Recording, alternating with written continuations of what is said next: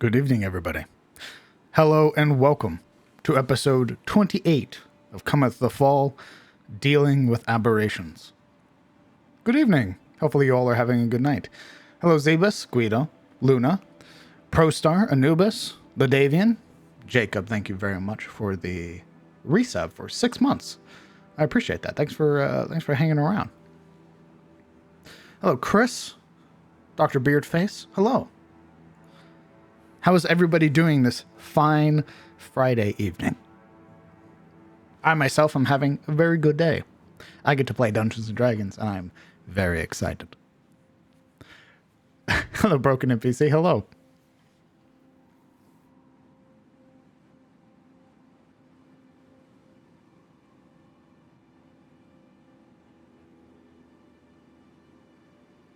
Hello, Invoker. We have an interesting session today. We have 2 players who have undergone changes. Hello, gaming. We have a setback that the players weren't expecting. And now the players have a choice. They can continue preparations, go in with a better understanding, some more knowledge to fight the Basilisk King, or they could simply abandon it and go elsewhere, do other things.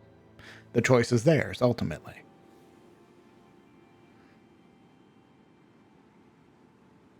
Now. Oh, hold on.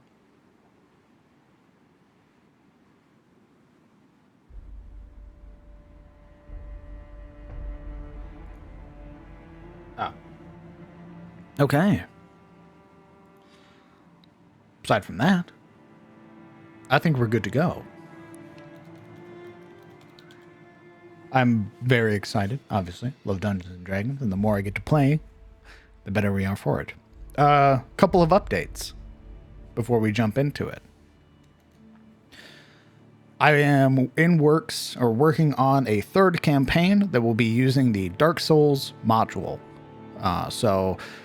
Instead of there being 2 map-making streams, it will be down to 1, with hopefully 3 games being ran by yours truly. 2 of them on this channel, and 1 of them over on Momo's channel. As well, the emotes are still underway. They're almost finished. So this channel will finally have some awesome emotes after 7 long months. So those are in the works. We're just waiting for the artists to clean up those PNGs and then send them to me so we can get them uploaded. And that's pretty much it. I don't know the finer details of that Dark Souls game just yet. I'm going to reach out potentially to some other fellow streamers, see who all might be interested in a D&D game. A Dark Souls game. It has sort of like a different take on D&D. But we'll get into that once we start working on some prep and stuff like that on the stream. Aside from that, I think we're good to go. I just wanted to let you guys know how we're standing, where we are. So let's get introduced to our players. Let's meet them, figure out a little bit more about them, and then get a recount of what happened last week. Let's jump right in. Also, hello, Funden. Howdy, folks. Howdy. Yeehaw. Howdy. How's everybody doing? Pretty good. Pretty good, damn man. How are you? I'm great. Okay. Did you adjust that invocation, Yuria? I have not yet. You should adjust it now. I will. No. I'm doing it, man. Okay, stop All yelling. right. I need you to do the import thing because it's giving me the error thingy. What's with you people what's with you people being against manually updating your sheet? Little freaks. Nah. Hey man, it's your job, all right? It is not my job. It is Your your sheet job, is right? your job. Your job, right? You're the one thing you do. See, we're pushing our luck early today. Hold on. Christ Almighty.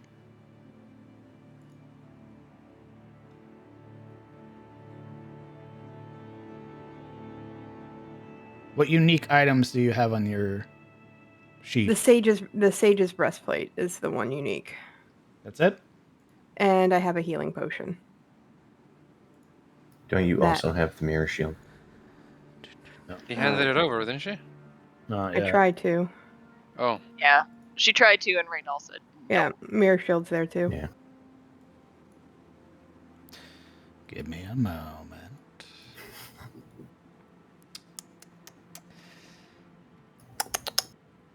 Breastplate, mirror shield. Okay.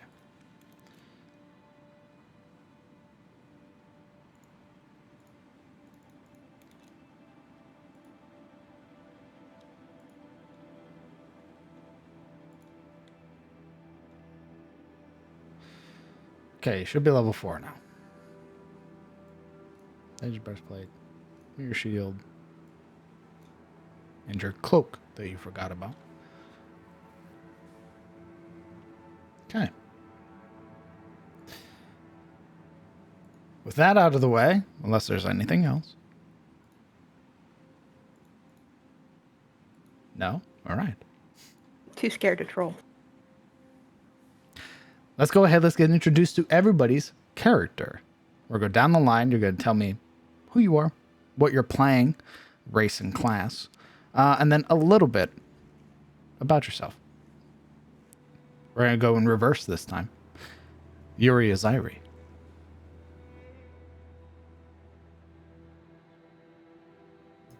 I'm back. I am Yuri Zairi, the human warlock, now sorcerer. Level 4. I originally came to these lands of Tyros from the far banks of Shademore to discover the lost history of my people. Since then, I have discovered more about myself and the dangers present in Tyros and what I had originally set out for. Stripped of my resources by Hain and lost in a foreign land, I have found myself allied with 5 other companions, I suppose I shall call them. And we have wandered through Tyros, eventually meeting Elion's Tyr and others surrounding it.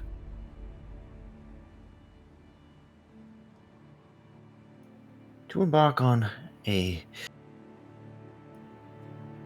building quest, if you could call it such, to eliminate some of the local dangers here, for one reason or another. The dangers have found us first, or me specifically, and I have until recently, unfortunately, been petrified in solid obsidian. Freshly awoken, I now wander back to the rest of the party to see perhaps just how they got me back and what we will be doing next in our journey.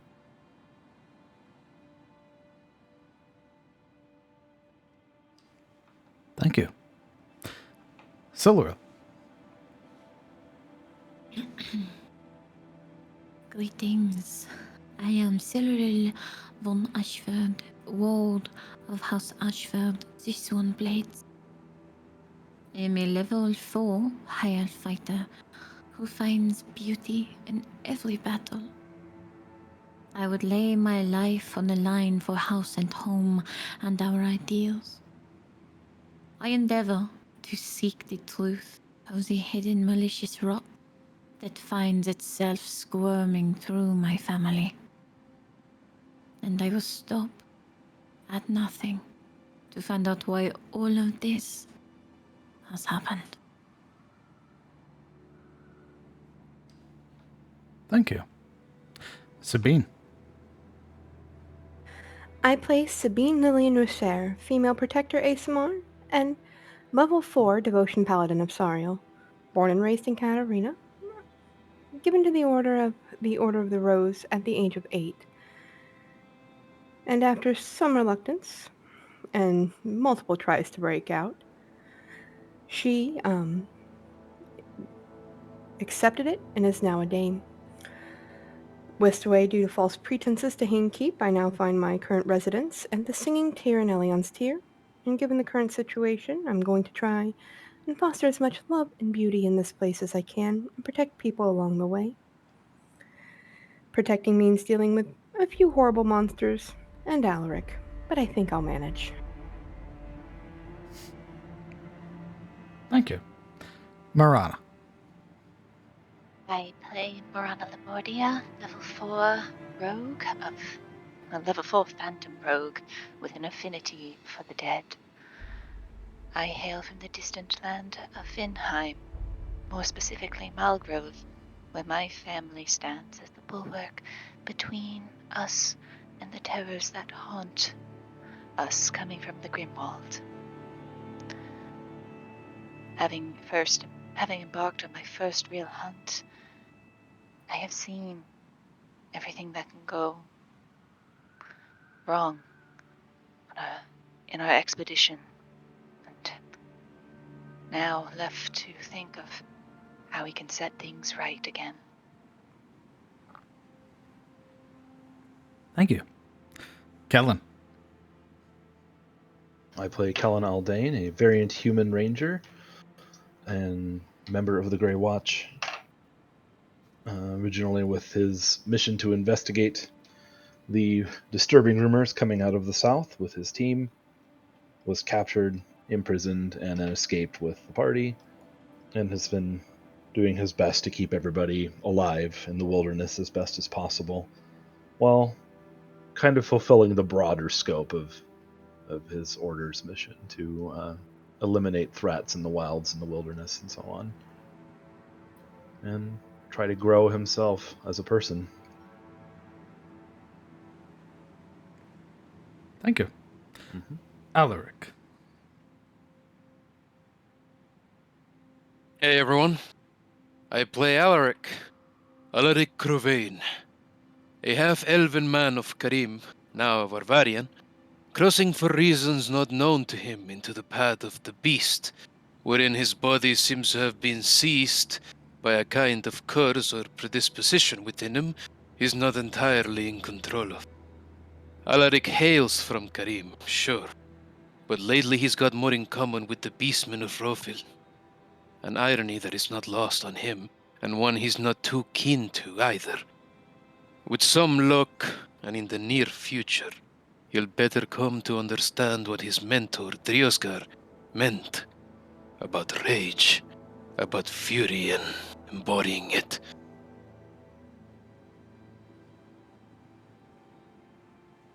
Thank you.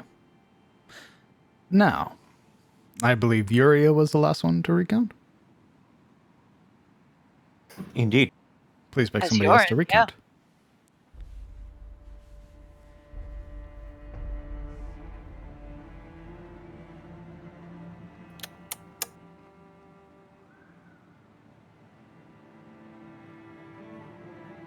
You know, I choose the DM. Okay. Huh. That's an option. Well, I write up my own recounts every week, just to be sure. Neato. The current day is the 14th of Dawn. Having secured a means of travel back to Elions, the party is waylaid on their path by a monstrous figure known as the Nightmare Manticore. It wasn't alone. Traveling with its smaller mate, the duo descend upon the party attempting to pick off the weakest of them, Shane, their driver. It's here that the party learn of the strange physiology of this beast, with its numerous mouths and multiple eyes. During their encounter, the mate is felled, and with it, all patience the monster had left, as it flew into a frenzy, nearly killing Sabine and Alaric if it wasn't for the quick thinking of their fellow party members.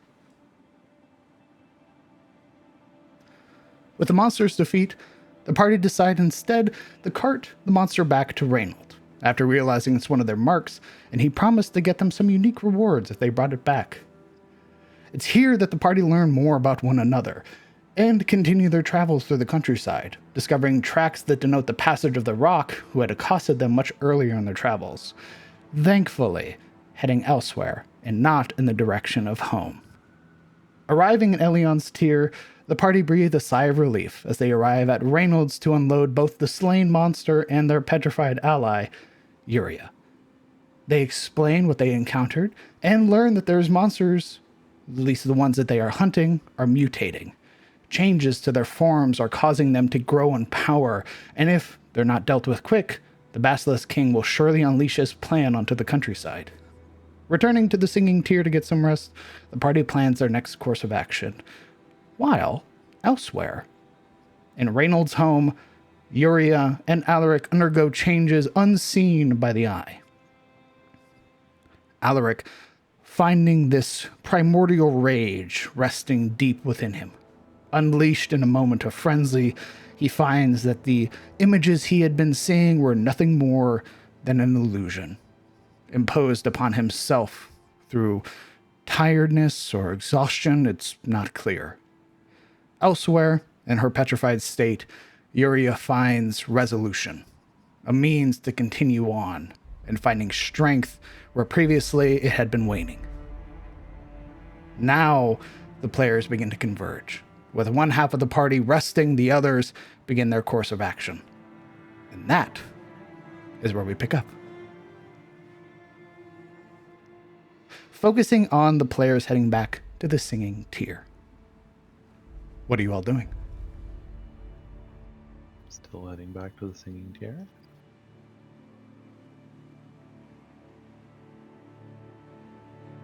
Yes, riding back, kind of quiet. Marana, at least, seems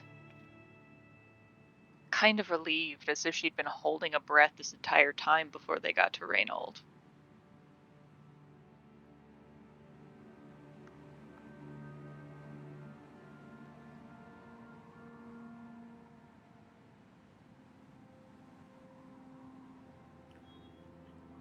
Sabine is oddly quiet, just thinking over everything.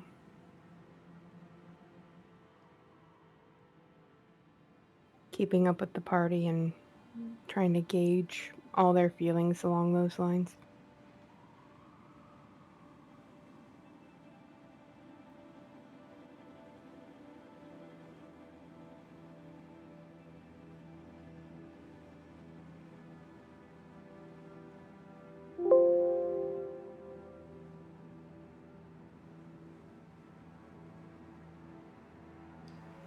If that's it, then you all would make it back to the singing tier.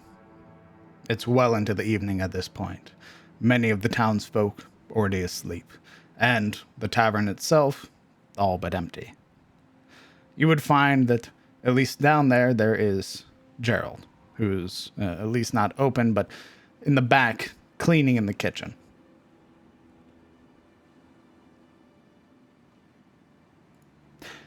At least currently, we're going to say that Yoren is still with the party. Oh, yeah. I don't imagine he ran off just yet. No, he has not. So for the sake of it, we'll go ahead and we'll move the token over here. And we will transition into the singing tier. We will be removing Alaric and be removing Uria for now.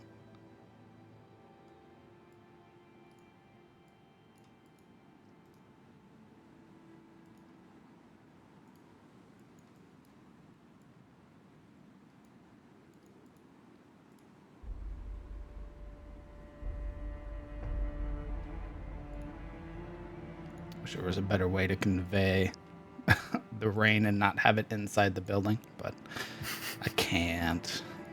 Harold, your roof is leaking. Not yet, at least. So, having having parked the cart and handed over Hilda to the older gentleman who runs the stable here, Shane returns with all of you, following you in to the Singing Tier.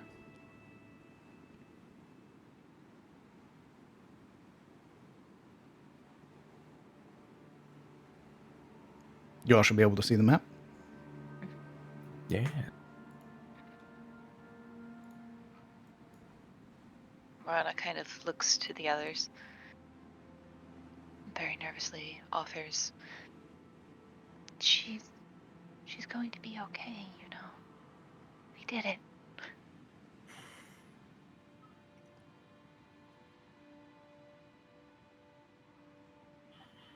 I know.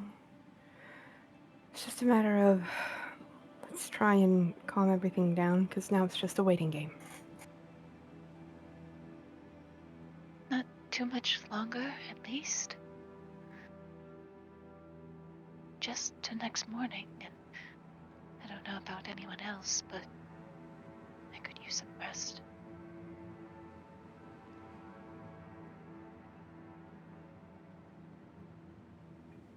I couldn't agree with you more.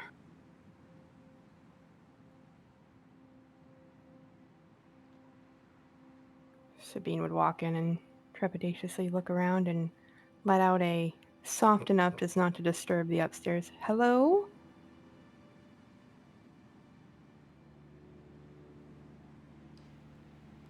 For a moment, there's no immediate response. Not for several beats, as you would hear the noise coming from the kitchen stop. Sort of small clatter of plates. Before the heavy footfalls on the wooden floor announce his presence. Before you see him, the rotund figure of Gerald now emerging from the kitchen. Sort of bright-eyed. What is that doing there? Who dragged that here? I don't know. I'm guessing it's for Alaric or I don't know. No, I'm down there. I can see.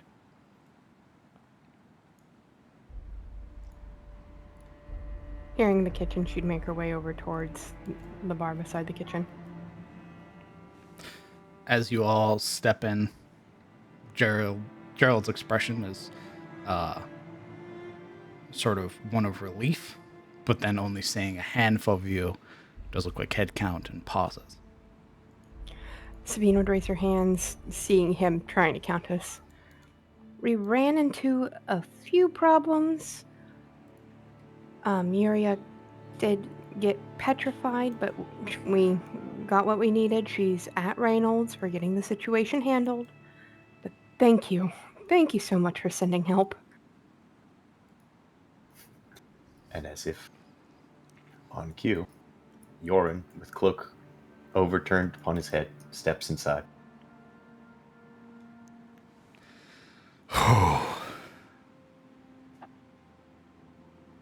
I owe you. I really do. You're a lifesaver, you know that, Yoren? That is the idea. I could not have done it alone, to be fair. These folk do hold themselves well, despite the predicament they found themselves in. And we even had some help from the ferry. And he turns back and sort of jerks his head, motioning Shane in. Shane, who's standing there, sort of hands together in front of himself, very nervously looking around this, in comparison, much nicer establishment than the fairy wench, and is sort of like peeking his head in, almost like he's not wanting to sully it by just standing here. Do not consider anything between us, between friends. However, he pats Shane on the shoulder. This one does need to get paid for transporting us back to Eliond. And, well, it doesn't look like anyone that you sent me to save had any coin on them. Yeah, they've been a bit lacking in the coin department, as it were. Right, I'll get come on in, son. Let me get a look at you. Tell me how much these fine folk owe you. Shane again, very nervously. Right. There's the travel on top of the feed on the damages done to the cart and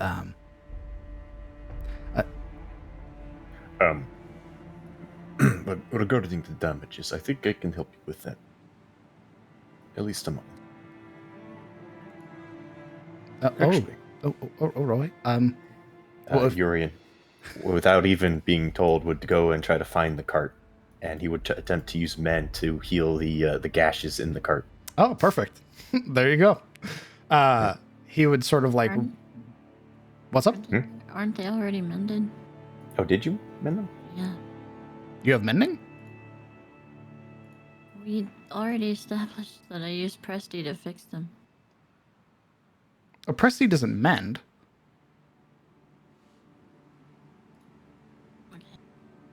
It would clean it out, though.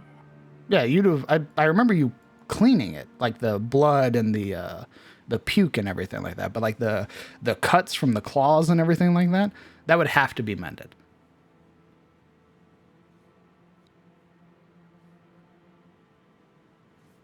And as Yoren steps out, Shane sort of, well, if damages are being tended to, then it's just a feed, my fee for traveling and driving the cart, and yeah, that's pretty much it. One of your people here said as well you'd be willing to give me a room as well for just for the evening. Gerald sort of raises a brow and looks to the rest of the party as if trying to figure out who told him that. I believe Alaric offered his room. Yeah. Because he's staying with Yuria. Ah. Right, okay. Then I'll get you set up in Alaric's room. It's a pretty big bed. I hope that's not imposing or anything like that. There should be plenty of stuff up the stairs as well. We just recently restocked for our bathrooms and the like. Why don't you all get some rest? Come downstairs in the morning. We'll get some of your chores knocked out, and then you can tell me what happened.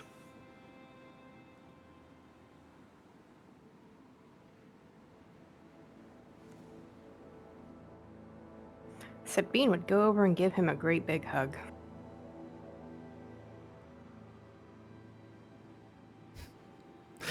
He Thank you. pauses for a moment and then sort of replies, wrapping his arms around you. I trust Reynold. I trust him with my life. I just had a feeling, is all. Well, your intuition is as sharp as always.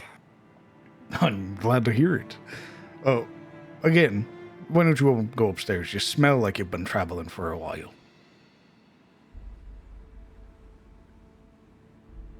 Sabine's gonna go start lugging buckets up for a bath instantly.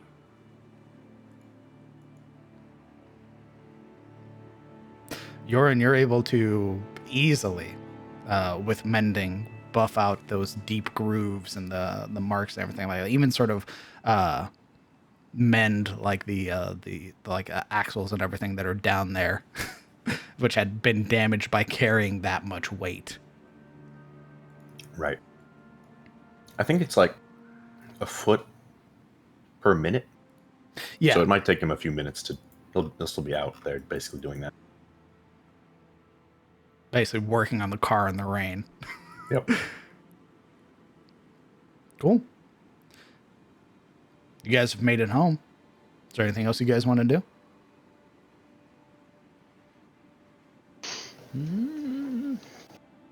I get a feeling we're very low energy today, so I don't want to push you guys too much. No, I'm good. like I said, Sabine's gonna start lugging buckets of water up for a bath.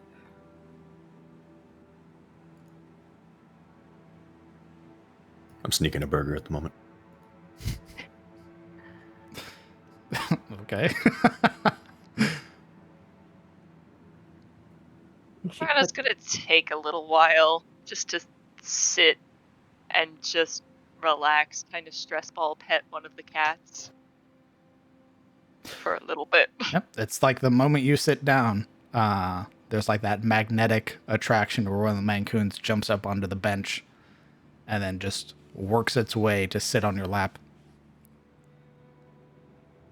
It will receive all the pets.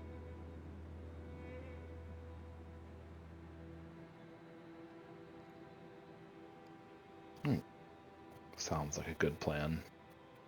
That armchair looks pretty inviting. His feet out in front of the fire while he kind of stares quietly into it in thought.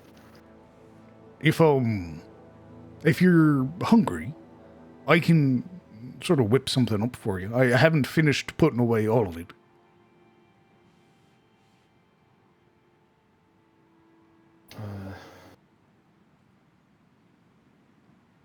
I'd hate to put you out any more than you already have. Could I at least give you a hand? It's quite all right. Just enjoy yourself. Sit by the fire. Get warmed up. I know you've been traveling for a while.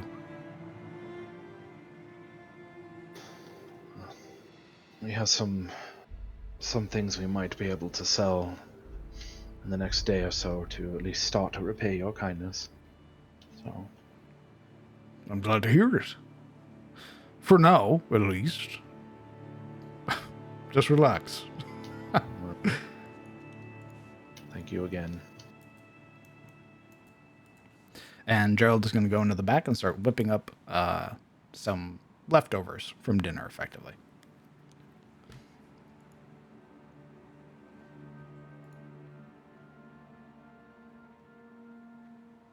After getting the last bucket up the stairs, Sabine's just gonna unclothe and soak with like the different oils and salts and scrub the filth out of her hair and off of her body.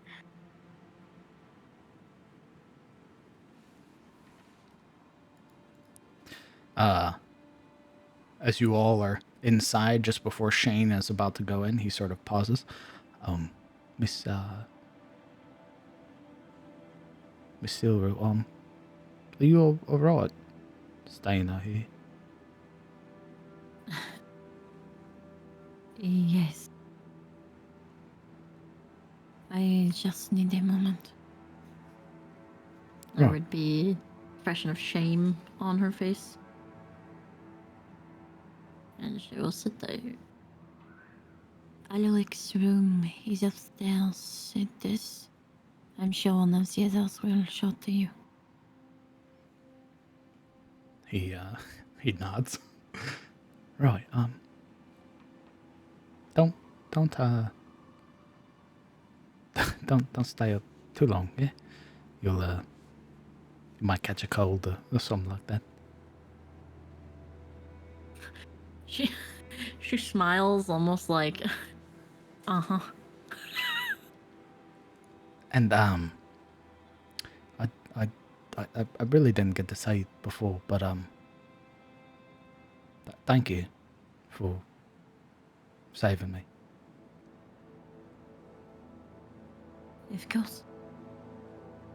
Without you, we would not be here.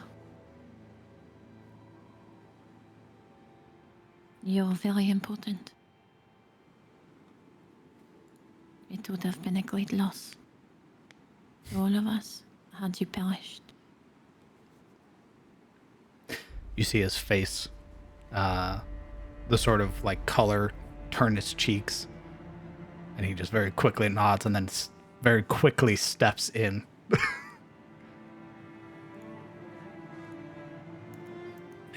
Someone blinks a few times like, what did I say? And Shane's gonna wait until everybody's basically ready to go upstairs so they can lead him to the appropriate room. He doesn't want to like impose and be like, "Show me to my room now." He's just gonna wait. Imagine if he did, though. Hey, you ranger, show me to my room. Old man I'm gonna thrown into the fire. I'll send him on his way via bow shot. So he we just brought waits. you all the way here, but we're gonna go ahead and put one in you now. No witnesses. Eventually, after a while, Gerald would return, sort of having heated up and sort of mixed this these like thick bowls of stew and brought out some of the leftover bread loaves that hadn't been eaten. Sort of gives those who want it a bowl and those who don't. Gerald, having handed one to Shane, to Marana or Kellen. If you guys, I don't know if Marana wanted one or not. She'll probably nibble at it at the very least. He went through all the trouble. Kellen will take one and he kind of just absently eats while he considers things. Sabine would have changed out of her armor into her second set of fine clothes, something a little bit more comfortable, and she would come back downstairs. There'd be a bowl of stew waiting. And I imagine Yorin eventually comes back inside. He does indeed, and he is trying very hard not to shiver. With the point of exhaustion, and now the wet, more wet than he was. He's trying to put on a brave face, but anyone looking at him closely can see sort of the shuddering underneath the sackcloth and chain. You would watch as Gerald sort of has two bowls. He sort of sets both of them down, puts one in front of this chair here, and sort of approaches you. This big, like, wide smile on his face as his hands come up, both of them sort of clasping your shoulders to sort of give you this very firm shake. I'm thankful.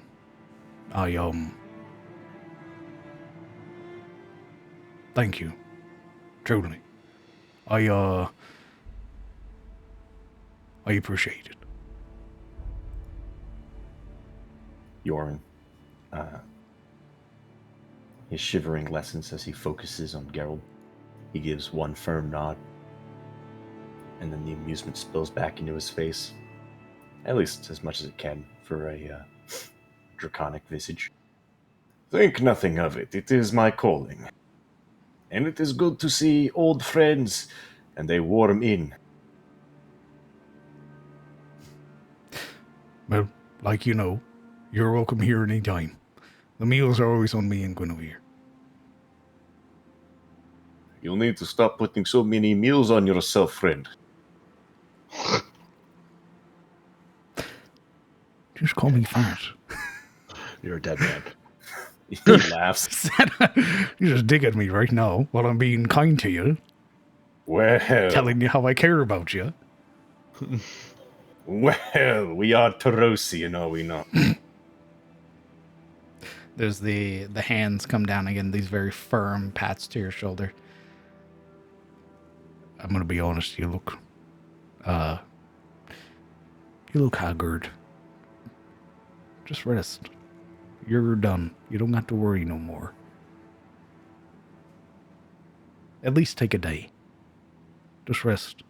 And then Guinevere and I will make sure you're stocked before you head back out. Yeah.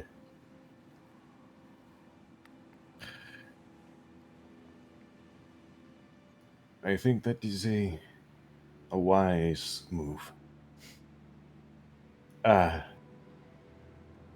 The baths are still upstairs, yes.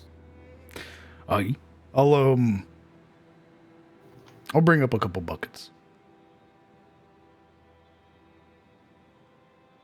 I appreciate it. Say hello to your lady for me. If she wasn't sleeping, I imagine she'd be down hugging you all the same. But I'll tell her. Don't run off early in the morning, right? At least give her a chance to say goodbye. You see him sort of scratch at his neck, eyes rolling to the side, as it was clear he was probably thinking about leaving early in the morning. I don't know, Geralt. She wouldn't let me hear the end of it last time. All right. If it saves your skin, all of it, I'll do it. Your brother through and through. His arms now fully like wrap around you in this embrace. And he would return the big man embrace. After a moment, letting you go, he gestures to the table and picks up that final stew bowl and then begins to make his way outside to where Silveril has been lurking. Sabine, in the meantime, is going to tell Shayna's story, basically about how there was this diamond all amongst the coal, and it shone brightly, basically alluding to how he's in a toxic place, and he needs to leave it before he becomes toxic too, and I'll do a performance on it. Sure.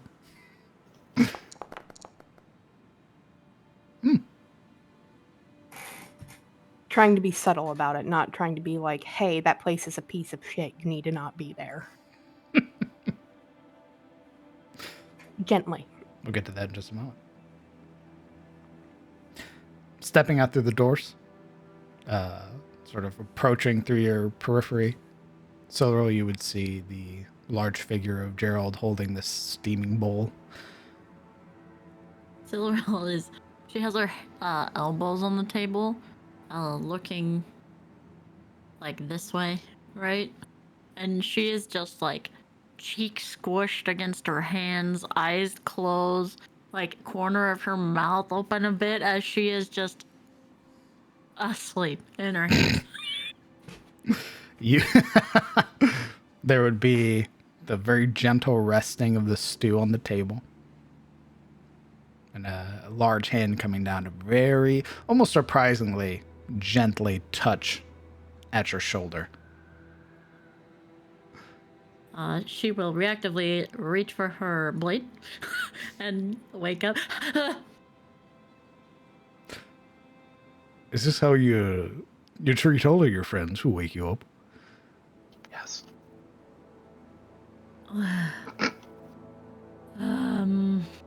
Even I have okay. nightmares and I don't go for my sword for the first thing.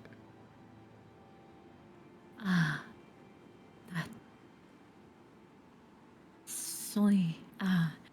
Did you need me? She eyes the bowl. I need you to eat.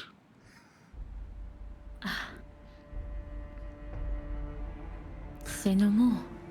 And take a bath when you get the chance. I don't know if you know, but magic doesn't always get rid of everything. Perhaps not this way. He went inside so quickly. She kind of rubs at her chin. He pauses for a moment. Jorn? Huh? No. The new boy we have brought with us.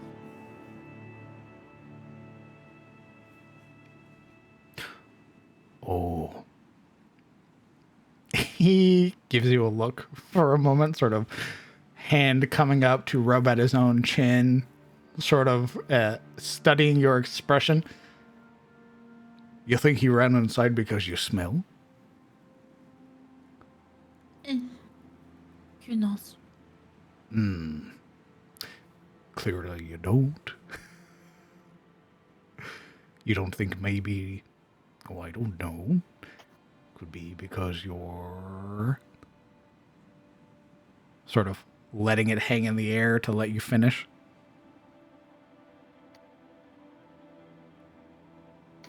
What? You're what? Lass. You're pretty.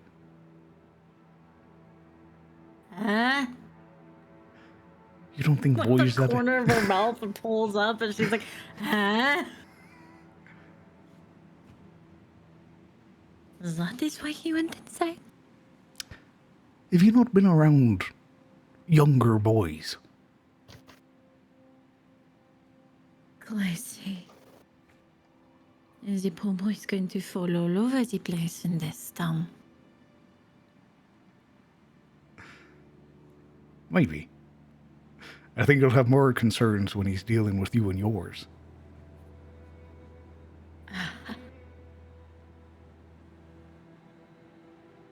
Yeah, I think most of us, judging by their faces, are hoping he does not go back to the ferry.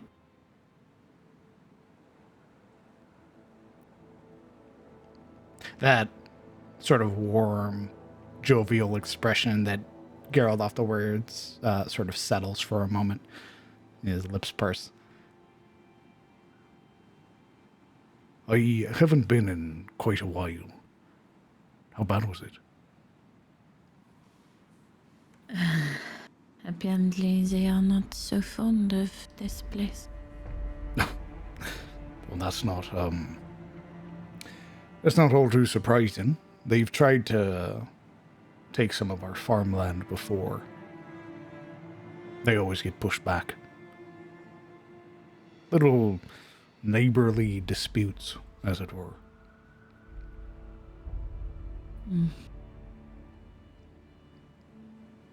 It is not, it is not a place I thought existed. For how forgotten it feels. Well, past the Aram River, you run into places like Irwood and Anders Hill. And those places at least have connections. They're closer to the barony of Rosewood. They get visited more, have more infrastructure.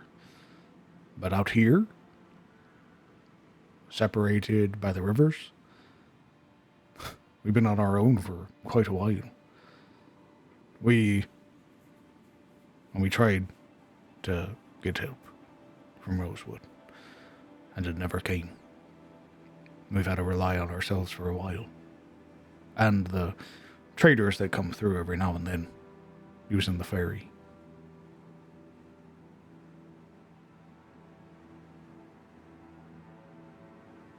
I can see them being resentful.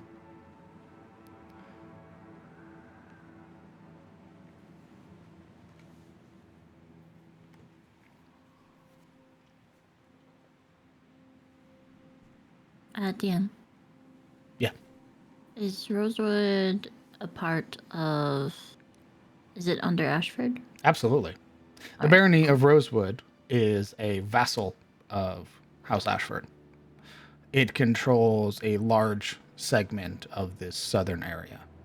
It's also, you would actually know the person who is the baron there because they are a cousin of House Ashford. What would be their name? Edmund Rather.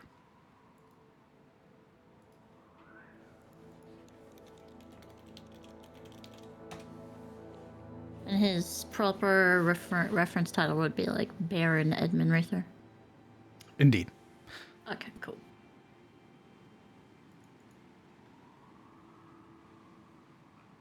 Silril would look almost perplexed by this statement, and she would purse her lips before speaking. I know, Edmund. He has been at court for a long time. I am sad to hear that he has not responded to you.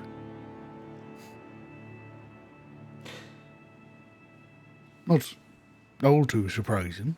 I mean, even we get some little news, even all the way out here. Last I heard, Rosewood was doing pretty well. Seeing a lot of trade coming through. I don't know what they deal in, but something good enough for them to start paving roads. Away with the dirt and adding cobblestone or even bricked roads.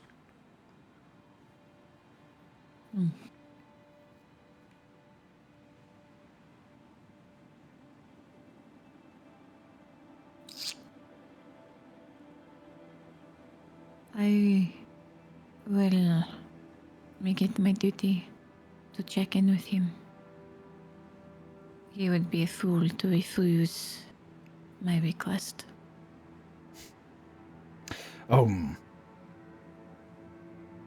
Not that I'm not grateful, lass. We've been on our own for quite a while. I don't know how people would feel serving a barony now. Especially to someone who ignored us when we needed it. And she kind of looks down with this smile of reckoning, almost. It would not be you serving them, as they failed you. I will see to it that they are reprimanded for that.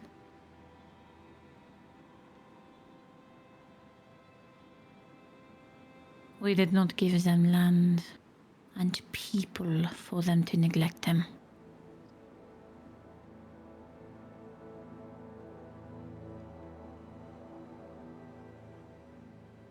He sort of studies your expression for a moment. It is hardened and clearly upset. Very similar hints of the same expression he saw in her room when she wept that night. How about this? You get cleaned up, enjoy your meal, get some rest, and after, if you decide to go back and finish what you started, I'll tell you about who used to be our Lord and the good they did.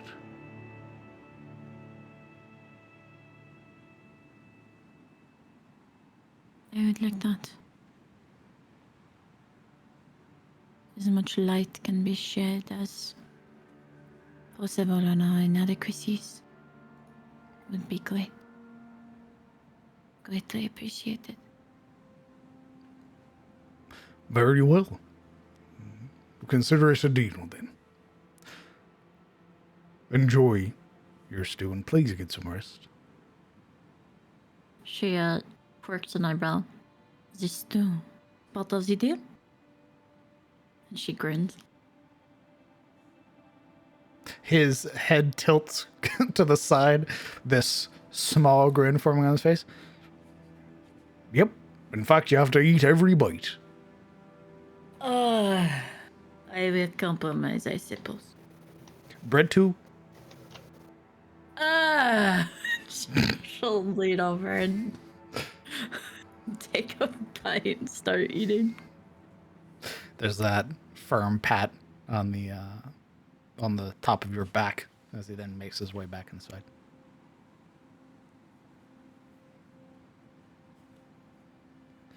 And with that, unless there's anything else, the evening... Huh? Oh, your story. Dang it. Mm-hmm. God dang performance check. Shane at first almost seems like half caught between your story and the meal that he's eating, where he's just like big spoonfuls of scarfing down this stew. And as you're talking, you would hear this like, as he's like half paying attention. And the more that you sort of reiterate those points of the sort of like that spreading toxicity, the sort of chewing and the eating sort of slows for a moment. And he raises his brow at you.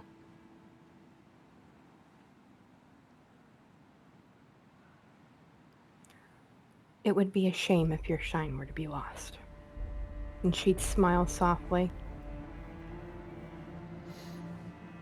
Well, I mean, what am I supposed to do? I don't really have much in the way of coin to just get up and move. I got all my horses to take care of. Who's going to take care of them? I'm the only one. Bring them here. This is a thriving community full of brotherhood and people who do things for other people. They work together.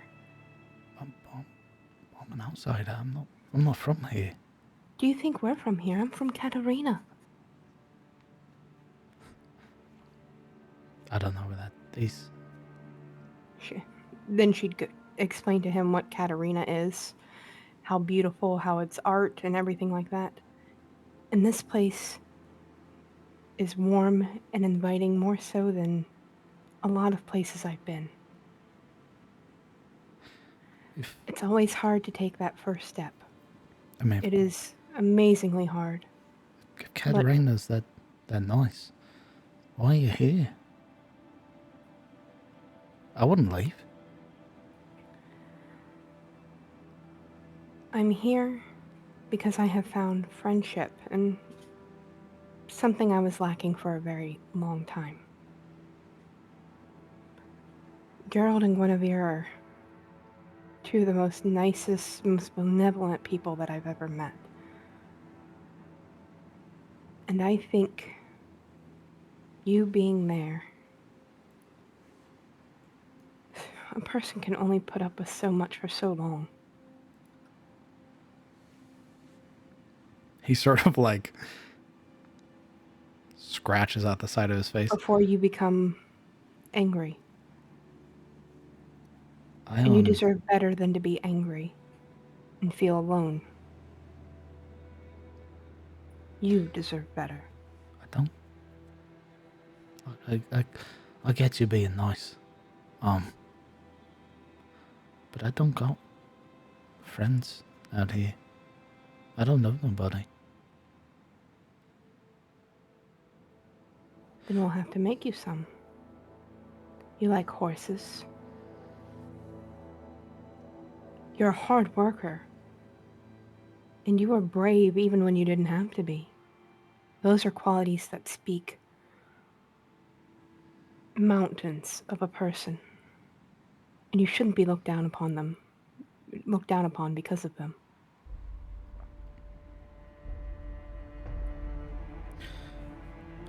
You're loyal, and you have your own nobility to you. Miss, please. Don't make me... Not any of those things. Please, and he pushes himself up. Hold on.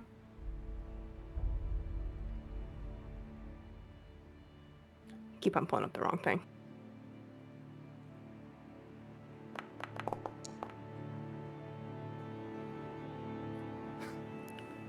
I'm gonna let you know persuasion wouldn't save you anyway. Okay. It was worth a shot. His hands coming up very defensively as he begins to step away from the table. I'm just gonna rest, if that's all right. I'll see you all in the morning. All right. Quick 180 and just begins heading straight upstairs. Try and let him sleep on it. But I want him to have it in his head.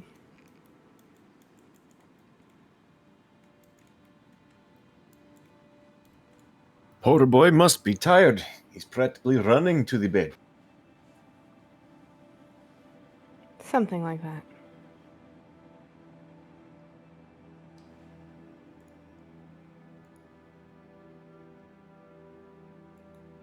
Well,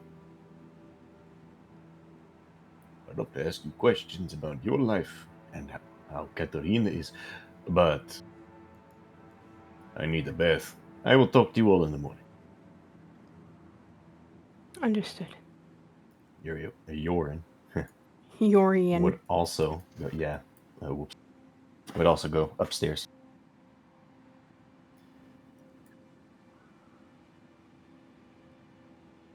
Gale promised me water, and then he went to the kitchen. That son of a bitch. What a monster. That bastard. Rat bastard. Urian's gonna be sitting in a tub for 30 minutes with no water, just waiting. Oh boy, my bathtub's gonna be great. Any time now. Any day. Crickets. It would be when you begin going upstairs is when Gerald would come back out and go out through the back door to start gathering water. He was basically waiting for the signal. Ah, I see. If that's it, there's nothing else. Bedtime. Kellen? Anything that Marana wants to do before? Marana kind of gets halfway through her food and just kind of lets the spoon slowly sink. The stale bread kind of eventually dissolve, at least the part that is touching the gravy, as she kind of looks straight ahead into the dwindling embers of the fire. And just kind of says, that was a disaster, wasn't it?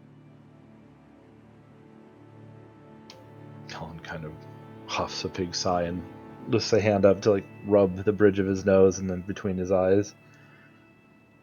The one thing we learn in the watch is that no matter how good your plan is, the moment you let that first arrow fly or your first sword strike, all of that goes to shit, generally speaking.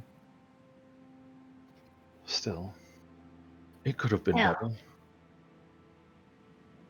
We were as careful as we could with everything.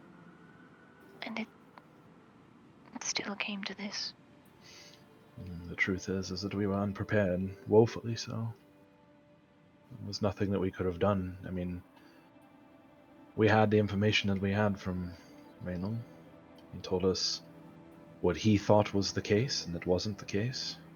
Which isn't really his fault, because he didn't know either. But regardless of that, there's still something that it weighs on my mind heavily enough. Could we have tracked that first mate? Observed them longer? There has to be something we missed. I don't know. Perhaps even the best laid plans in this case wouldn't have helped. But Marana's brow begins to knit. She doesn't say anything outright, but it's clear she doesn't like the answer. still, do you blame me for all this? What? What do you mean? I pushed for us to continue, and then, well, what happened happened. I feel like I could bear the scorn of Alaric and Uria and perhaps even Silril. It'd be a harder pill to swallow for Sabine, but if you blamed me, I think I would. I don't know.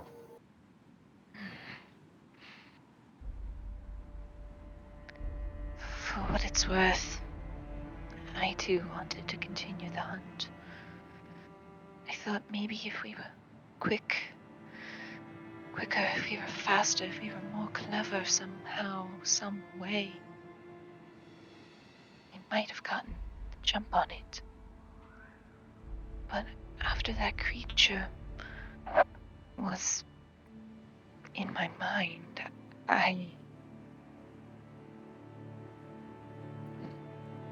She kind of just begins prodding at the bits of stew, breaking them down. A tongue running over dry lips. So if there's words she doesn't want to quite speak.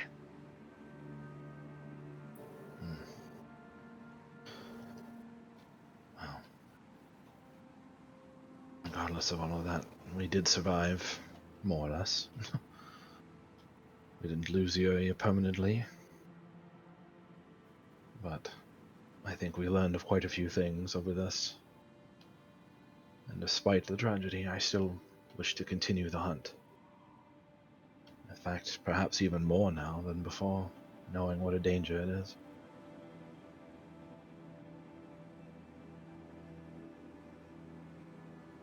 That probably be up to the others more than us now.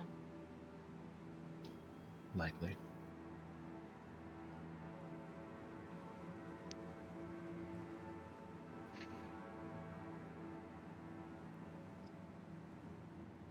There's kind of a heavy sigh, the first one that you've seen from her in a while, partially out of the lack of necessity for such things, but it seems to come from somewhere in her heart, something weighing on it.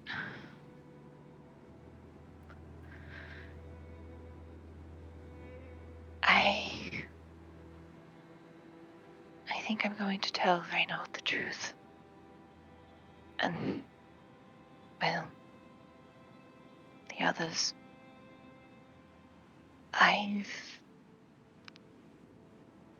I've never been on a hunt before in Mulgrove.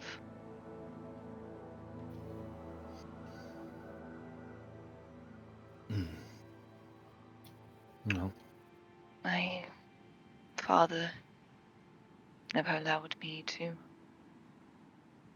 participate in any of the training.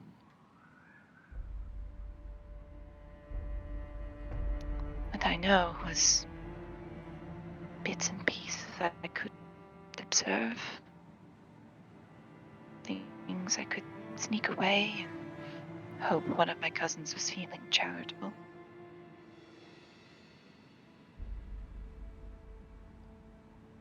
even still, you know more than most would. That's something that most don't have. Don't ever undervalue the gift of knowledge. I find that it's a rare commodity in the fields that we wander. That knowledge is no substitute for experience. I have experience, and look where we are now. I believe it will be the combination of the two in the end. And experience comes with time. If you don't have it yet, you will. Gods, I hope you're right. She kind of goes back to stabbing, breaking down vegetables in the broth. Otherwise, I don't know if I could show my face back home. Not that anything would have changed, mind you. You have a long road between here and there. So, do not take one, I wouldn't even call it a defeat necessarily. Don't take one retreat as a total failure. And don't take one failure as the invalidation of an entire purpose. Most people fail more than they succeed, and even less continue on after that first failure. Any failure that you survive is a lesson that you get to learn, carry on to the next time. It increases your chances of success going forward. I didn't join the Grey Watch with more than what my father had taught me. I could go on the list of times that I failed. I'm not a prodigy. I'm not the greatest child that ever joined. I just have a mother who is involved, a father who is famous for deeds in war, and persistence, stubbornness, and a smart-ass mouth. Very well demonstrated. She kind of grins, not looking at him, just kind of looking forward.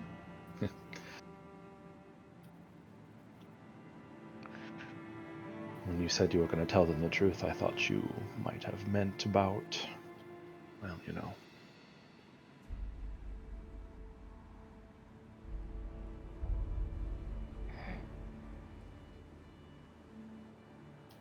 I hope I get to see the day that you are proud of what you are. There's almost a visible wince at that, but her expression remains unchanged. Until then, I will do what I can to help, if I can.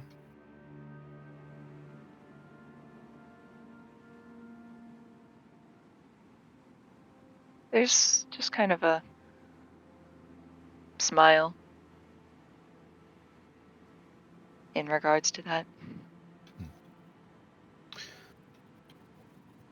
I'll If you're done murdering that stew, perhaps we should make use of those baths and get some rest, as they suggested. You were pretty haggard on the trail, and for good reason.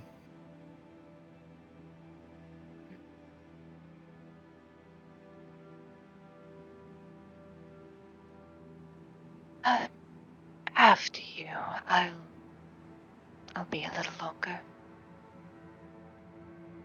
I can wait if you want company. I was just trying to be prodding. In the baths? I meant here. Oh, I wasn't about to imply. no.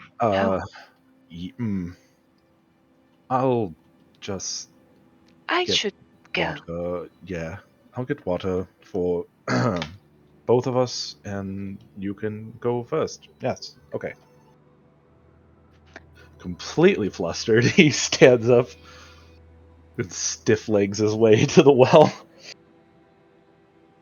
She's just gonna, like, grab the remaining bowls and kind of bring them to the pass-through over here. Dum, dum, boom. I'm so awkward, it kills me. Da, da, da. I wish I were dead. To jump over the counter because, you know, whatever. Anyway.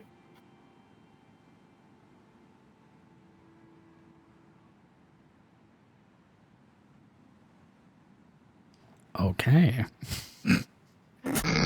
Rana's gonna awkwardly hang around here a bit longer until the coast is clear in the baths. Silverell is asleep on her arm with a spoon in her mouth. Clunk. Ooh. What was that? She betrayed the contract. She spilled the soup. Oh, you're in trouble now. It's not Geralt, spilled. Geralt's It's coming not for you. spilled.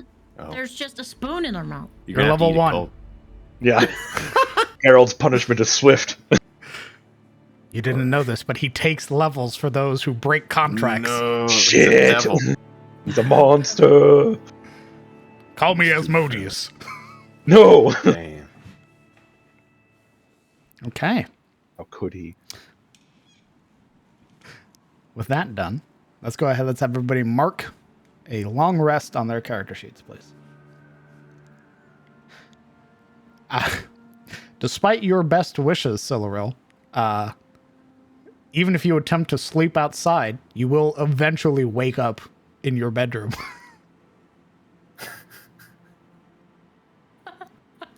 Can't believe she got power gamed to bed.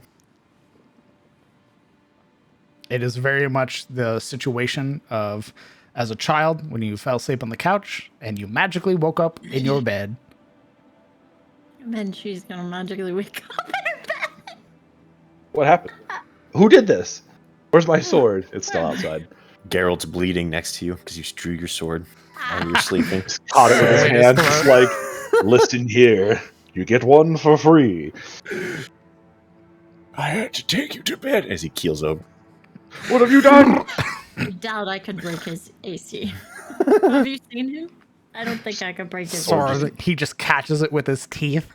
It bounces off of his charisma. He catches And what do you the think you're sword doing? with his teeth.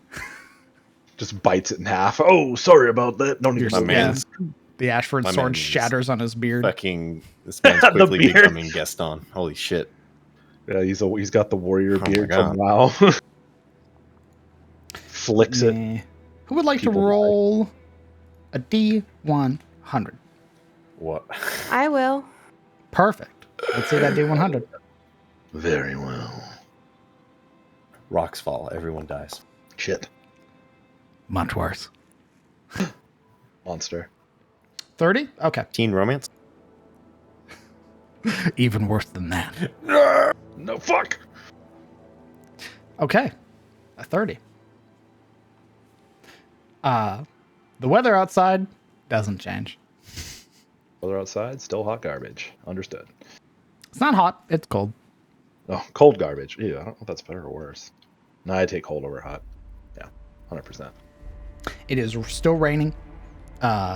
Still storming outside. And you all would wake up to a fresh day.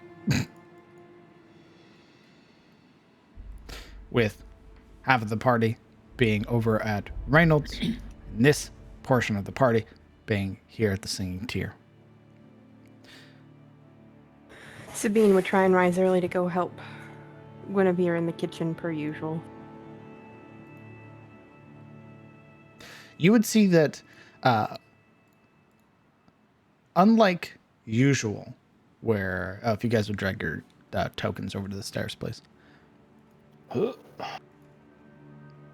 Unlike usual, where Guinevere is often Zoom. already in the kitchen, there is this strange moment where Guinevere is sort of sat at one of the at the bench here and is like sort of back to the table, hands resting in her lap, and she is very pointedly watching the doorway. And as whoever filters through first would be met with a very warm smile. Sabine would. Because she would wake up early to get to chores early. Ready to help.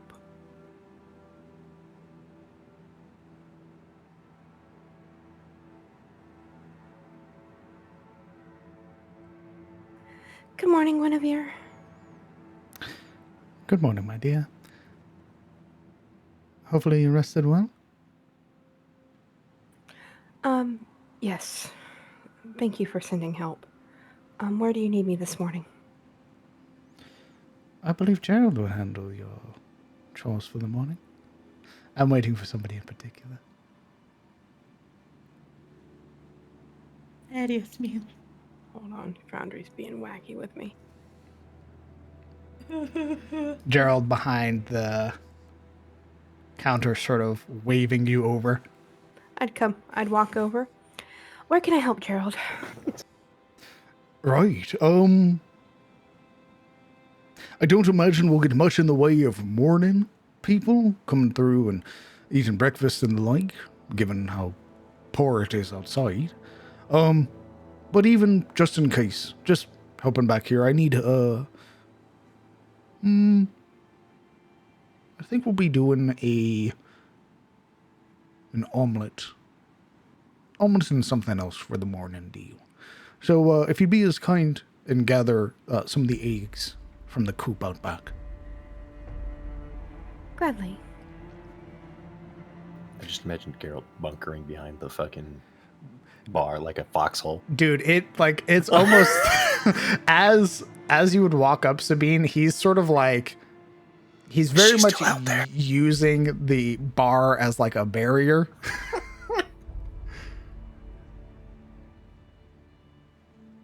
She would go out back and collect eggs. Perfect. Who's next? I don't want to die. I don't want to die. I don't want to die. You, after you. by all means. No, I would actually say that urine having exhaustion would probably be the last one out of bed.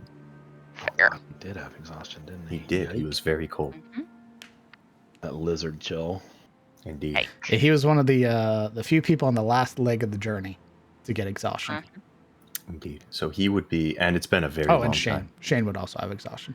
But He's sleepy Who cares boy. about him? He's a yeah, peasant. he when you guys are already up in the morning and shit like that, you would just hear this very soft, like, coming from Alaric's room. Alaric made it to bed? Oh shit, no, that's No. septic is deviated. Holy fuck. No, it's not. It's not nearly as chainsaw cutting a tree down. It is much softer in comparison, but there's still, soft snoring coming from Alaric's room. Ah, Yeah, probably- no. It's probably the most comfortable bed the boys ever laid on. That's an assumption. Well, I'll descend the stairs like the next Von Trapp child. Yes!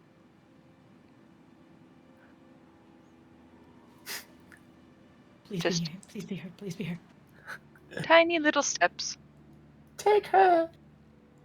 You would, as you round the corner, Guinevere's head lifts up for a moment and focuses on you, and there's still that very warm smile. Good morning, my dear. There's a small polite curtsy in response. Where should I be this morning? I believe Gerald will be able to help you with your chores. Did you rest well? I heard that your trip back was rather arduous. It was not without any small amount of difficulty, that is correct. But we're here now, and we're very grateful for the accommodations, as always. But of course. Gerald sort of gesturing you over. Tap tap tap. Tap tap tap. Tap tap tap. Right. So, how good are you at peeling potatoes? Well, I'm always willing to give it another shot. Perfect. That's what I like to hear.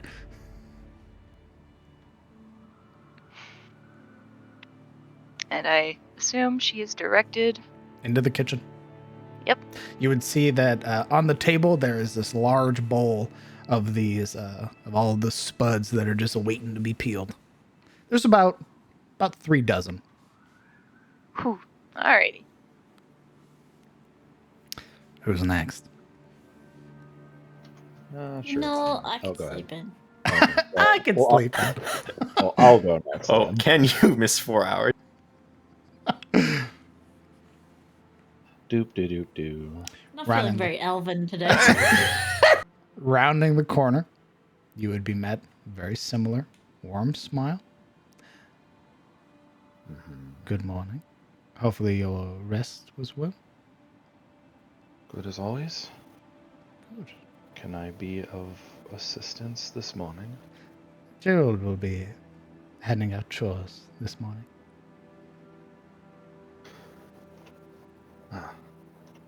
Before I go, I had the strangest encounter before we left. Well, such an encounter as it was a realization.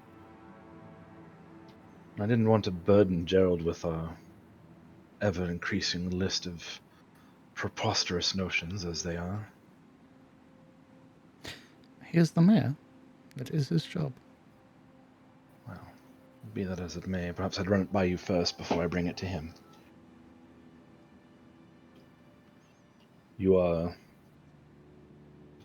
if not exactly kin by blood, at least by association. Many of my contemporaries in the Watch have ties with nature, as you might know. And every so often I check using these abilities, these ties, to see if there are maulings and other threats within a certain distance, usually about 5 miles or so, or even 1 mile. And I couldn't help but notice the presence of a dragon within a mile the day that we left. Both of her brows raise. It was close, within a mile. But everything that Gerald has said has indicated that such things are, if not uncommon, completely absent in this region. He said that. Well, I didn't bring up the specific matter to him, but every time we've brought up unicorns or giants or anything of the like, he always is very surprised to hear it. Her lips pursed together in thought.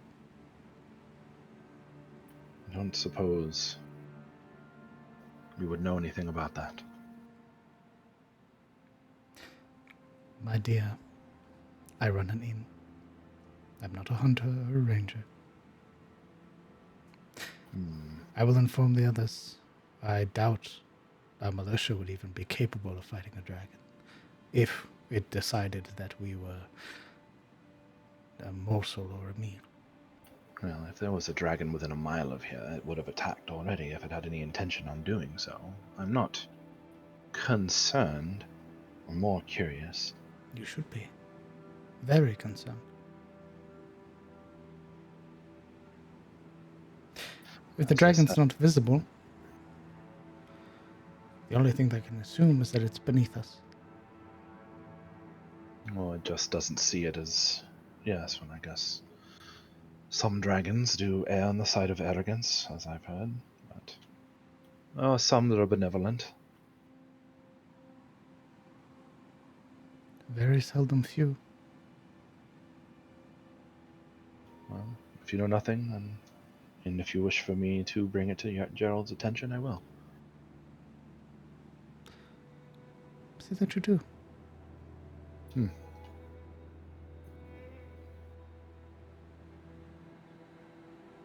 In the best accented Elvish that he can, he makes a leg, bows basically, and says good morning as he makes his way to get his chores. She reciprocates with a sort of half bow, hand placed over her heart. Yes. Of which Gerald would gesture you over.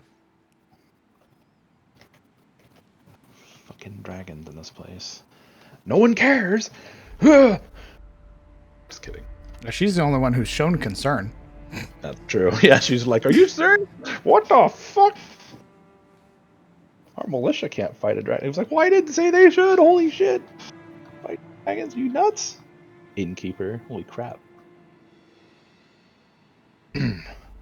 Bathed, shaved, with his elbows on the bar, he grins up to Gerald.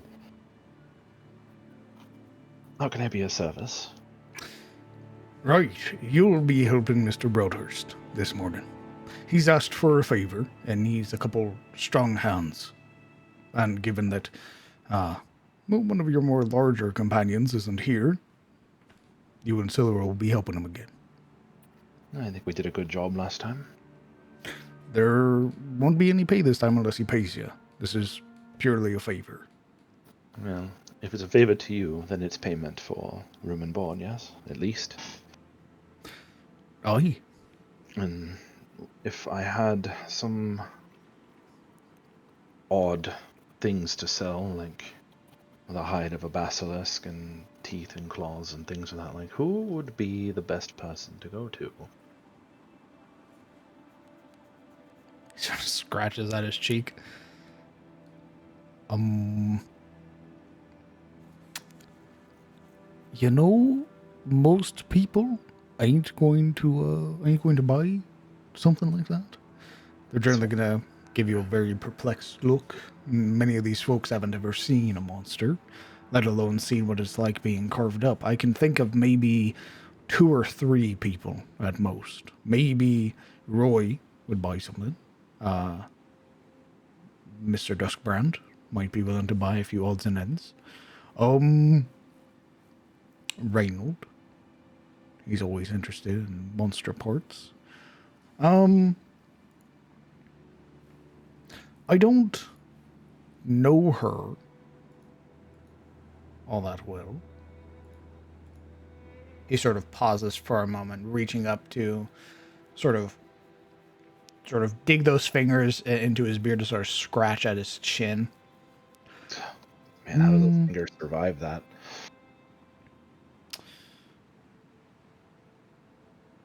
Well, they're for hides and the like. You might be able to speak to Joshua. Joshua. All right. Well, chores first, and then perhaps we can start finally making some coin to pay our way. As I said, relying on your generosity, as kind as it is, can't be the way of it forever. You are running a business. Aye, that I am. Go on ahead. I'm waiting for Silveril to give her the same news. Do I need to go and wake her up, or are we just going to let her sleep in? Oh, she'll be done. She doesn't sleep that long. Very well, I'll make my way, unless you'd like me to wait for her to come down.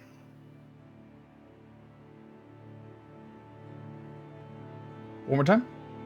He said just, he can take his way over to Broadhurst now, or he can wait for Silveril so they can go together. Oh, sure. Whatever Gerald thinks is best, essentially. If you want to wait around, sure. I don't know how long she'll be. If you want to wait, there's a broom in the back.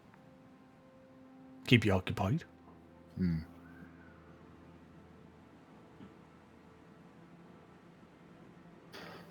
Very well. Sweep up. And when she comes, we'll go together. That way, well, if you promised 2 workers and only one shows up at first, it sort of looks odd.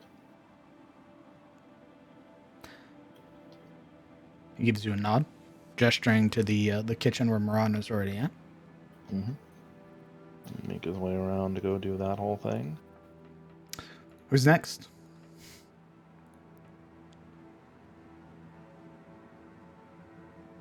There's only 2 of you left. I don't want to go downstairs. Only 4 hours, right? Shut the fuck up, dragon boy. I have exhaustion. Oh yeah, strange me too. So weird. I have to take a long bath. He did say I stink. I mean, after a moment, if you guys don't come downstairs with the rest of them, there would be ascending footsteps. Nah, Silver Right. would have I'll definitely take the calm cabinet. down. You can hide under the bed. Somebody hold us.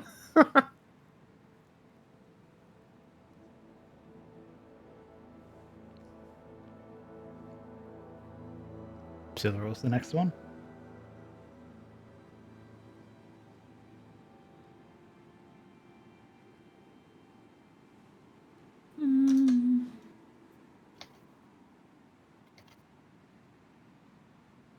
Her hair would be tied up and the same ribbon that she had that night at the celebration.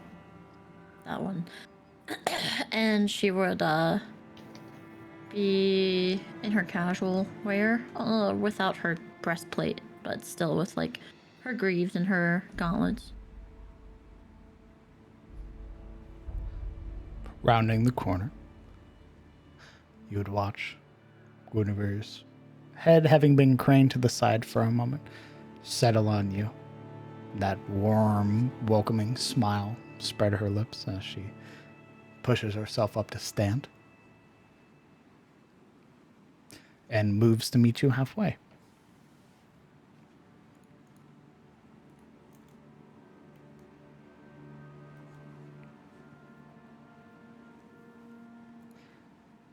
Good morning, my dear. Good morning, Lady Guinevere.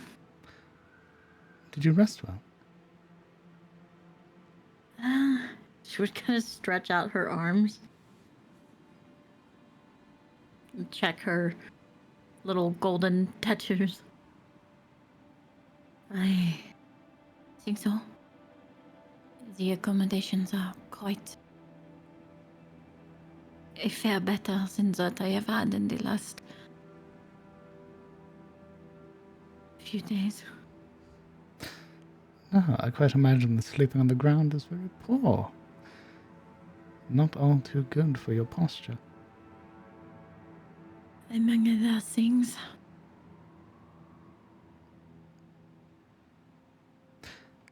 I am glad that you are back. And that you are hale and whole. And hopefully, all things considered, better for your exploration through the Southlands.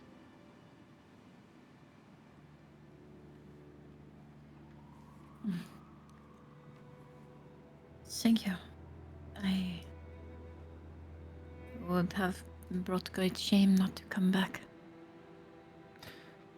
You'd have had me and Gerald downright worried.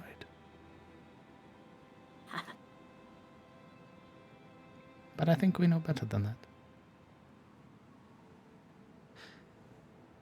If you would like, I believe Gerald has some chores that need done. And before you go out today, would you like that I braid your hair?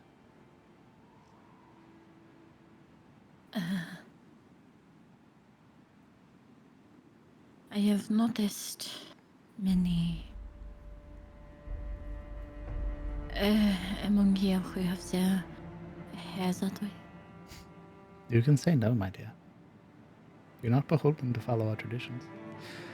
Look at me. She gestures to herself. Her hair, while brushed and clean, is not braided at all.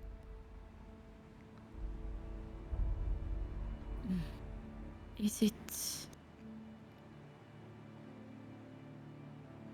What is the reason completely for the braid? For here, in Lillian's tier, it is a show of maturity for women.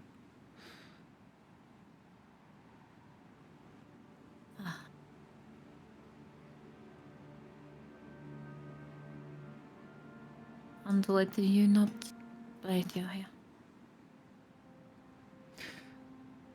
I often don't like following rules. There's a very coy smile on her face.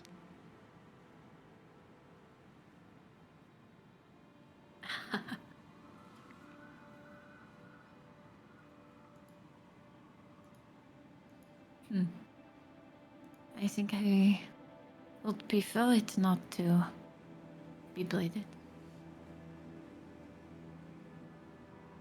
I understand.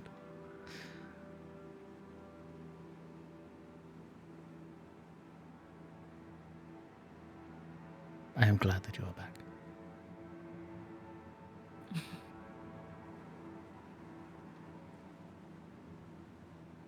I am glad as well.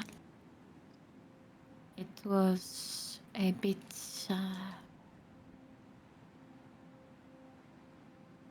I was worried we would not make it back in whole. She would say very quietly, almost with a hint of shame in her mouth, or her words. But here you are, hale and whole, with all of your companions returned, and then some. I think you left and encountered a very poor situation, but came out stronger for it.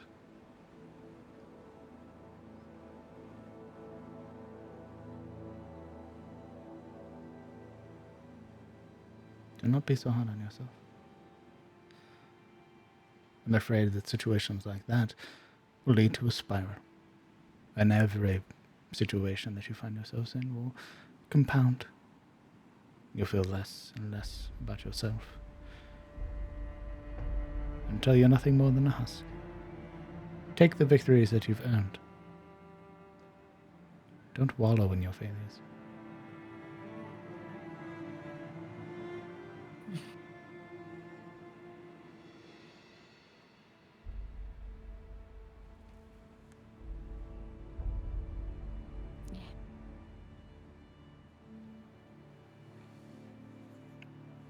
She gestures with a small turn of her head to Gerald, whose hands are pressed to the counter, sort of gesturing you over.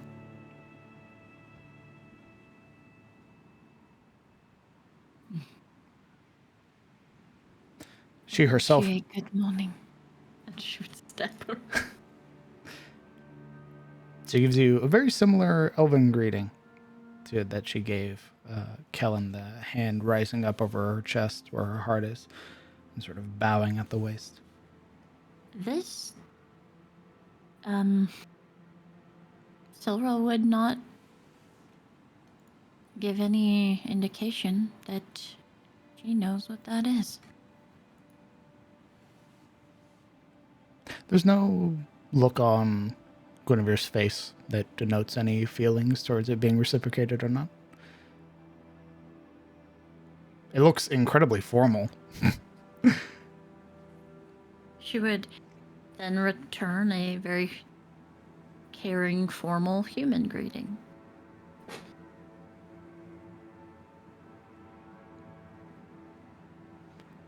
And as you would walk past, she would move to rest, sort of leaned up against the table, arms crossed, her head turned towards the entrance and waiting. Not me! Let's go! I had a feeling. Here we go. Eventually, yes, Yorian, yawning audibly down the stairs, dressed in a simple white slack shirt with poofy sleeves and simple brown trousers, sackcloth and chainmail temporarily discarded, a hole to compensate for his tail, trudges happily down the stairs, fully rested, rejuvenated.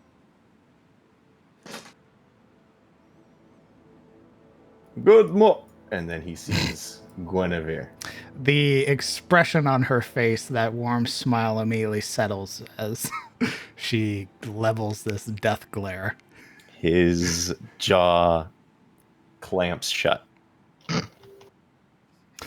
Gerald, meanwhile, looking to Silverell. Right. Do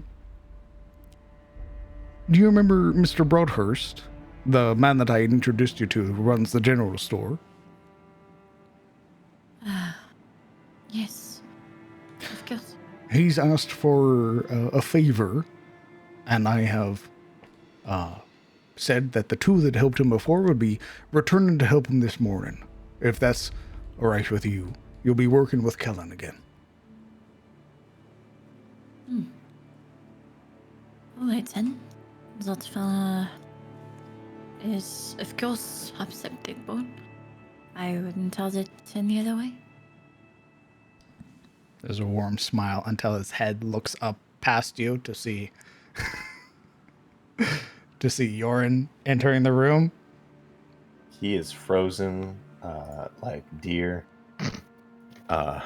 in the headlights. He is watching Guinevere glare back at him, sort of shifting awkwardly where he stands.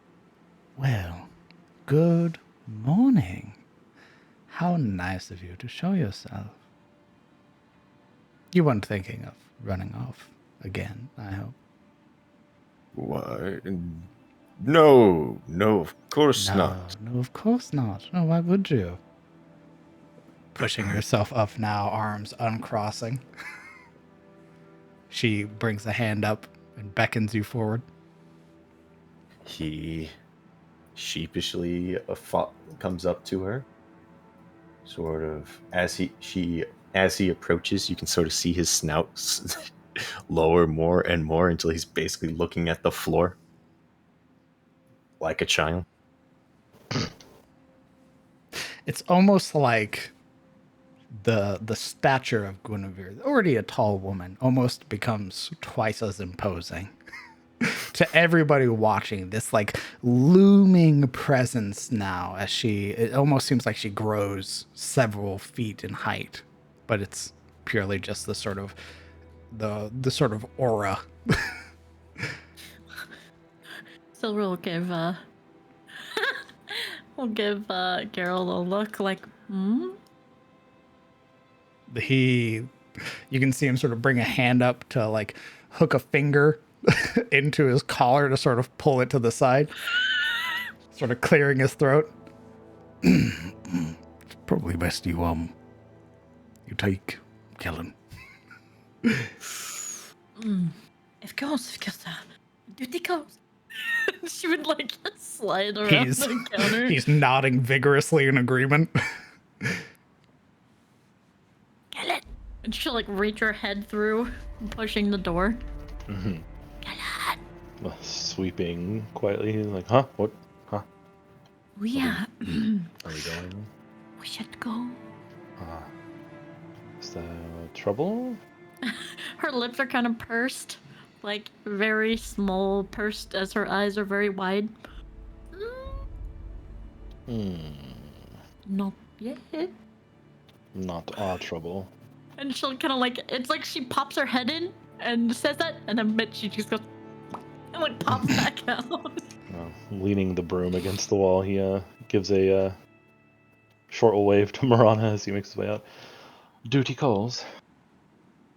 There's a short, kind of confused wave looking at the whole ordeal with Silrel, but the potatoes continue to be peeled. Mm-hmm. My, it's so good to see you again.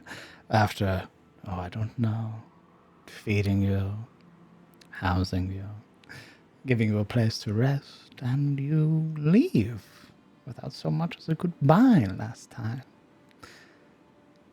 Well, I'm not done. he snaps his snout closed. Silra will look at Kellen. The pace increases. Steps go quicker, like, oh yes, that trouble.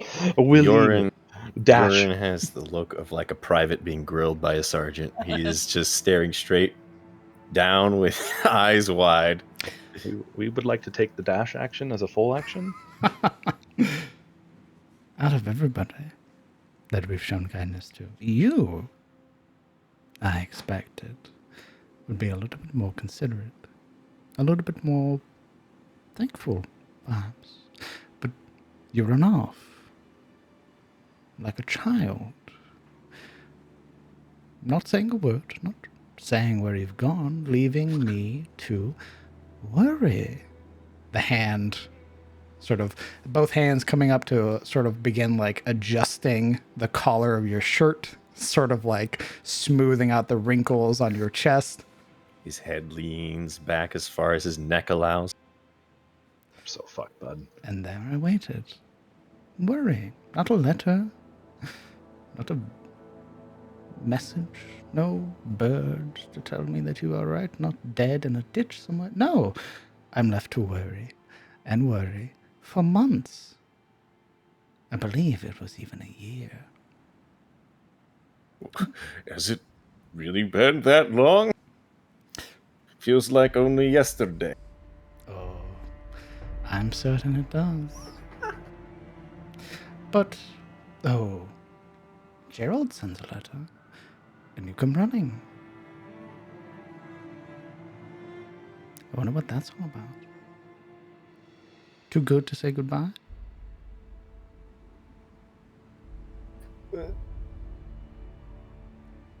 You can see like the excuses running through his head.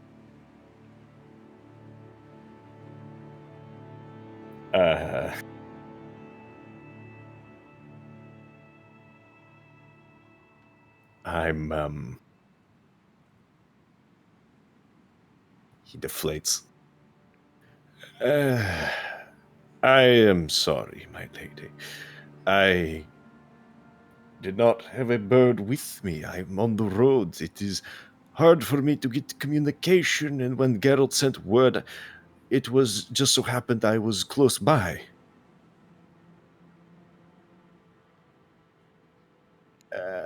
I am here now, so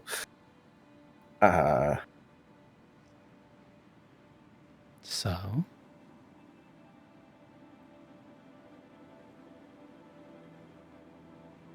I have come to right the wrongs of the past. The hands finally finish smoothing out that portion of your tunic. Is that so? Did you hear that, dear? Here to right the wrongs of the past. Gerald sort of gives a nod. You see this? There is a glare, a murderous glare over when Guinevere turns towards Geralt. You can see he's just giving a nod and he is cleaning the bar top. Sort of rolling that rag in circles. She turns back to look at you. There's so much sweat happening in this room. What's going on? His head immediately snaps back, losing the edge. So you'll be staying then? Yes. Absolutely. My clothes are, dirty. So, it might take time to clean them. Perfect. Which means you'll be joining us for dinner tonight and regaling us with all of your lovely tales. And if, for I don't know, any reason, you decide to run off again without saying bye, I will hunt you down this time. And you won't get far. And then I think I'll just make you a nice pelt in front of the fireplace. How's that sound? Good. Before you even get a chance, the hands have patted your chest.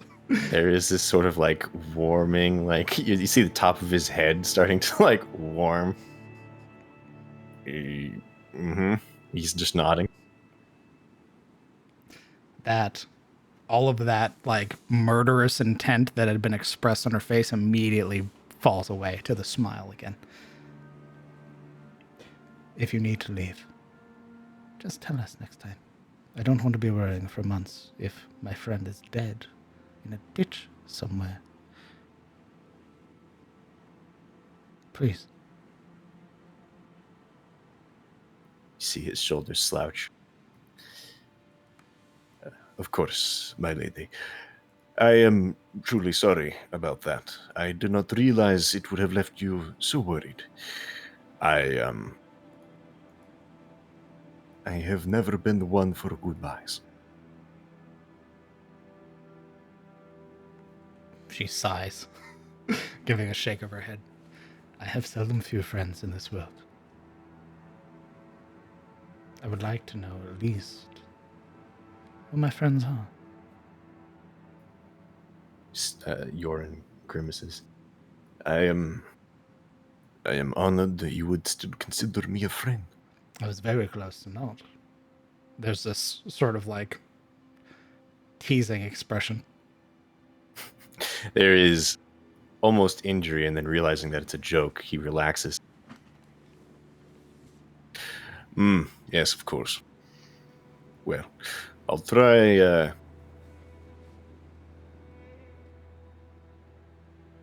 I'll be more careful next time. Wouldn't want my pelt on the wall anywhere. I'm glad to hear it. Now, come on. We're getting breakfast started.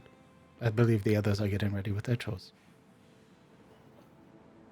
His hands clap together. Joy rejuvenated. Breakfast, good. You do not know. Well, maybe you do, but the road is hardly a place for a good meal. And with that, the rest of you are forced or more obligated to complete your chores. Mr. Broadhurst greeting both Kellen and Siluro.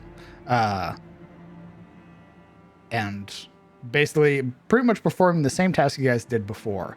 Moving a lot of the bulk items from the store into the warehouse. A lot of things that either weren't selling or haven't sold in a while and are just being put away in storage until another season comes around. All in all, everybody's chores would be completed about an hour or two into the morning. So around 8:30 in the morning or so, you guys would be done with your chores. What is the plan for this morning? Survive.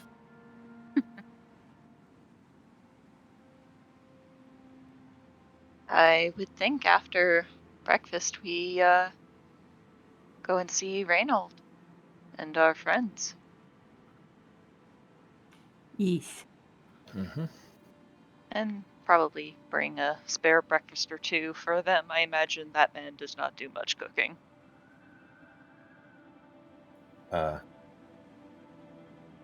Yorwin would offer to stay behind for Shane to let him know that where they went, and also to get his bag back when the latter woke,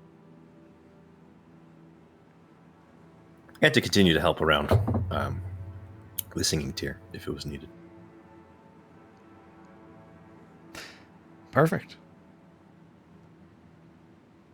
You would eventually get your bag back, Yorin, with the payment being delivered to Shane with a little bonus.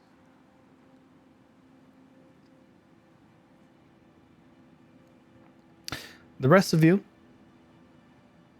breakfast in your stomachs, having been a part of some of its preparation, an omelet with hash browns and the like. You all would begin making your way over to Reynolds, unless there are any other plans that need to be sought out or anything else you guys would like to do first. It may not look like it's open currently, but a lot of the stores are open right now.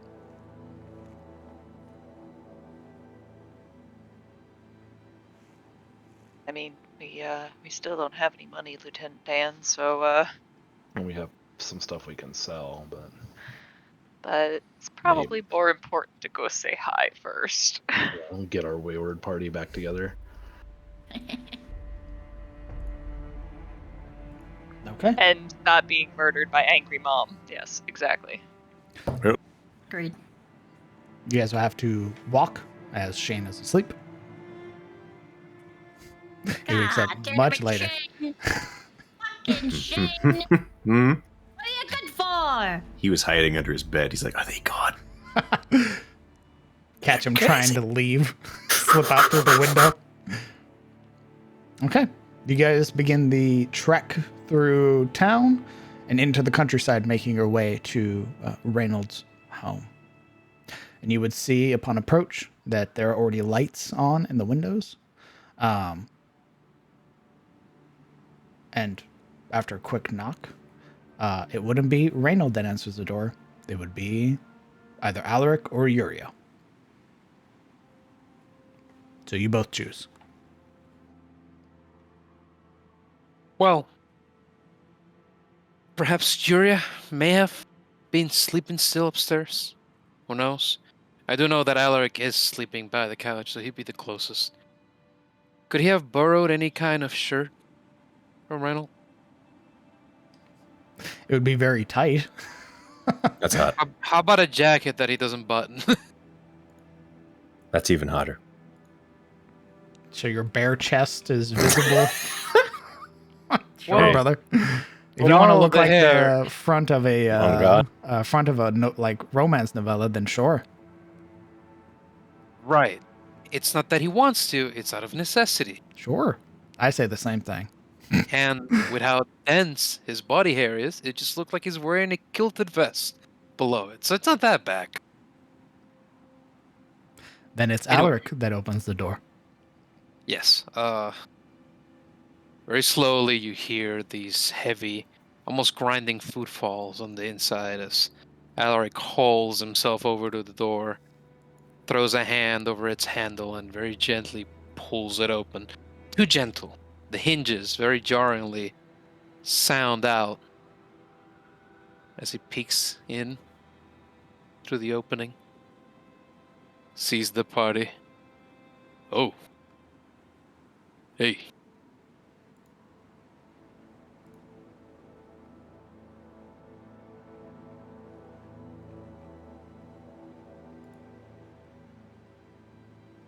Marana kind of looks around expectantly. He's like, Well,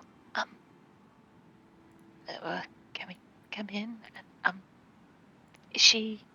has Reynold... Did it work?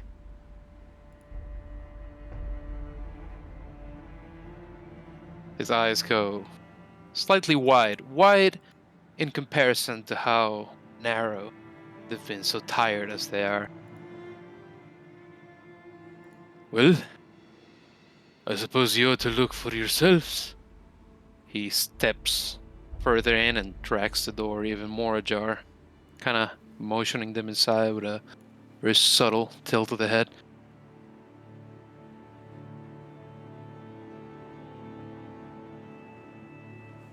You would know, Alaric, that after having brought Yuri upstairs, Reynold never came back up from the cellar.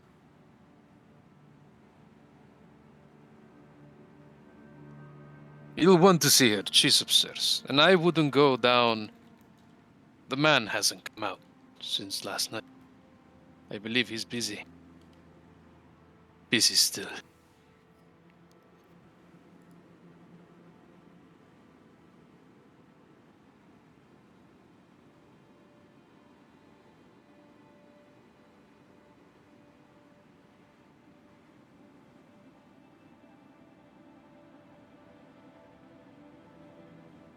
Also, You did ask an awful lot of him.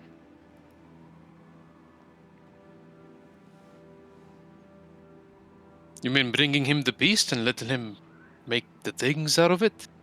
Trust me, I think he satisfies some kind of morbid curiosity out of it. It is an exchange. One that, of course, we appreciate, but it is not unfair on him at all. Well, as for Yuri, I imagine she... Would she want to sleep? Either way, I imagine if she needs more time, there's no sense in... Well, No, we're going to wake her up. If she's still asleep, she's getting woken. She's had enough sleep.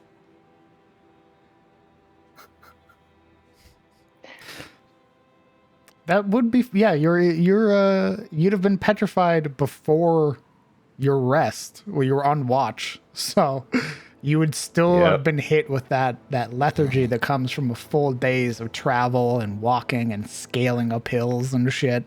So like being unpetrified, it's like I'm free, and then the wave hits you of fatigue, and you're just like, oh fuck. I feel like Bambi if someone hit Bambi with a shovel. You all filter into the house. Still unkempt. The desk still in some form of disarray. You would notice that the alchemy station near the desk as well is missing that large brewing concoction that he had made previously.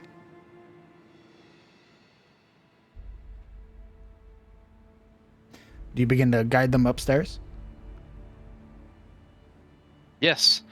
And for those of you here now, the party, there is a very subtle, very hardly to perceive change to Alaric. It isn't very obvious, not at all. But he seems diminished somehow. As though he's lost some kind of vibrancy previously there. Like, he looks more man now than ever without luster, glitter to him. The folds in his face seem heavier somehow. And yeah, he will guide them upstairs. Heading upstairs, this would be somewhat reminiscent for you, Marana, having got the mirror shield up here. You would see the trophy room that's up here. This, all of you would know, this collection of monster parts that sort of adorn the walls. You would see these like deep grooved horns. You would see various claws and like severed hand or like severed paws and everything like that that are up here. You would see the most prominent thing, which is the Bahir, this like thin-scaled beast with numerous eyes, sort of resting above an accommodation that he has, or an accolade rather, from House Ashford. recognized as a champion.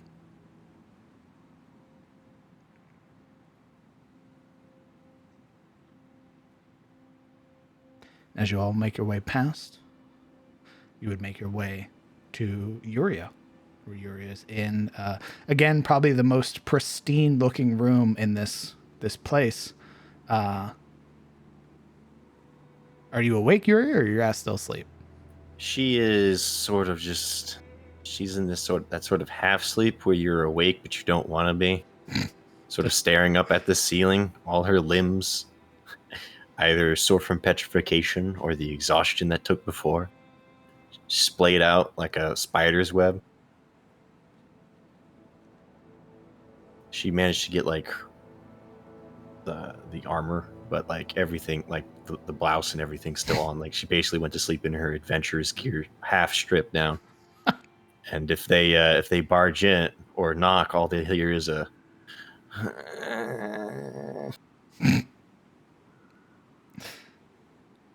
Do you barge in or do you knock? Gonna barge in. Barging in. Alaric barging in, leaving the door open for the rest of you to step in to, again, this pristine bedroom. Compared to the rest of the house that's in some state of ruin, the bedroom is probably the most immaculate portion of it that appears to be untouched, save for Uria's intervention. You would notice the armoire, the dresser here, that all looks clean.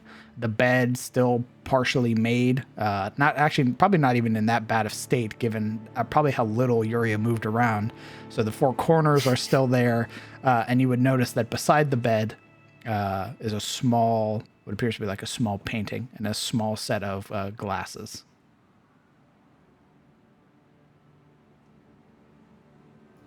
Uria strains her neck, looking up, her hair looking like cobwebs on her head.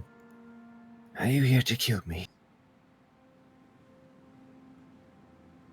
I figured it was a good time to strangle you as any. Oh, good. Her head falls back into the bed. Get on with it. Oh, very good. Brought some friends. More fingers, you know? Always help. Witnesses, wonderful. Martha kind of looks back at the others. She certainly sounds herself. More than ever. She groans again a little dramatically as she lifts herself up to sit.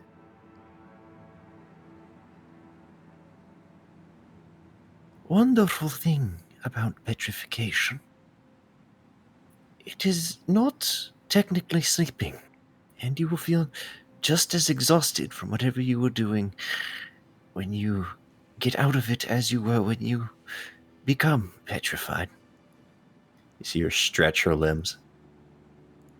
Barring her eyes wince. How long have I been petrified, actually? A few days. Oh. As it turns out, not that long.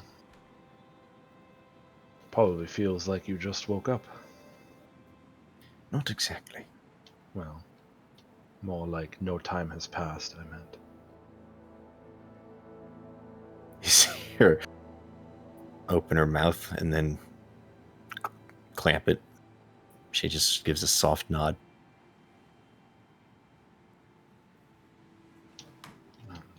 Yuria, I'm sorry for what happened. Eyebrow quirks.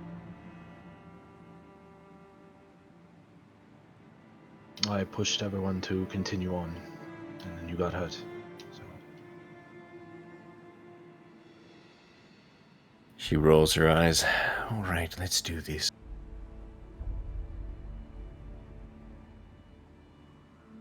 Kevin,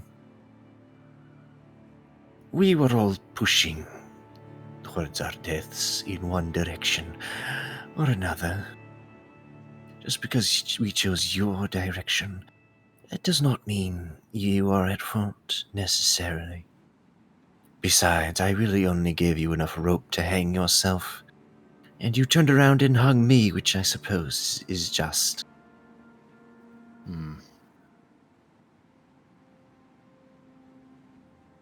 So, no hard feelings. Besides, you fixed the problem. I'm back. It definitely became our top priority. That's comforting. Well, we couldn't just leave you there, obviously. You see her eyebrows rise and in like surprise that wasn't an option. Like it or not, you are one of us now. Fight against it all you like. We've sort of adopted you. Adopted, huh? Which is what comrades do. Support each other even when we're out of our minds hunting beasts that probably have no business with us, or we have no business fighting. Unfortunately, it seems this beast is now everyone's problem. But that is a problem for later. You should rest. Did you happen to bring anything to eat? Yes, I believe some of who brought breakfast with them. Eyes lazily scan the crowd for. Someone said they were bringing food, so I was like, Yeah, I was like, we should probably bring 2 servings because I don't imagine Reynold cooks very well. You just make slop in a wooden bowl. This is what I eat. Or it's For just groups. meat, fire. There you go. I was about to say that's very presumptuous. My man probably has one serving of meat and then he's done. The one-armed chef. He just one-arms everything. He even does the salt down his forearm over his elbow. Like, turns out he's a fucking chef. But yeah, Rana would have brought whatever Guinevere and Geralt could have packed up for them. It's cold, but I imagine if some of your companions were kind enough, they could heat it up for you. Presty does do that. Rana will kind of begin distributing bundles, one turning around. Oh, handing that to Alaric. The other one, she Oh, gingerly steps forward and hands to Yuria. Yuria takes it, still half asleep, casts Presti on it herself, and warms up the food, sort of And murmuring the spell. kind of Rana lingers there for a moment and rather just kind of takes a long moment to consider her action and just kind of it's an awkward but genuine hug and it doesn't last very long. But she very hurriedly murmurs, "I'm so glad you're okay." And then just retreats. Yuria is sort of frozen there a moment, her hand still hovering over the food that she was casting on. She sort of blinks.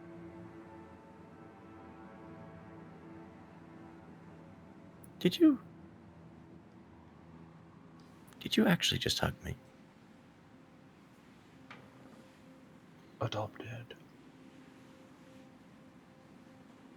Huh. We're just happy you're okay now.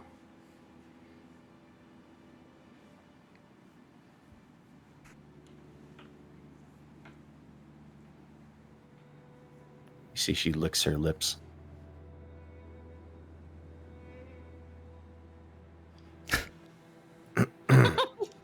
I'm sorry.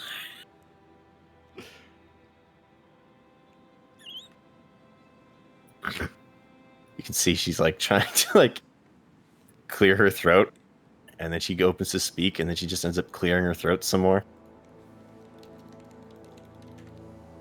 Thank you.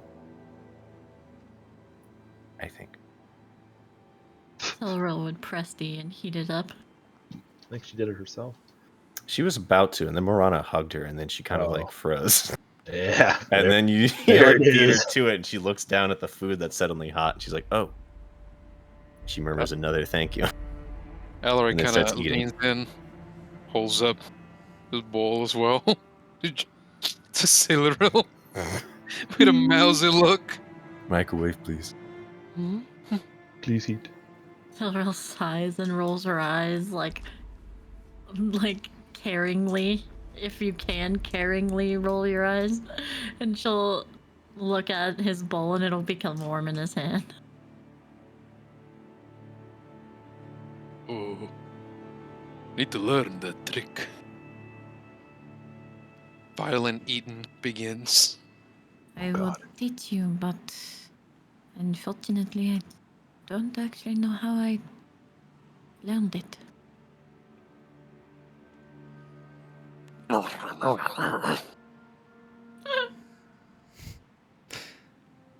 After a moment, you would hear a from the doorway.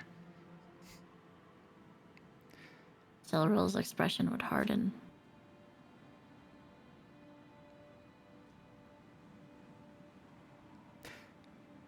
You would see, leaned against the doorway for who knows how long, is Reynold, who is watching.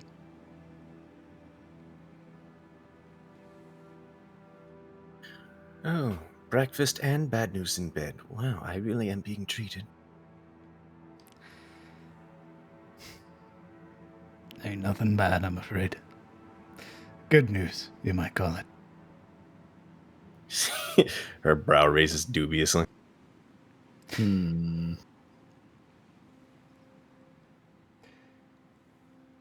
If you're ready, I have your equipment downstairs.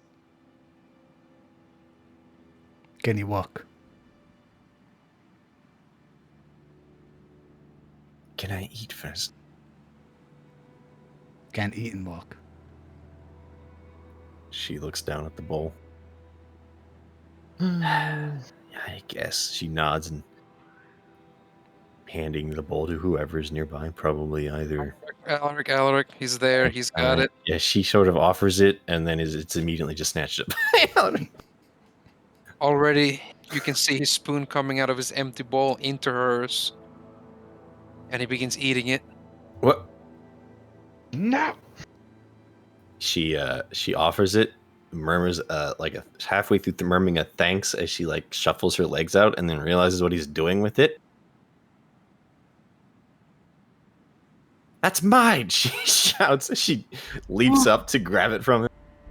There's no resistance. It kind of slides out of his fingers. Oh, she'd fine are slightly slick with like small droppings of his last like eating, right? Like so he's kind of staining his hands with grease from the food. What? I thought you weren't going to eat it. You have wax in your ears if you think that. She shakes off the spoon, casting Presti, so the spit basically disintegrates upon the spoon, and then Spit, Jesus Christ. Oh my god. Amazing. and then aggressively eats it at him. Right. How about you all meet me downstairs when you're ready? He turns, just gives a shake of his head as he begins to make his way downstairs. Fucking animals. You see him, she's lurching over the food like Gollum over the ring, eating it. Mine. My own. My pleasure. Filthy hobbitses. Filthy, Filthy Alarics. filthy Tarusian stealing my meat. That's exactly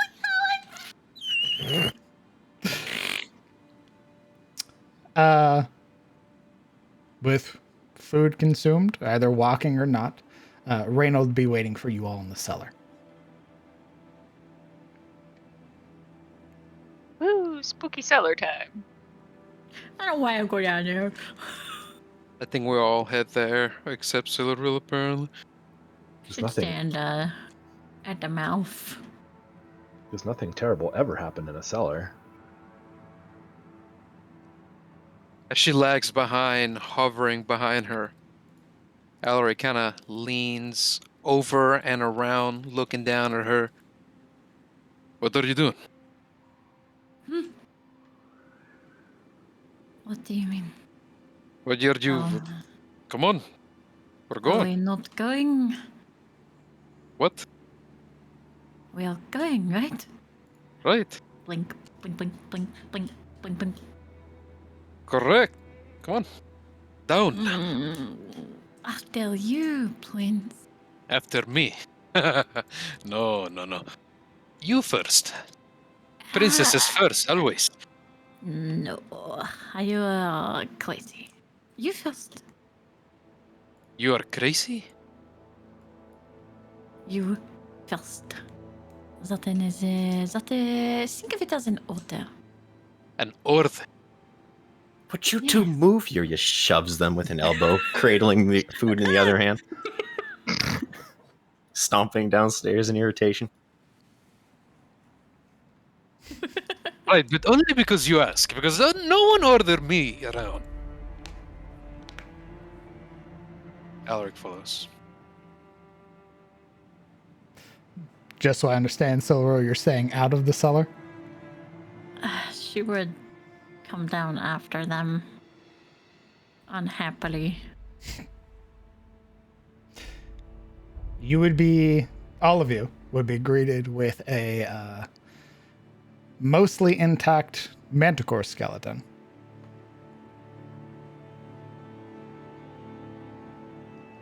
Its wings removed, its spine gone, but the rest of it mostly intact. Its teeth have all been removed, and the spines on its tail have also all been removed. You'd watch as he sort of steps down and sort of looks to the counter where there are a number of things already laying. Right. So, I learned a little bit more being able to carve this thing. Things that ain't good.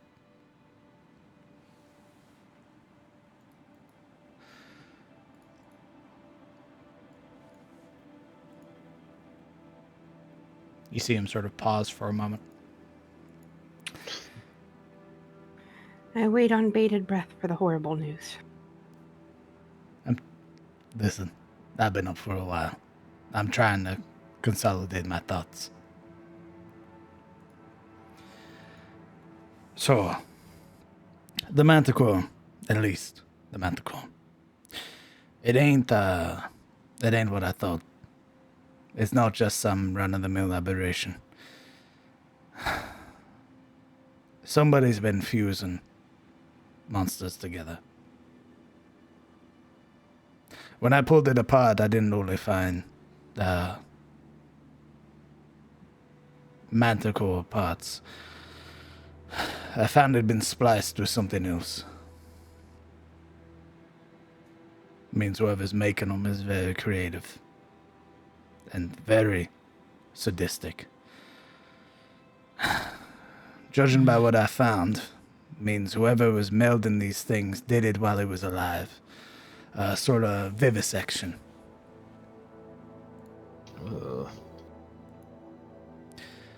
What I found ain't good either. Along with it being a manticore, there are parts of another creature. How familiar are any of you with the Underdark? The world below? Yuria coughs on her food. Right. Those of you more experienced may have heard of something referred to as a gibbering mouther. Now, there's no reason to bring Alaric into this. Jokes aside, It's a bean cough. I appreciate you being real funny after you woke up. This ain't a laughing matter. A gibbering mouther is an aberration.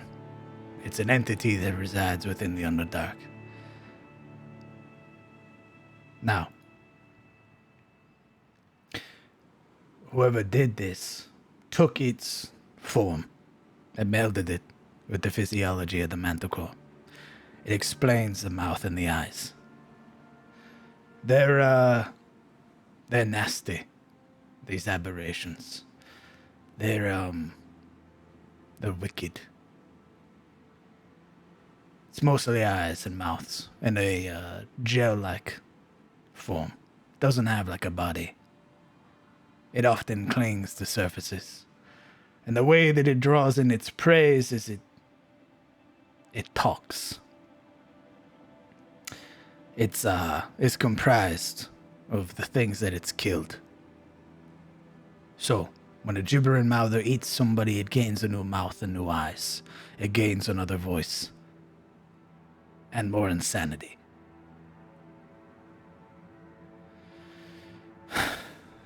So, that means that following this same line, somebody did the same to the Basilisk King. But I don't know what it's melded with. I have a couple guesses. You spoke of how intelligent it was. How I'd use the words. Talk to you. I have a couple of ideas. Question to you. Yeah. Would Yuria have known that that it was a spell that caught her attention when she looked at the basilisk? Oh. Most enchantments, I believe, the user is aware afterwards, but I don't know with like monsters and stuff. Why don't you roll me an Arcana check? Would you Arcana this dick? Okay. Whip it out. I Present did. it. I don't have a camera. Oh, Yeah, I'm sorry. 19. weak sauce. There would be, yeah. That's probably what kept you up. Was the realization that is that you were drawn to it. It was some form of magic that pulled you in. More than talk. She herself talks. Setting down the spoon in the bowl and setting it aside, mostly empty. I did not simply look at the basilisk.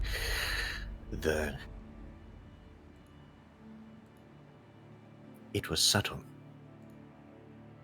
But the king brought up old memories inside my mind, distracted me, and opened my mind up for a command.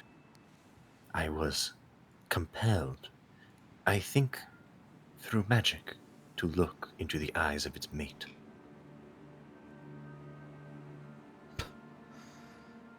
Well, that narrows it down. You said you felt compelled. She nods. Anybody else?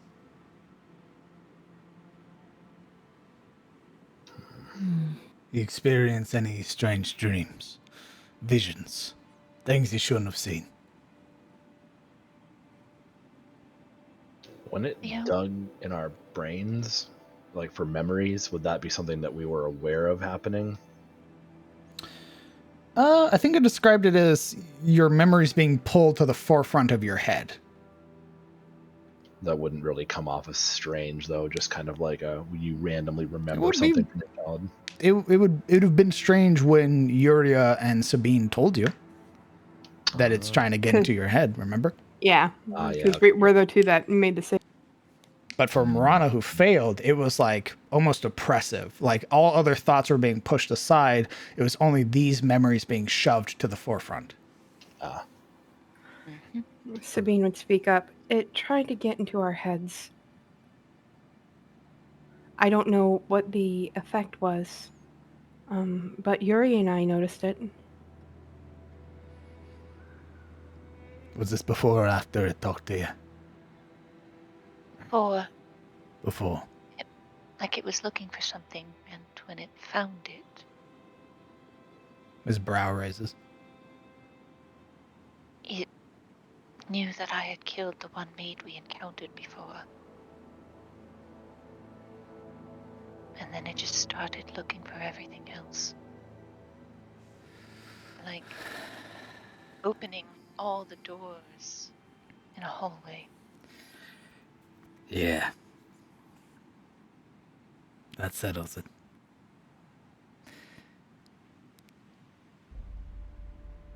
visitors want? What it was fused with. Oh, whoever's making this is taking things from the world below and melded in with creatures from above. The manticore and the gibbering mouther. For the basilisk, its ability to pry into your mind, its telepathy, its range, its ability to talk to all of you. My guess is that it's been melded with a mind witness.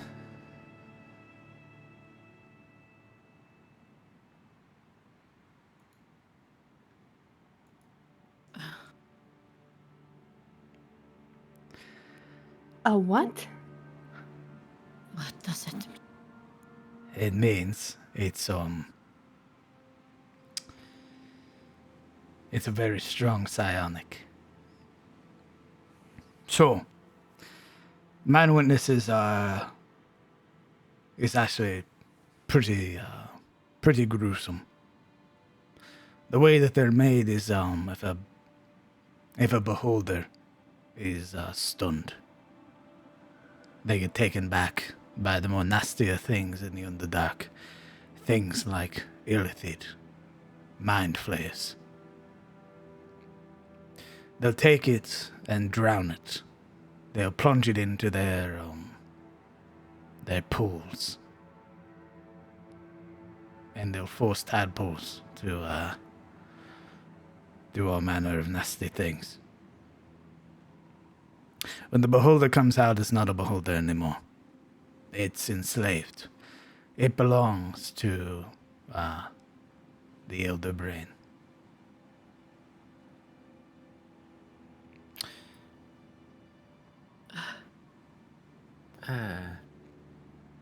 What is a beholder? Right. Silverill's just like, the fuck? Let's get your gear, and then I'll show you. So, I suppose I'm handing out presents. We got the armor. He steps back, pulling aside the sort of tarp, and reveals this sort of jet black leather armor with sort of smaller studs that make up segmented portions of this with like thick straps along like the chest piece and the waist. It is like a full set, like torso, legs.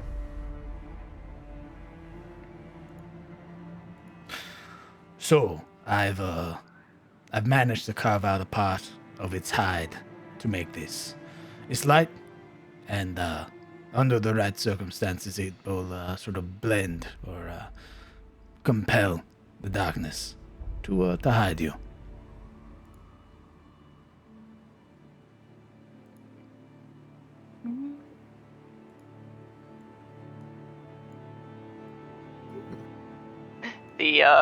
The rogue is just kind of excitedly bouncing on her feet a little bit. Colin will hip check her forward, just like bump her. Go on, don't be shy. She kind of squeaks a little bit and kind of steps forward and runs a hand over the armor. Now, it'll keep you partially hidden, but the main effect is being able to jump out at your enemies. Like they didn't even know you were there. So, when attuned to this armor, once per long rest, you may choose to begin one combat as though you had surprised your enemy. Oh. Nice.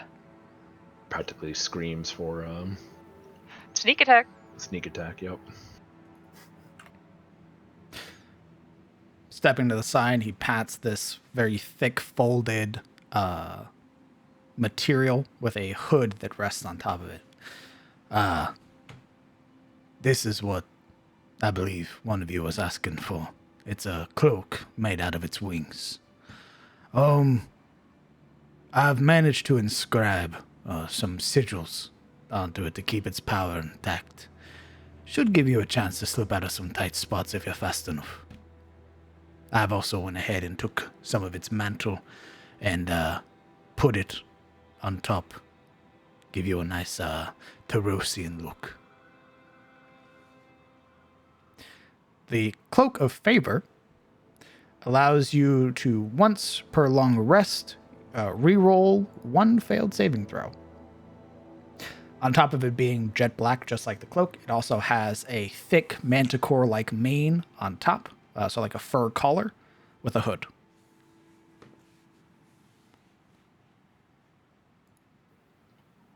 What does this do again? Once per long rest.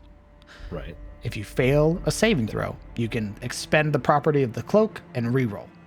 Okay, I was just writing it down. I didn't want to mess it up. Cool. Who's going for the cloak? Because I'm not. Probably not me. But I think Alaric had kind of wanted it. yeah, initially I think that was what you wanted, Alaric, right? He doesn't seem intent at all on claiming it.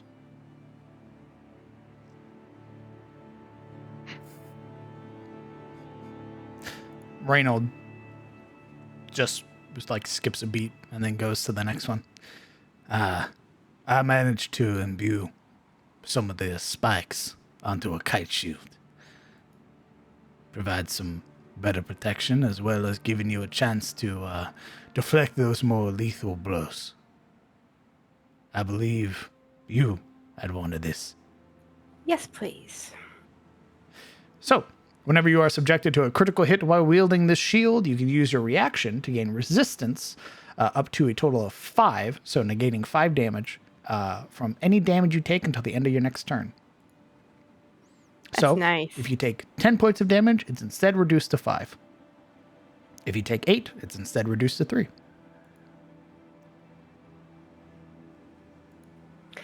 Thank you, Reynold. My pleasure. And lastly, these braces. I had an extra pair lying around. I managed to carve out some of the closest source of the power being in its spine and melded it together with these braces. Should find your friends are a bit more generous than before. The bracers of respite, as long as you are adjacent to an ally that regains hit points, you or another ally can choose to regain 1d8 hit points, either to yourself or to another ally who's nearby. This recharges daily at dawn.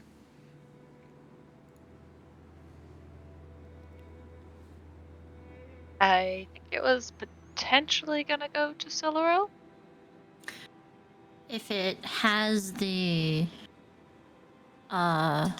like look on the side of it, does it look like it matches at all the You go sword? over and inspect, and you would see that there are there are these large protrusions along the forearm, but from it all the way down until it reaches your sort of between your middle and third, where your knuckles are, you would see that there is the sort of raised portion that resembles that of like a dragon's maw with these clawed fingertips. So very similar to your sword. Could you throw these into CTF Talk so I can throw them into our party notes? I can. The names and what they do. Thanks, mate.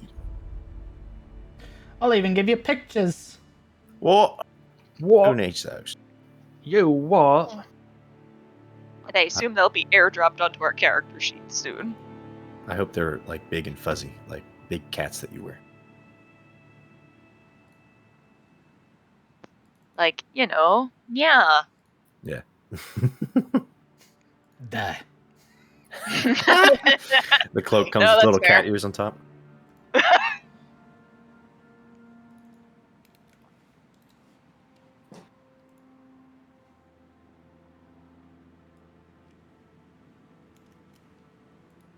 She would take them and inspect them and nod. Thank you for doing all of this. When I say it's my pleasure, I mean it. It's been a And while still- since I've been able to carve. Slord kind of winces at that. It's a little ominous.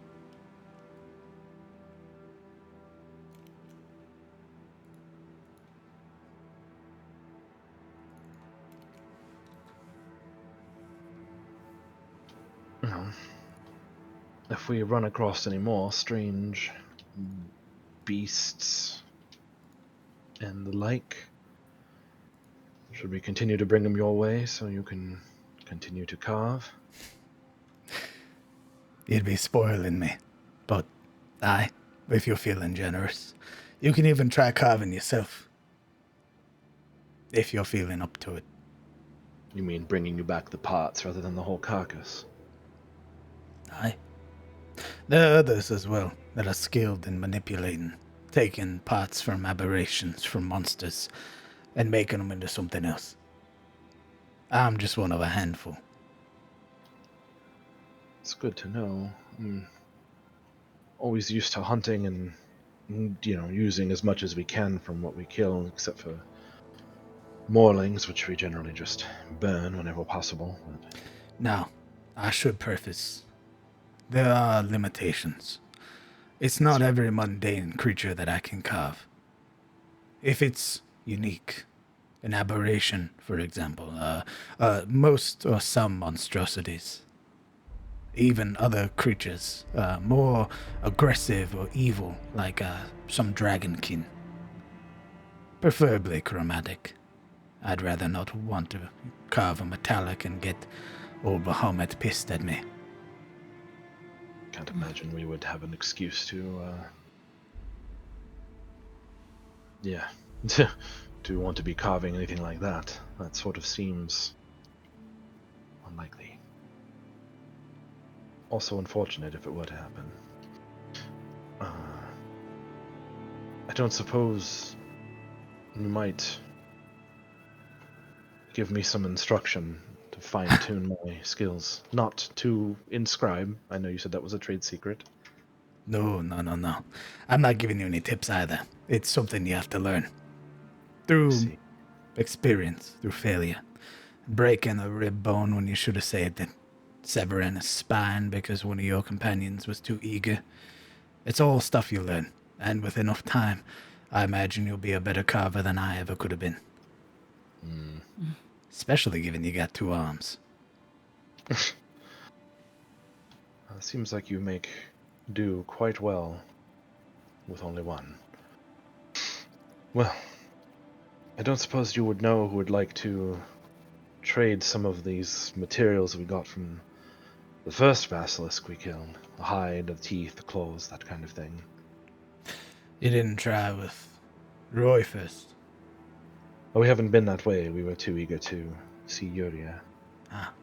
Exactly what I told you last time. Try with some of the people in town, and then if they don't buy it, I'll buy them. Understood. Has anyone claimed the Cloak of Favor yet? No, Negatory.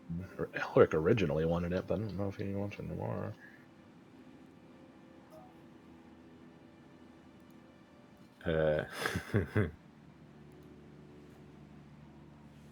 Yuri is sort of waiting to see what's really going on because he wasn't here for the conversation about what to get. Noting that Cloak of Favor is just kind of sitting there, she sort of quietly shimmies up to it. Shimmy shams. Yeah, just sort of like inching closer to it, observing more of the fashion than the. It's very sleek, she murmurs to herself. Made from the wings of the manticore, your friend slain. So, it has a nice weather resistance as well as looking very fashionable. And sure to add the mantle, given how cold it can be in some places. Keep you warm while you're traveling, and keep the water off. And snow. You can see the temptation in her eyes as she like wraps her fingers against her side. And she kind of sighs. The manticore they killed. Aye. Bringing you back wasn't quick and easy. They were waylaid by one of the marks. The Nightmare Manticore made itself known. For what reason, I have no idea. But they slew it and brought it back to me. And I carved. And this is what came from it.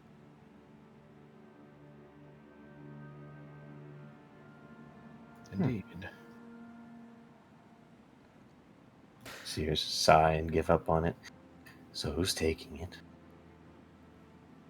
Well, if you like it, perhaps this will look good on you, if no one else would like it.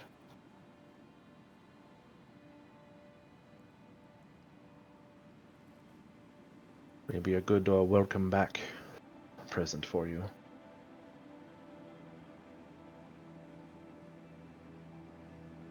That's awfully generous.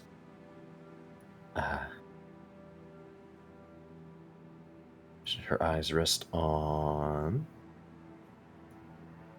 Move from Kellen to Alaric, the two people who have not actually claimed something yet. Kellen spreads his hands. Go ahead, take it. Look good on you. As he said, stylish, fashionable.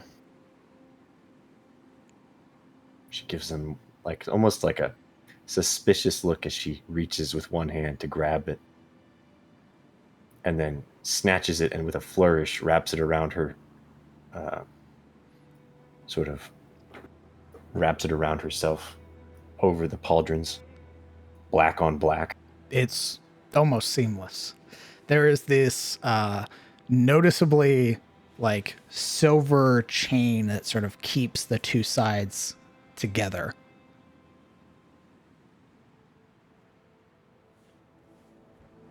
She smiles, pleased with the look. You spoil me.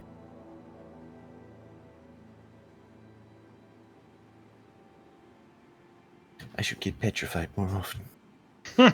Please don't. I had to waste one of my materials to speed up the potion. Speaking of, get some proper vials next time.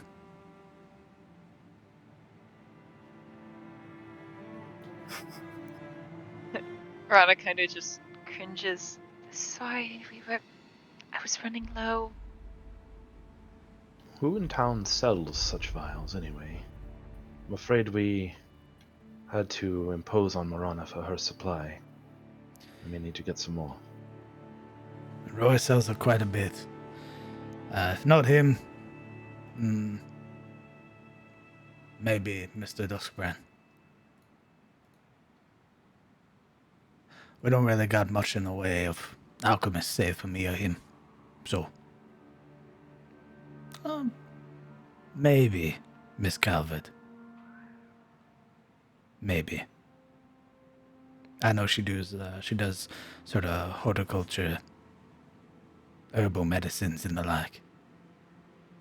Well, it seems like we have to speak to this Roy, no matter what happens. If he perhaps has a use for some of these other materials, so that we can actually get some coin to pay for some things. We have definitely been exemplifying the penniless adventure story a bit overmuch. I wouldn't even really call you adventurers, not yet. Thank you. Penniless wanderers. Oh, don't get me wrong, you're there. Just on the cusp. Soon. You've already slain the beast. Slay the king, and I might just call you an adventurer. That's supposed to encourage me. Maybe. Maybe a warning. Never heard of an adventurer having a good end. She nods confirmation. Neither have I. I do not believe it is about the end, but rather what one accomplishes until then.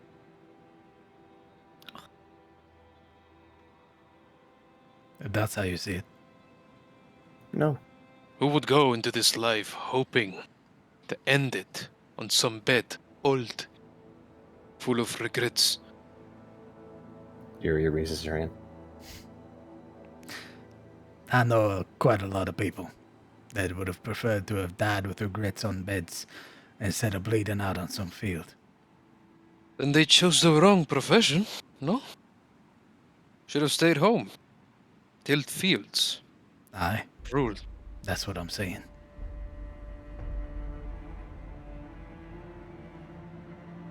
He sort of eyes you up and down for a moment. You want us to stop? Know what I said? Just simply offering alternatives. Not everybody is cut out for it. Well, I don't believe we mean to be full-time. Most of us want to go home. Or just tying up some loose ends around here. I can't tell you how many times I've heard that. Just one last thing. Then I'll go home. To my wife and child. And you never do. It's always something else. Another problem. Another catastrophe. Taking you further and further away. When all you have is a hammer.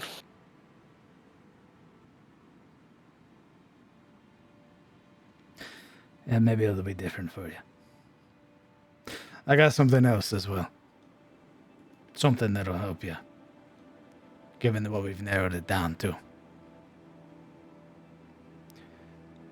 Let's go upstairs.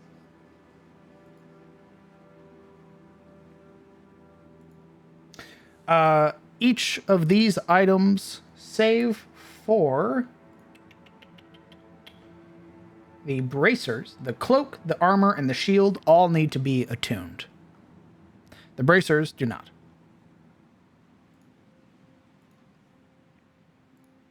Party loot is updated. So we have Sabine with the shield. Mirana's got the armor. I have the cloak. Sabine has the shield. Silleril has the bracers. Did you type in the shield or did I add it to you? I did. You doofus. Why don't these kids ever do anything manually? Why'd you do that manually? Just can't win with this guy. I was just trying to do good. Stop it. The reason is because the shield is a +1 shield. Oh, The leather Yeah. armor is a +1 leather armor. Just can't win. understood. I am sorry. Good. +1 croak. No, it's not a +1 cloak. Why not? Damn. But do I look good in it? You do. You look. Nice. If it's I one think- thing, Slayers know. It's fashion. Thank God. I mean, we all know this. Anyone who played review knows. I don't know where Fashion you is got. key. I like how there's like the silver on top. I'm like, where from the Manticore did he get that? There are definitely like added stuff to all of these pieces that aren't from the Manticore only. Good. Necessary for fashion. He can't make an ugly item. It's a curse. Incapable. The black star physically stops me from making anything ugly. That's what I was gonna say. Otherwise, the black star's like, honey, you really shouldn't be wearing that. I don't like fashion. I love it. If it doesn't look good, I don't wear it. I'm a fucking connoisseur of fashion. What you're Know your saying is place. the Slayers have an amazing glam game. It's the Ratatouille critic. Oh god, yeah, that guy like lives in the coffin-shaped office or whatever. I don't like gear. I love it. Love it. The only thing that's not working on your shield is it doesn't have the requisite +2 for a shield. because you have to put that into. What are you talking about? Your armor class, isn't your armor class raised? No. Dropped. What's your armor class with the Sage's breastplate? My armor class with the Sage's breastplate with no shield is an 18.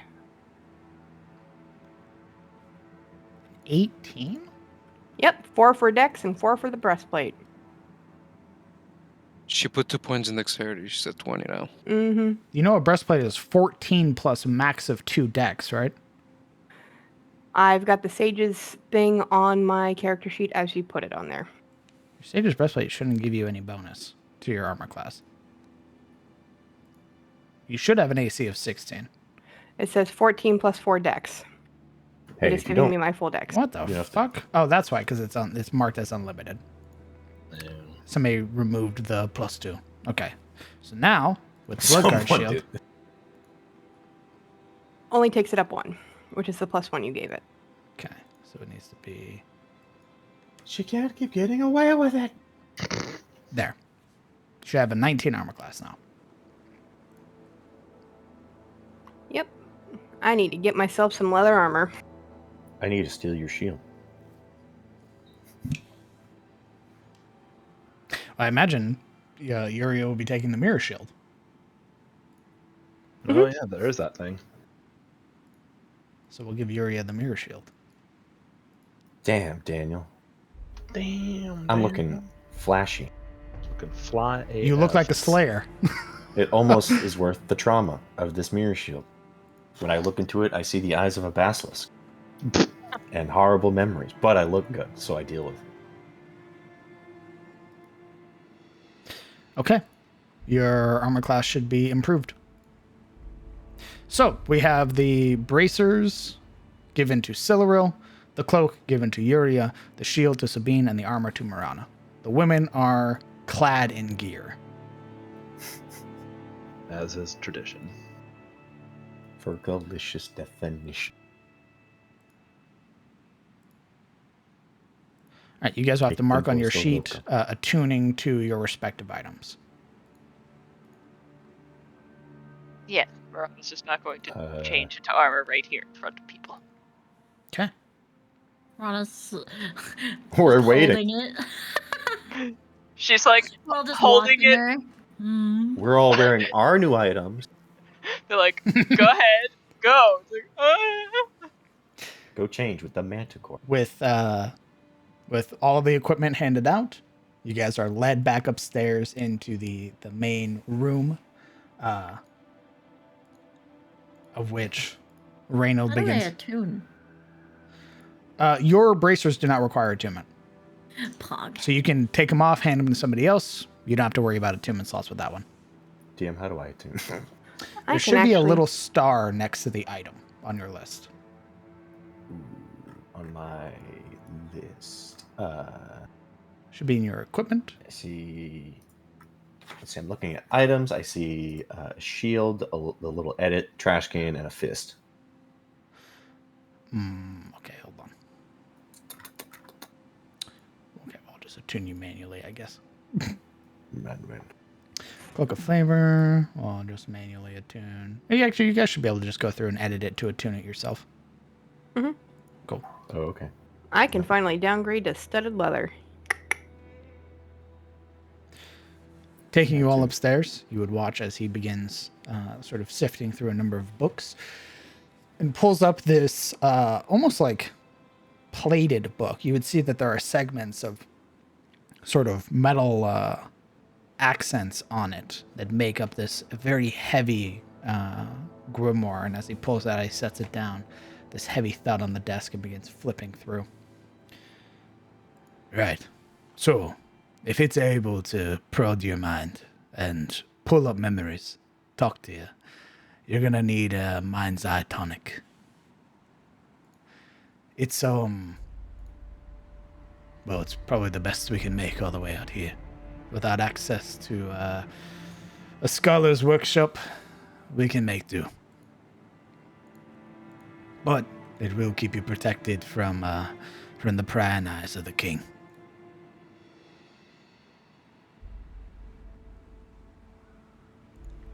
I'd assume we would need 6 of these. It's not all.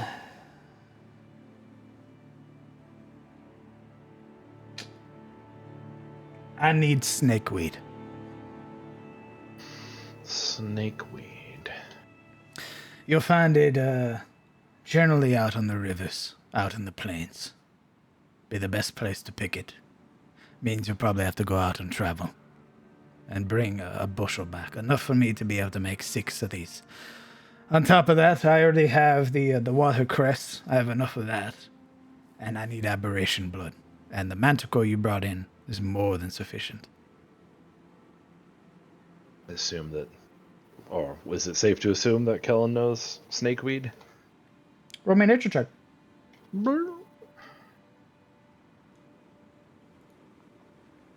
I'd also like to try my hand at rolling in nature, see if I know anything. Sure. I too would like to roll some dice. Not me. Nope. I reject your dice, Jojo. 14. Snakeweed is a slender-stemmed, annual, hairy, much-branched herb. The leaves are opposite. They are toothed along a margin. The flowers are very small and dense round clusters in the axils of the leaves. The seeds are tiny, reddish, oblong in capsules with a wrinkled surface. They are odorless and bitter. It abounds on grasslands and waste places. Its most common use for medicinal purposes is to treat against eye diseases and asthma. And it's a real-life herb. What's asthma, me lord? It's a curse brought on by witches. You should be able to follow the tier down. About far enough into the plains and harvest some. Don't be surprised if you get waylaid by something on the way, given the current state of the Southlands. But the rest I have. Generally, you want to use old aberration blood. Gives it more potency. Lasts longer. But with what you gave me, I have one that this tonic should last you at least 24 hours. Full day of protection. Enough to get in without the manticore, or the king not seeing you.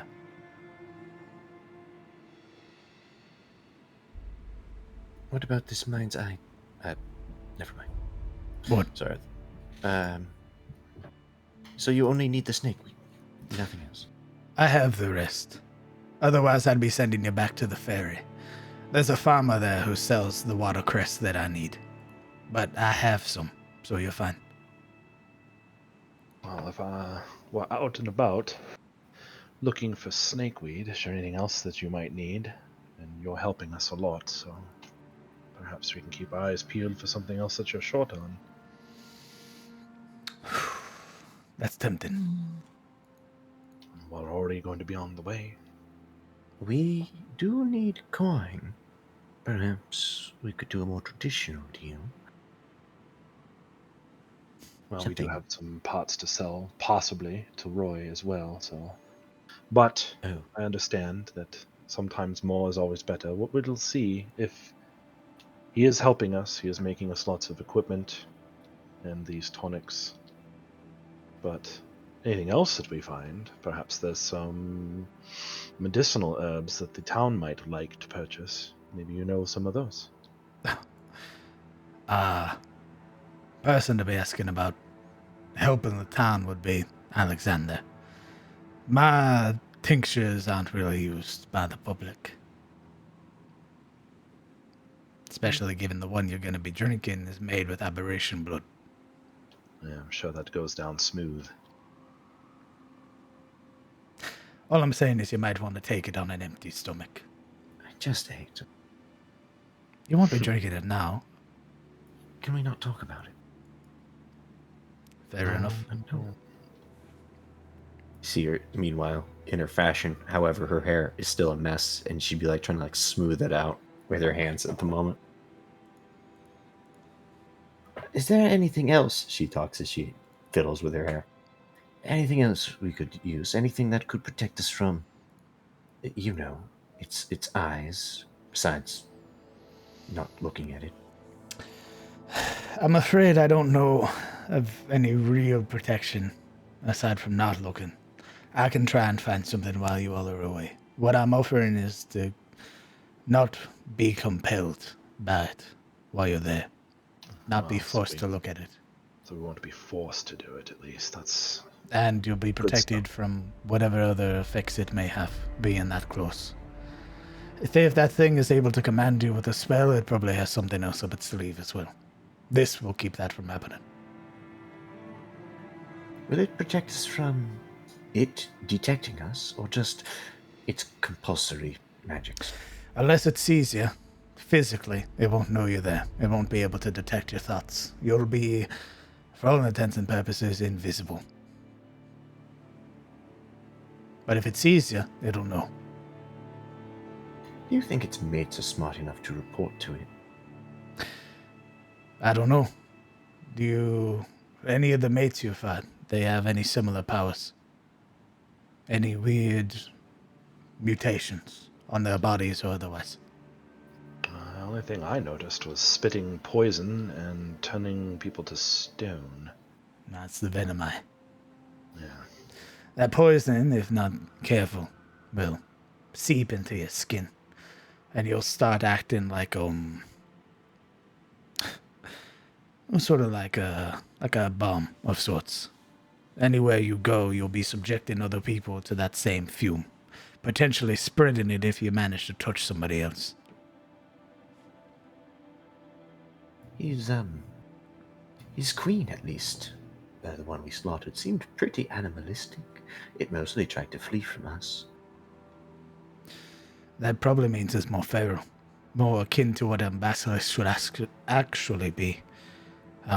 Not very keen on fighting face to face. They prefer ambushing, setting a trap, springing it on somebody and then attacking when they know that the other is trying to run away. They were certainly true to form in that regard. She shivers. And don't be too surprised, however, if you get close enough and it bites you. Still has its teeth for a reason. They ain't for show. Oh. Yes, we learned that one as well. So, if one tries to run, kill it. Because then it'll be able to report. If it doesn't already have some weird mutational powers. But you slew 3 of them. If he has any more mates, I'll be surprised if he lets them out and about. What? Maybe he thinks you scared you off. And you won't be back. Not foolish enough to enter his domain again. You may have the element of surprise.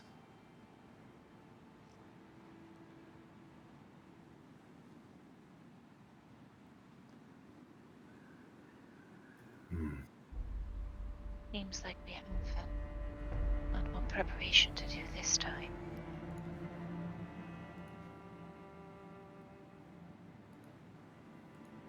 This tonic only works for a day, then? Well, the more potent the aberration blood, the longer it'll last. I only have the manticore blood. I haven't been able to carve in a very long time. You want to bring me an older aberration or the blood? More potent. I can make it last for a week. Well, I'm assuming that if we're planning on conducting a bit of a lightning raid on this basilisk, if we can find some way around their gaze problem, we could be in and out in a day. I don't know.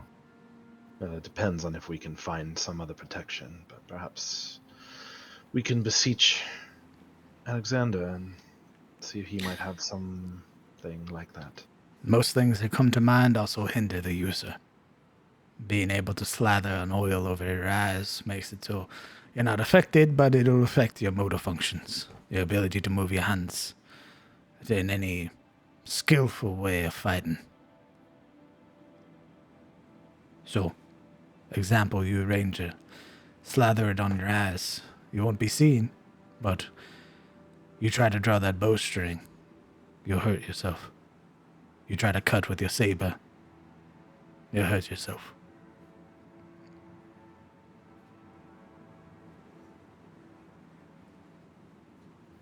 So it's really defensive and avoidance only. It's the only thing I can think of. I'll look. I'll search through my grimoire, see if I can't find something else. But the most immediate thing that comes to mind is that. But it's... You're right, it's mostly defensive. Running away, not being blinded, things like that. You're generally not meant to be fighting after you're slathered.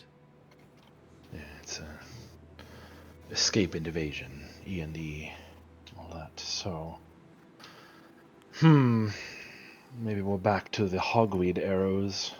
And again, maybe we tried to blind it instead.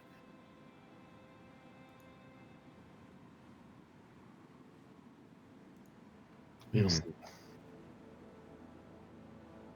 I'll definitely be keeping my eye out for more of that while we're out and about anyway, so... I think it would be wise to find stronger blood.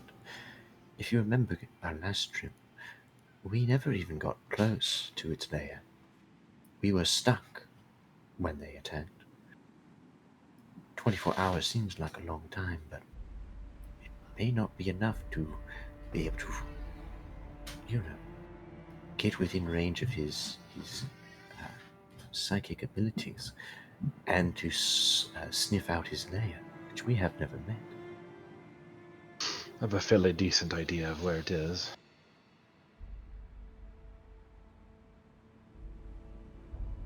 We've essentially triangulated it, more or less.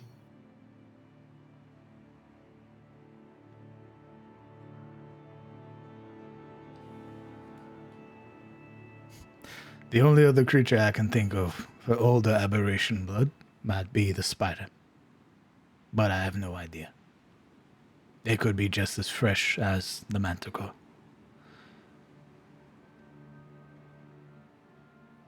And generally older aberrations are stronger. Not saying you're not capable, but there's way more of a risk. There is also location. I believe you mentioned it was in the darkness. The world below, aye. And that's its domain. You run in there and it has full reign. It knows where every corner is, every crevice, every rock you try to hide behind. So we would need to potentially try to lure it out for any kind of, well, maybe not advantage, but leveling the field, as it were. Catch Yes. it while it's hunting topside. Unless it doesn't need to hunt the top side. Who knows how big the world below is? It is, in fact, called the world below. Well, I suspect that if it was an Underdark problem only, it wouldn't have entered in on Raynold's radar here. So radar, wow. On his ledger, so to speak.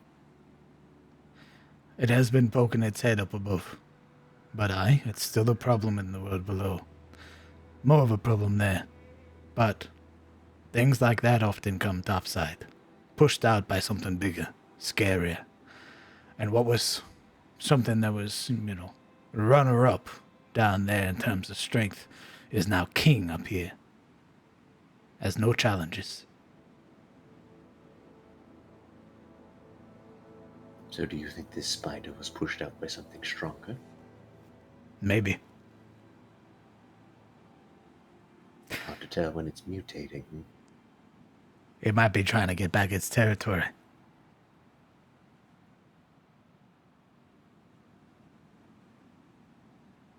Way I see it, if all of these creatures that you have put before us are in fact this mutation, and those of us who seek to pursue the safety of Eliond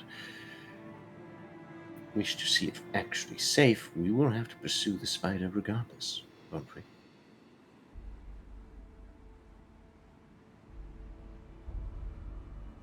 Eventually. But Out of curiosity, which direction is the spider at? You're heading up towards the Bloodfen, the mountains north of us. So, I'd wager about a 4-day trip up towards the mouth of the Avon River. About as far as you have to go. So we'd follow the river north to the mountains and see if we could pick up its trail from there. If you're going for that, aye. Either way, it is a threat. And if it's one of these altered aberrations, my concern lies more with who is doing this and why. As am I. We can slay all these monsters, but that doesn't keep whatever's doing this from keeping on the process. Well, if you bring me another of them, and I'm able to carve, I could get a better idea of who's doing it. Like a signature of some kind. Another collar, you mean? Another collar. When I was carving the manticore, I found something embedded in its neck. A strange sort of iron, sort of curved and like, pressed into its neck. Something to control it. I have no idea. It didn't have any regular markings on it. No enchantment sigils, no abjuration. Not even necrotic. I figured at least something like that would have enchantment, but it don't.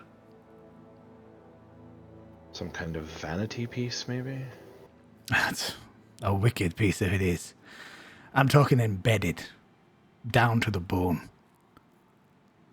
Pushed through fur and muscle and skin.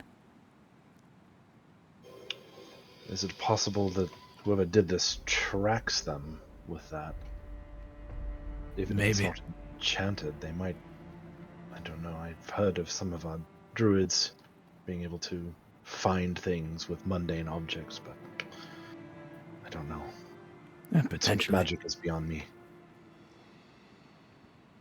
But if you bring me another, like the king, for example, I'd be able to narrow it down. Very well. Well, As sorry. well, I've put out a summon for some fellow slayers.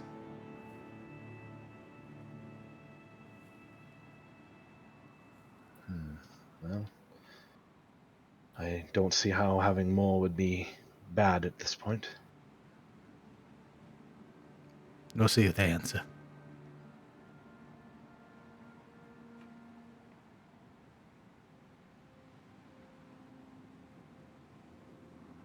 So, snakeweed. I need a fair bit, and then I can make the mind's eye tonic. After that, you can choose to go hunt it. Or continue your lives. Well, my concern is if it's not stopped, it'll make good on its promise. All the kindness of this place being under threat doesn't sit well in my belly. Aye.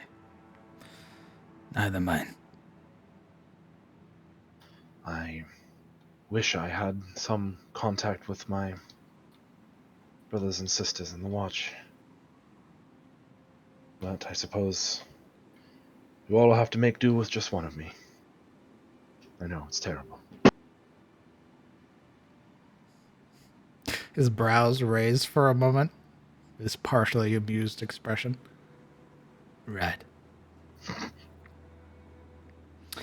So, go get your stuff sold. Whenever you're ready, just follow the river down. It'll probably take about a day. Yes.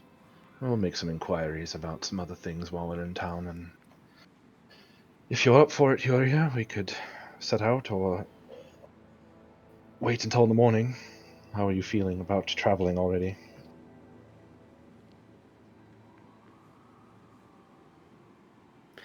You wish to go collect the snake weed today? It depends how much time we have left after we handle all the other business. But the more we wait, the more this problem might grow. But I am not against waiting until the morning. I know that coming back as you have can't have been pleasant. You may still be tired.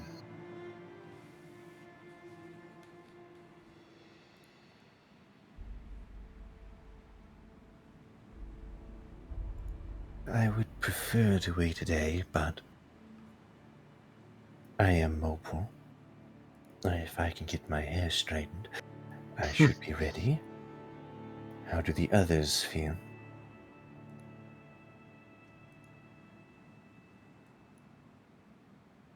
I'm fine with waiting, preparing, and, well, going out once we know we're good and ready. As much as we can be.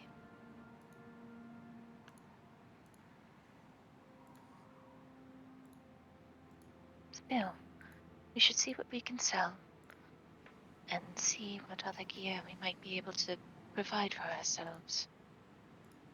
Maybe there's something useful. Yes, well, more vials, perhaps, depending on what we have. Maybe a proper bedroll for Yuria. I think more of you will need a bedroll. Oh, right, we did lose some of those, didn't we? Those bedrolls were quite tattered, weren't they? In pieces, is what you mean to say. Very well. Well, I thank you for all of your help. And we should let him rest. I'm sure you've been up at it all night.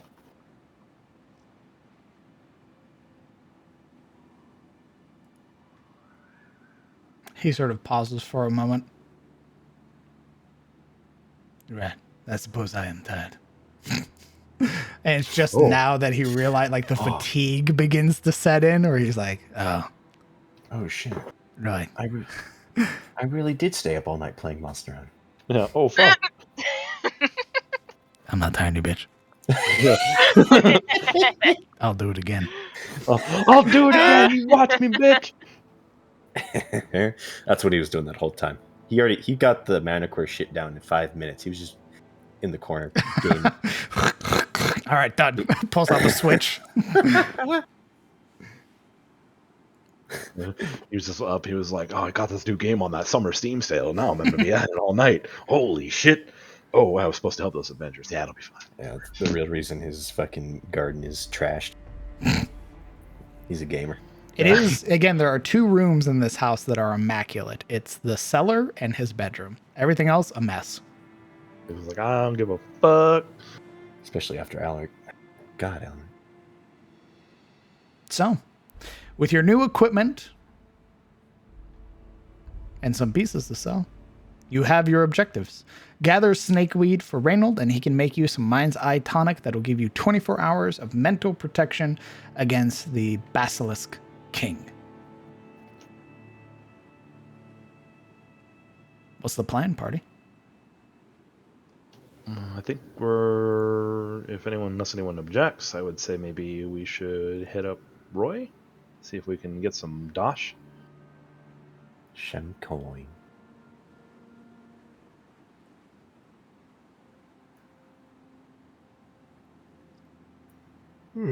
That seems like a good idea. Alaric, Marana, Sabine, Siluru? Oh, sorry, I was on mute. Yeah, having money and maybe more bedrolls, maybe tents, possibly. That might would be great. cool. What? Tents? Or lanterns. Lanterns might be Oh useful. my god, she wants to use technology, guys. I do want to trade my breastplate for a lighter set of armor. if possible.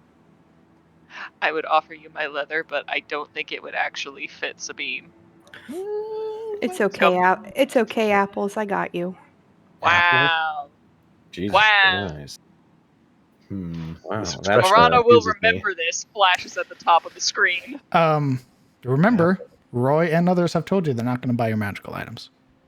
No, that's true. I have a regular breastplate as well.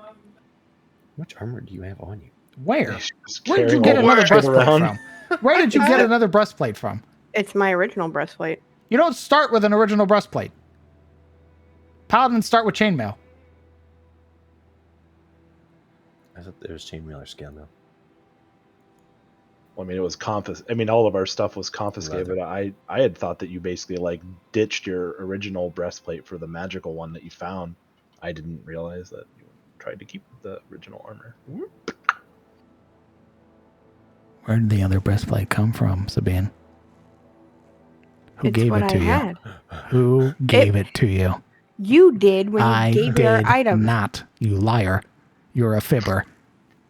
Really? Who put it on my sheet? You did. No, I didn't. You cheating in my D&D?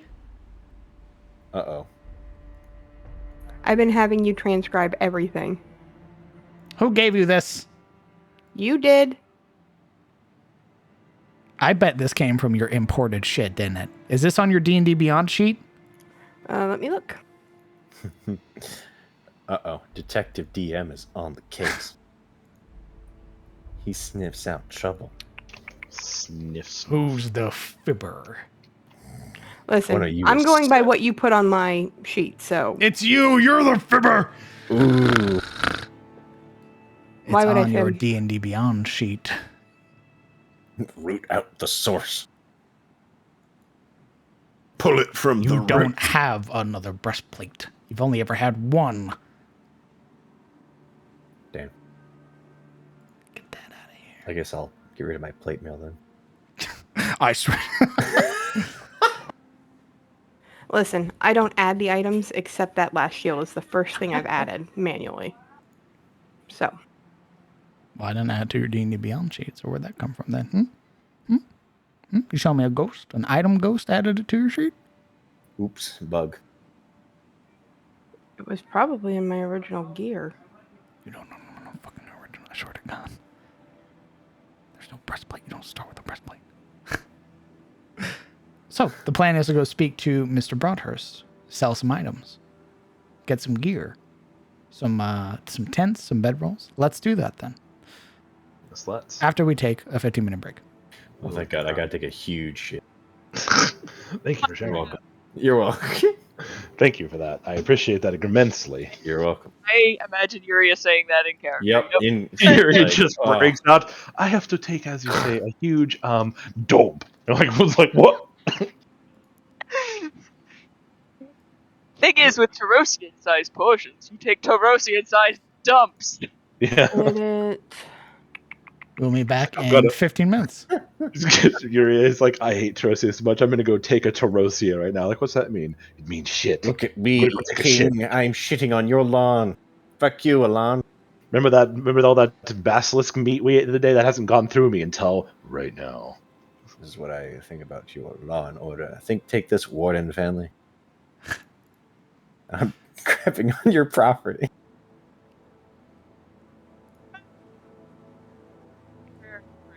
We're the heroes. We're the good guys. I'm gonna go pitch off a shade. No, we're just quick. adventurers in the making, which means we're bound to.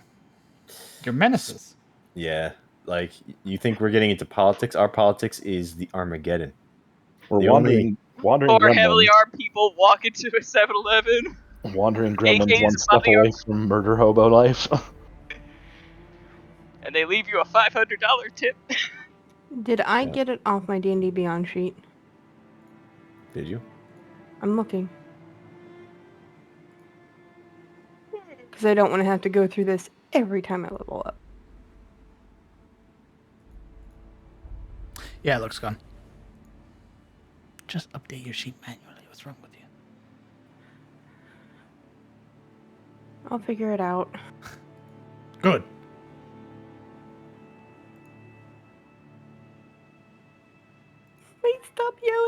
No! Oh no. Who the fuck is this? Alaric. Oh, what about him? I was expecting him to be here. I think he ran off. I'm gonna go get a snacky and get yelled at by my husband for eating this late. Nice. But it's snack time.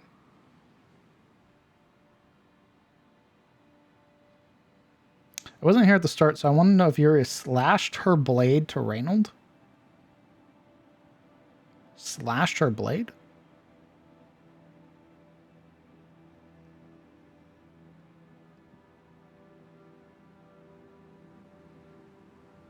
I'm afraid I don't know what that means, Alan.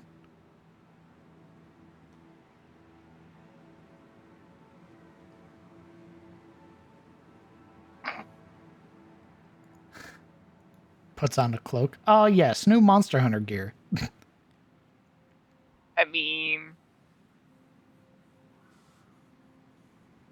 if we kill the spider, we're dragging that dumb thing.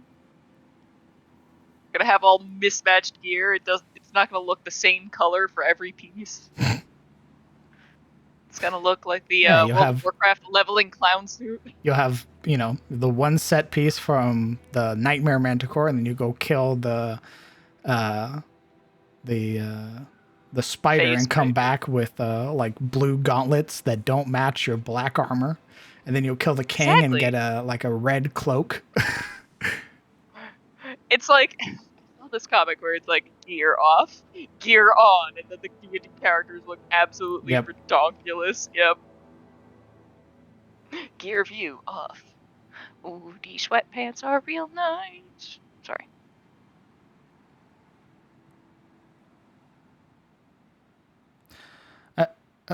It wasn't here at the start, so I want to know if Yuria slashed her blade to Reynold when she was awakened again.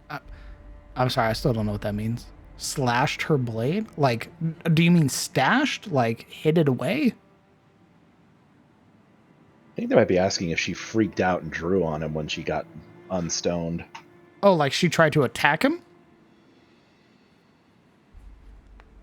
If that's what you're asking, no. We had a mini episode on Monday?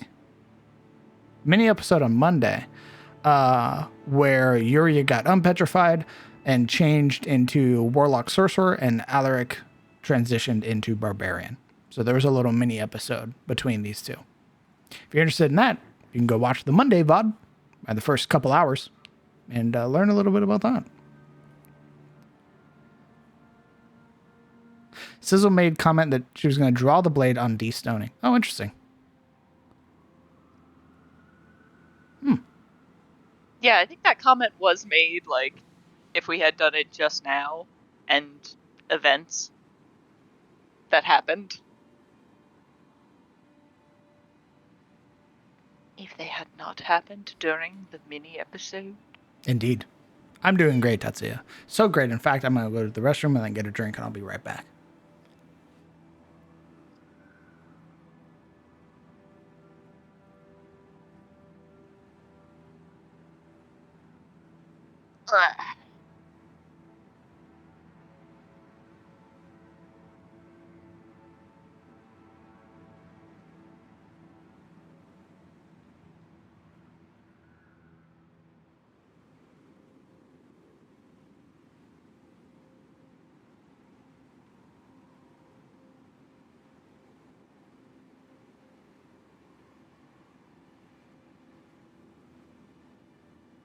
Da, da, da, da, da, da, da.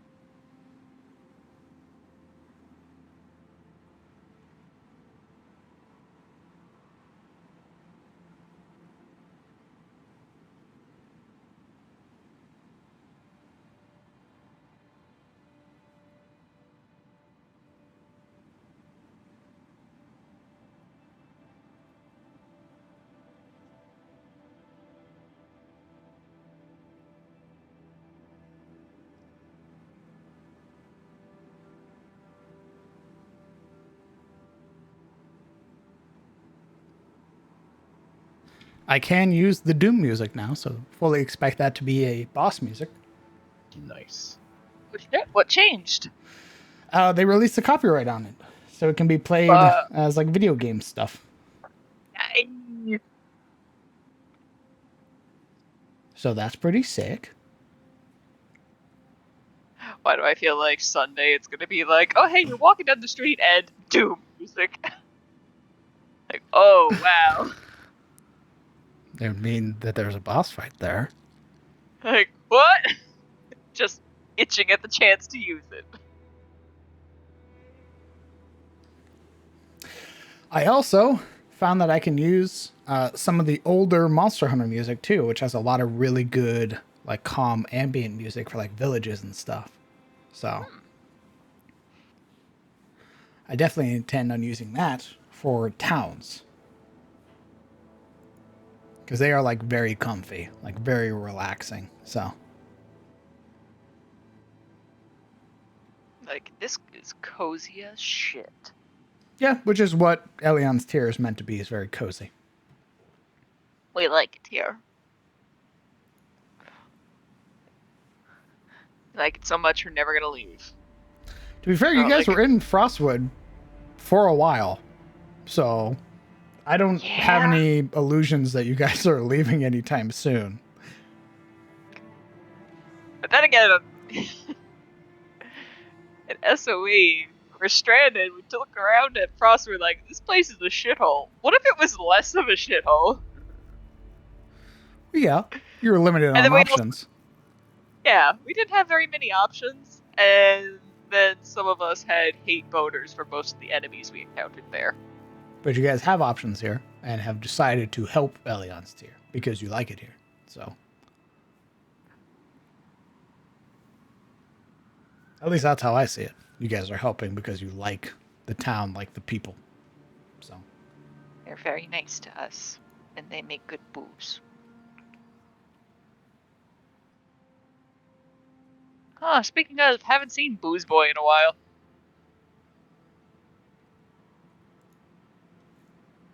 Booze boy.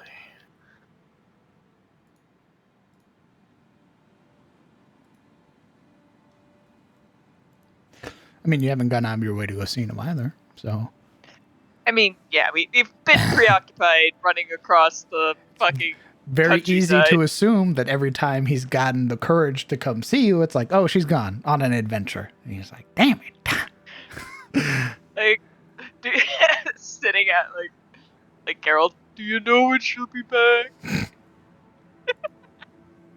Comes back again. Oh, you just missed her. Like, mother.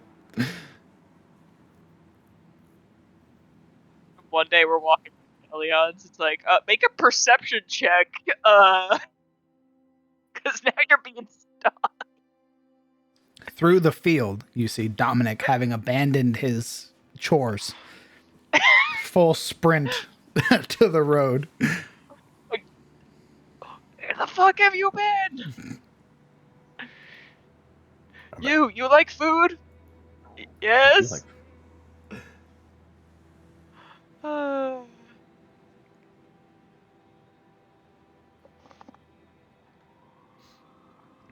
Tales of the Abyss. I have not heard of that, but I will add it to the list to listen to.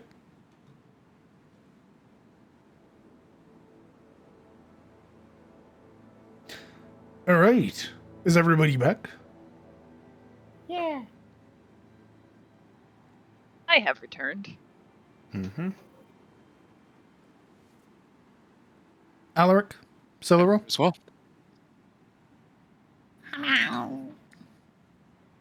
Sabine?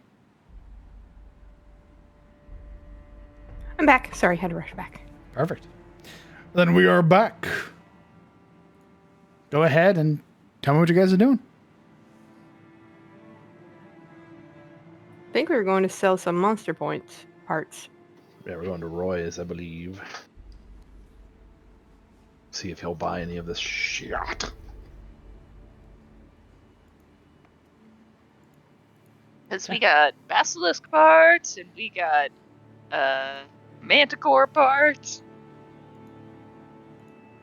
Yeah, I think Erie's just tagging along in this case because she's not really sure what you guys got. You guys killed what? I was And this just. little black chip that I took off of Uria's dress while she was obsidian? I mean, what? That's why there's a hole in it. Why? Son of a bitch. She just looks and there's a hole in her arm. I see. Oh, that That's, explains that. Son of a bitch! That's coming out of your paycheck. Okay. So, making your way back to Mr. Broadhurst, to the general store. Do you guys remember what building it is? God, it's been a minute, but I believe it's one of these central dudes here. Isn't it that one? I thought so. Didn't I sit on top of that building? Yes. Is that your final answer? And you can just tell us if it's, not the place, and then we can go to the right place. If it's not the right place. No. I think it's this one. That one? No. I It's think it's Marno that. was right. Ha! You're being a shit. Okay, understood. Just seeing what you remembered, and apparently it's nothing. I did good. Aww. Well, it's not like they're labeled or anything. It's like It's like what? Hmm? Move the token! You know what? Let's continue the story. I don't want to ruin the immersion. Your token's fucking big.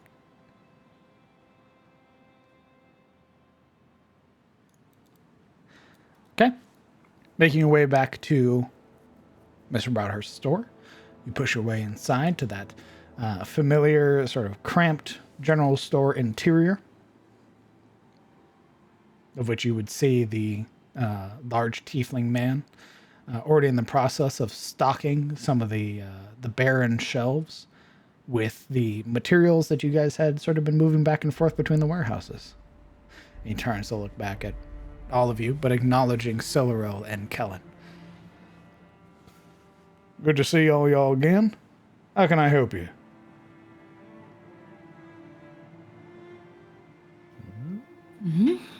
Well, Unless you're back for more work. I only really need about 2 of you. Sorry to the rest. Possibly. But actually curious if you would be interested in doing some trading. I have some interesting items. I didn't know if you might want to take a look. I'm all for interesting. Let's see what you got.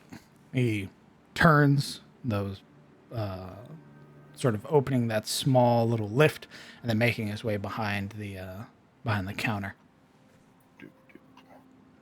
Hands resting along the surface as he waits to see whatever you guys have to offer. We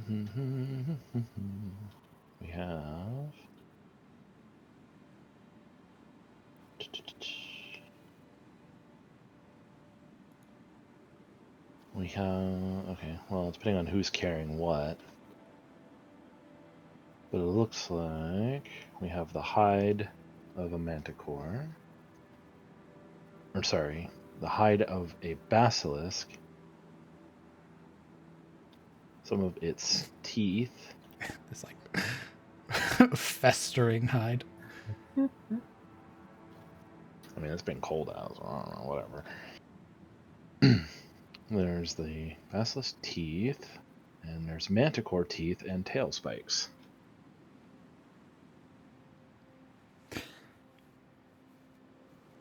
Sort of looking over all of them, he immediately is like, ain't nothing I can do with that hide, I'm afraid. You probably want to go speak to the leather worker if you haven't already met him. That's Joshua. Well, he's a tanner. If you want to talk to the actual leather worker, who'd probably be willing to make something out of it, that's Cynthia. Well, we can speak to one or the other, yeah?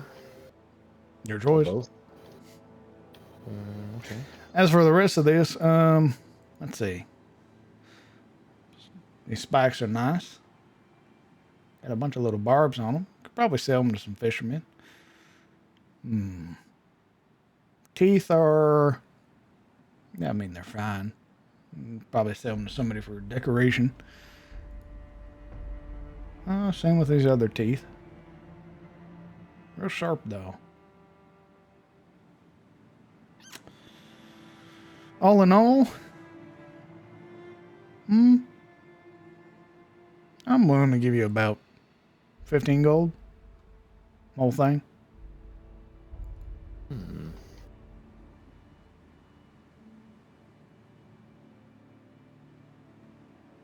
Silreal looks at Kellen.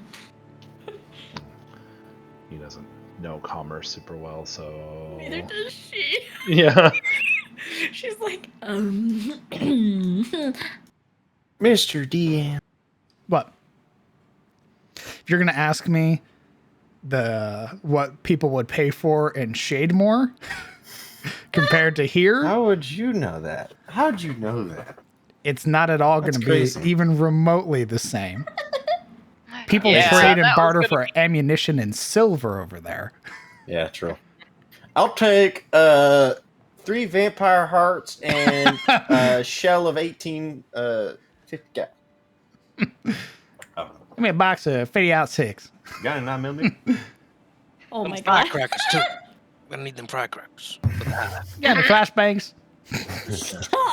I need some of that there ballistic weave, if you know what I'm saying, and some I rifle plates to go hated with it. you. He Cherry bombs. Ask him about cherry bombs. he rests his hands on the counter, sort of having inspected the teeth and the spikes, and waits expectantly.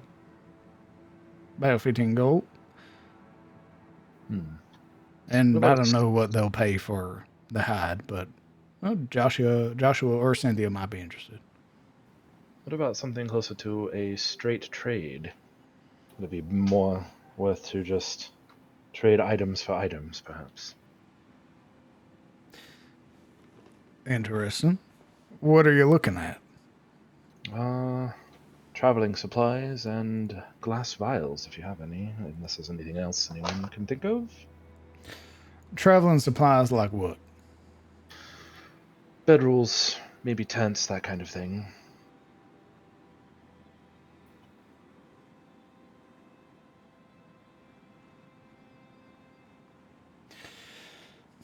A tent? 2 small ones, if it's easier. And there's 6 of us. If we carried around a 6-person tent, that's a lot of weight. Well, tent. 2 people. Pretty heavy. You're weighing about 20 pounds for one of these things. But running about 2 gold per tent. So if a tent only fits 2 people, and there's 6, then we would need 3, and that's 6 worth, roughly, ish, if I'm saying. But that's 60 pounds of weight to carry around. Well, 2 of us normally stand watch.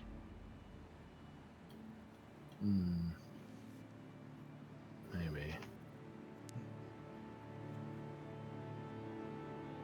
It's going to be a real shame if only one of you ends up staying on watch because it's not an age for 2 and they have to sleep out in the rain or it's snow or mud. Yes, that is a problem. It's a lot of weight to be carrying around, however. Yeah, these things ain't light. They're pretty big. And that's the only tent you have is a 2-person weighing 20 pounds, roughly. Is that correct? It's about all we really need. Fair enough.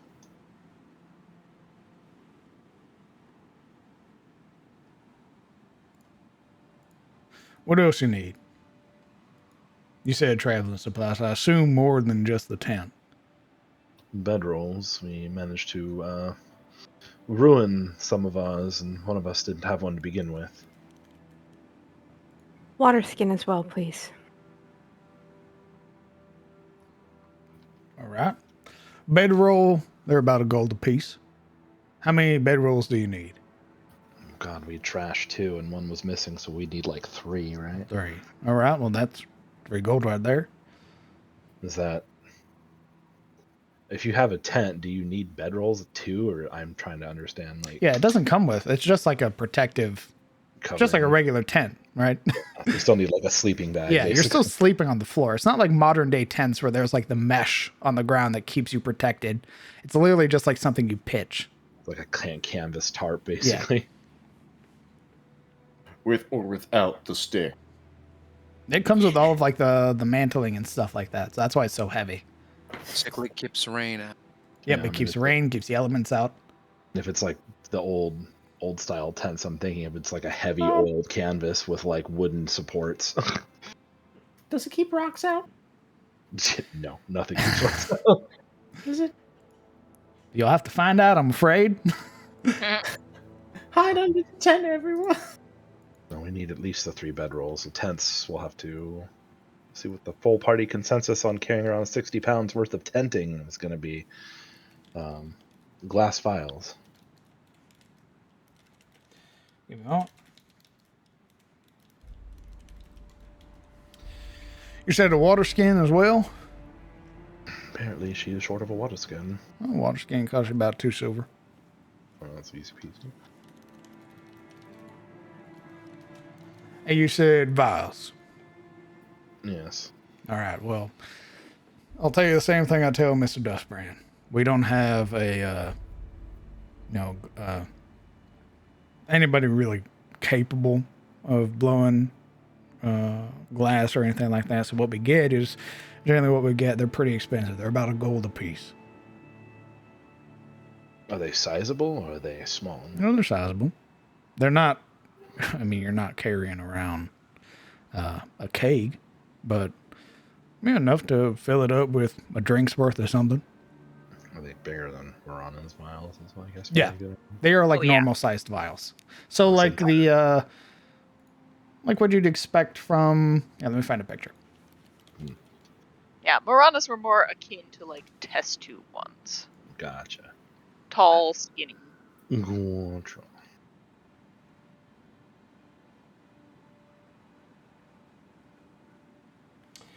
The vials would be more akin to something like this size. Let me get the picture. Something like this. Oh. He's been waiting to bust out that particular icon. I've used it before. Trust me. Homemade. I have a billion colorations of it too. Nice. You will see it a lot in the future. I avoid all glass materials. Please look forward to it.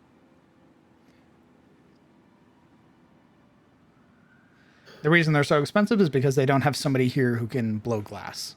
So what they get is what they get, and that's why it's cool. be gold each. They're imported, essentially. Correct. Generally, in a place that has like a glass blower, they're much cheaper. You're looking at about closer to 5 or 8 silver. Pending. Yeah. Well, let me think here. I'm just 115. The tents were 2. I put in CTF talks. Thank you. Okay. There you go. So, There anything else y'all were needing on your travels? Do you have campfire cooking supplies? You mean like spices? Like to go over a like a pot to go over an open flame Oh. and spices. Yeah, I got that a mess kit. I got something like that. well, mess kits are for eating. I think she means like pots, spoons, ladles, knives, that kind of shit. Like cooking kit? Culinarian's tools? Is that what you mean? Yeah, it would be cooker's kit or... The mess kit has a cooking pan. Oh, okay. I didn't Yeah. know if it can... Yeah, then I would need a mess kit, please. That'll same about same price as the water skin, burning about 2 silver. What have we been And- cooking our stuff on until now? Other people's mess kits, apparently. Okay. I would also ask for some spices, salt, things like that. Oh, you're gonna want to talk that up with Gerald. Understood. Anybody else think of anything to add to the list before? We got a bunch of other stuff in too. Things that might help you adventure in kind. Such as? Like what? Oh, your sort of basics that you need. Rations, antivenoms, torches, bandages, shovels, the likes. I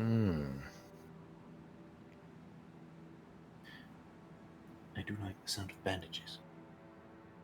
Agreed.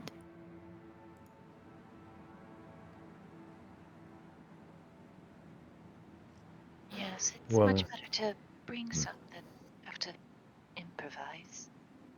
So, do you have like, excuse me, do you have kits of those things, or are they all individually sold? And Oh, you're wanting like a bundle. I Sure. can maybe whip something up. One of each thing. A small bundle of torches, a shovel, bandage, and an antivenom. I believe Alaric lost all his rations, so might as well have some of those as well. All right. I would require some of those as well, please. All right.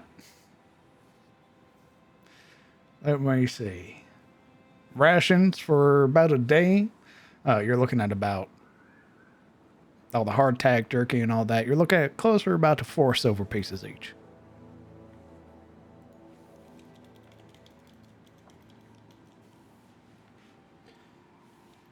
Let me update that list.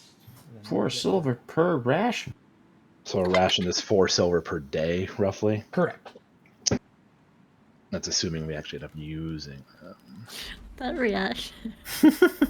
I'd like to talk to your manager. Get your Karen hair on.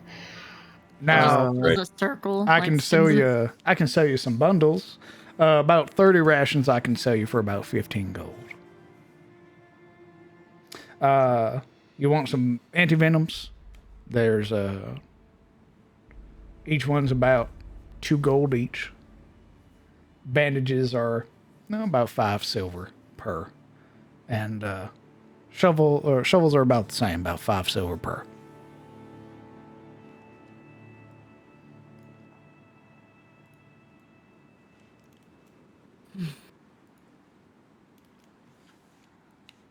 Cyril takes out her gold and tosses it to Sabine.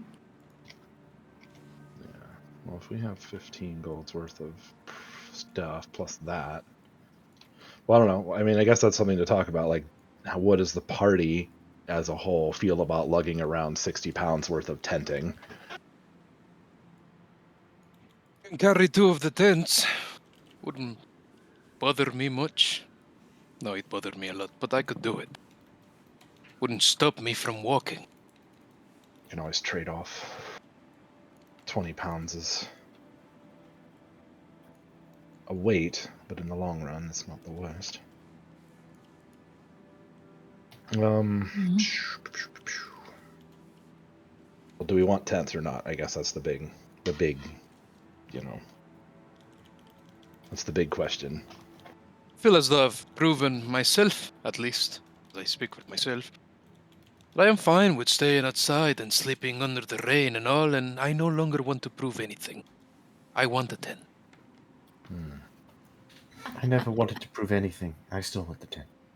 All right, so I think we are sold on the 3 bedrolls, the 3 tents, which is about 9 or 4. How many fucking vials do we want? 2.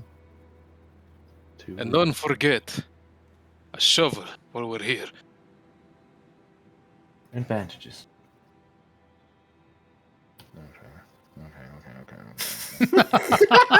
You're encroaching on the process here. Celery, how much gold are you putting forward?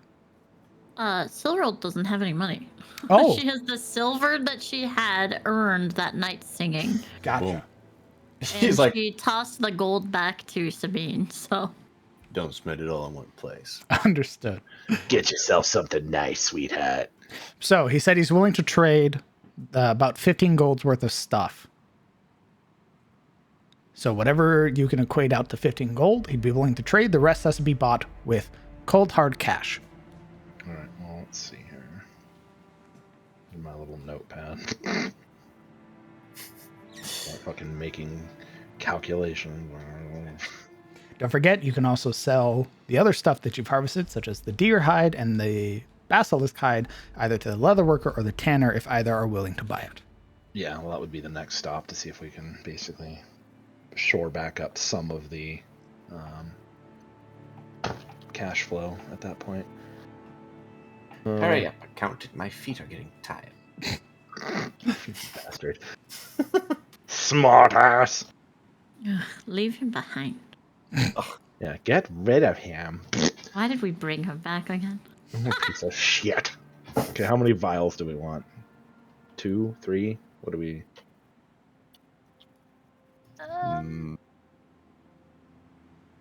I think you're I would say at least 2. let's get our rations and bandages out of the way because again we have one person without rations, so we're gonna need to supply them up. Two I people haven't without had rations. rations this whole time. I have Oh, yeah. 7. Okay, so no vials. Hold on. No vials right now. I would say Right now. let's make I've sure been people have eating food. what you've given me and nothing else. That's a I've hell of got a sign in 7 for us. rations. You have how I many? got a scholar's pet. 7. Oh my god. Give me 7? the rations now. I've got 7 rations. Place the One Will's just like If holding a- her bag shut. If a meal isn't provided, by the way, you should be marking off a ration a day. Hold on. So, how many bandages? We're just doing like one thing of bandages. Is bandages 5-star piece for a bandage or A like use of the bandages. Well, It's one little like roll. What does it do for us? It stops you from bleeding. Wow. Yeah, we have those status Yay, effects not now. bleeding. Oh, is that a thing? All right. You've had those status effects. You just haven't fought things that have made you bleed. Yay, not Yeah. bleeding. Okay, hold on. Okay. I'm scared again. Silver. And we want like what? 3, 4 bandages? What do you guys want? What do you want? I'd say What band- probably 3 bandages. One Rule of point. 3. 3 bandages. 1 shovel. 1 shovel. 5 rations per person who doesn't have rations, so that's 2 people, so that's 10 rations. That's 3 bedrolls, 2 tents, 1 water skin, 1 mess kit. I can hear the coin sound effect in the darkest dungeon menu where like Yeah. Shing, shing, shing, shing. Ching. Why shouldn't I take all of his rations? 3 bandages filling up. Do I need Okay. 3 shovels or 2 shovels? So how? We also need So if we're doing, we want it. How many rations are we buying? 4 silver piece a piece per day. So we want 10. I think Maybe, yeah, divide it five into 2. rations. The people who don't have rations, the wise idea. So that's basically. Ooh, fuck. Okay. Hey, we're also getting anti-venom, right? Well, it depends how much money we have Let's- left. We're quickly running out of money here. So give me a second. Yeah, we're gonna run out of life if that blight shit catches us again. Yes, we'll get there. You can use a bonus action to consume to counter blights, poisons, and toxins. However, administering to another creature does require an action. So to yourself, bonus action. To another creature, action. Okay. Well, just for clarity here, the 10 rations would be 4 gold. Yep. Basically. So if we're at with the bedroll and the tent by themselves, that's 9 right off the bat. Mm-hmm. 4 would put us at 14. 4, 13. 13. Okay, so that leaves 2 gold left, which then we basically can get 4 bandages, or we'll get it. Well, we have to get the mess kit, the ration, or the mess kit and the shovel. God, okay, you're fucking me up. So it's 2, so 5, Take your time. 7. You're killing me here. 8, 9. So it's 9 for the water skin, shovel, and mess kit. So it's 9 silver. So it's basically a gold point. Which leaves us with a gold and a silver plus, well, a gold and a silver left, so we can get 2 bandages and have 1 silver left over. Man, I just love D&D, guys. Don't you love D&D? Jesus. I It is love night and day, brother. SOE has so much gold that's coming out of every fucking hole on their body. Here, nothing. We're pitching petty. We're literally Nothing. we're like counting coppers Dude, at this I point. love this. Yeah, we're counting coppers. So Yeah. so with that we can get 2 bandages and have 1 silver left over. So is that what we want? We want to do all that? And then we can see if we can sell the other hides for anything and Yeah, come back we'll here and see. supplement. We'll see what we can get for that shit, if anything. Come back, get some medicinal herbs, get some holy water for this motherfucker. Yeah. I think we Blood can them in case they go into our brain. some And, blood vials make- for the guy who's got the blood curse.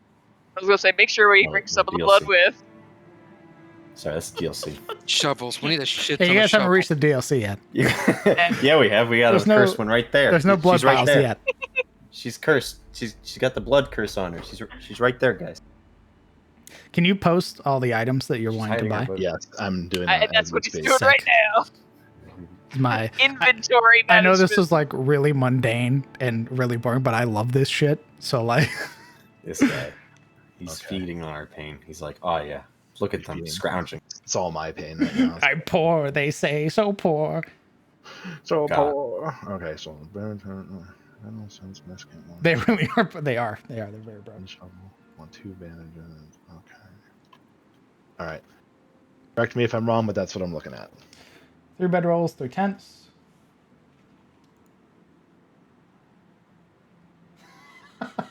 My calculation is correct. That should leave 1 silver and change. 3.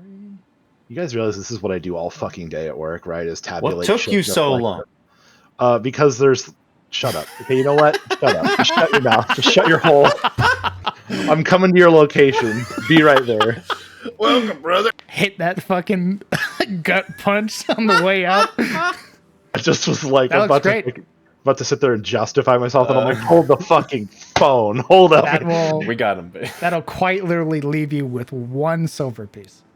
Yeah, and then and well, we didn't account for the 1 gold that Silverl gave to Sabine, so because I don't know what she wants to do with that. I just kind of didn't account for that. So if you guys, Yeah, wanna this is use it- accounting for you guys trading over the spikes and the teeth. Yes. So the 2 pouches of teeth and the spikes. Mhm. Holy crap. Perfect. Okay. Anything Picking else? out all the stuff, he's sort of like nodding along, beginning to set these things down. The first being the heavy bundles of the tents, the bedrolls on top of that, pulling out a small little bundle of, let's see, you bought the 2 bandages, so pulling out the 2 little bound bandages, taking a shovel off from the wall, taking a box and setting it down, pulling back the lid to reveal these sort of neatly packed sort of rations. Is this a full-on like 4.5 foot tall shovel, or is this like a kind of camp shovel type of deal? By the way, It's a whole ass shovel. holy fuck, It's a whole ass shovel. a whole ass shovel, And- brother. Can the Alaric shovel be wants it. used as an improvised weapon? You can certainly try. I guess you could Nice. bludgeon someone to death with it if you're really desperate. I mean, it's a spade. You can kind of. Donk. That's how you take the heads off snakes. What? Yeah, or you use a varmint rifle, which is what we used to. And then setting on top of that, a small little box kit that has a pan sort of bound to the top of it with a number of utensils used for like forks, knives, the things used for like flipping the meat or anything else that you're cooking in here. So that goes water skin mess kit goes to Sabine. So you can go ahead and write that down on your shit. 5 rations to Alaric, 5 rations to Yuria. Yuria. Yuria also gets a bedroll. What is the shovel? It's a shovel. I don't know. It's a What? shovel. What do you want? I can slap it on your sheet. Hold on. Yeah. Explain to me the shovel. What do you mean? Explain the shovel. Alaric is taking the shovel. The tool And the which can shovel- shape the world with enough The elbow grease, shovel- at least. Feels nice and cold in his hand. Heavier than he'd think. Cold and heavy like truth. Alaric has been reunited with the truth once he holds the shovel. What the? This is going Used places. commonly by farmers and builders, this simple shovel can be used for so much more. As an action, you can attempt to clear out blockages with a successful athletics versus blockage DC. Failing by more than 5 will result in a clear path, but destroying the shovel. Huh. Destroying the shovel. What do you mean a shovel couldn't be destroyed? You could easily snap the wooden handle. Get it another handle. Yeah? You got woodcarver's tools, brother man? You got the nails?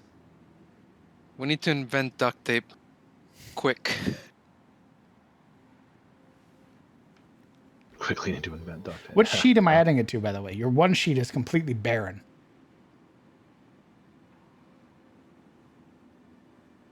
Alaric. Oh. The new one, of course. The old one is dead, after all. But your new sheet is barren. It doesn't have your languages, your senses, or any tool proficiencies, armor proficiencies, anything like that. It's all barren. That's coming in All terrible. hot. And we got 5 rations for the lad. 5 rations from you. She finally can use a bedroll. Kellen actually can use a bedroll now because he's not loaning it to Yuria full time anymore. So that's something. Guess you're gonna have to change that fucking map, boy. And weapons or... You're funny. I know, right? It's not happening. He's still going to be building lean-tos. You have a bedroll. Yeah, well, fuck you. I do what I want. The rations have been handed out. Nice. I'm adding a mess kit and a water skin to Sabine. Let me grab my items real quick. Should be. Hopefully. There we go. Mess kit. Hell yeah. And Items in water there, boy. skin. That's where you get them items in there, boy. All right, calm the What fuck the- down. Stop it. I hate this. We got Bro. a tent going to... Who's carrying the tents? Oh boy. You're funny. Who has the most strength? Sneak on That's the pants. funny part. Oh, Alaric said he carried 2. All your stuff plus a shovel and 2 tents. Boy, you are going to be leaving holes in the ground. You said all the shovels? He's carrying one shovel. 1 shovel. You got the shovel, 2 tents, and And all a- your other stuff. A tent for Cyril, I assume. Yeah, we're just going to go ahead and say yes to that. I don't We're know. not Here you- cuddling. well, you can cuddle in the tents. We're not all gonna be in the same tent. That's We're not big physically enough. impossible. I mean, you could get a 6-person tent, but just not here, and it would probably weigh like 60 fucking Yeah, pounds. that's something you're fix carrying it. around with a cart and a horse. or a bag Yeah. of thing. What a Like- shame. Put in everything. What about Shane? What about Shane? Have a Who's this? shame. Who's this fucking guy you're talking about? Oh, him. Yeah. Well, he's going. He's going back home. Yeah, probably. That's sort of seems Alright. reasonable. You haven't asked him to stay. So, yeah, she's going to get paid and go home. Zelra I mean- would have I- if she hadn't been sleepy. I mean, technically, Sabine kinda did ask him to stay, but it's whatever. No, she I told him did. to leave his toxic household. No, yeah, I guess that's true. And I told him here's a good place to start over. I've given out the tents. Who's getting a bedroll? Yuria, Kellen, I- and who's the third? I think, actually, who? Yeah, who gave up their bedroll? I think it was Alaric, right? Alaric. I think Elric, Yeah. Kellen Alaric, Kellen, and Yuria gave up their bedrolls. Yuria never had one. Yeah.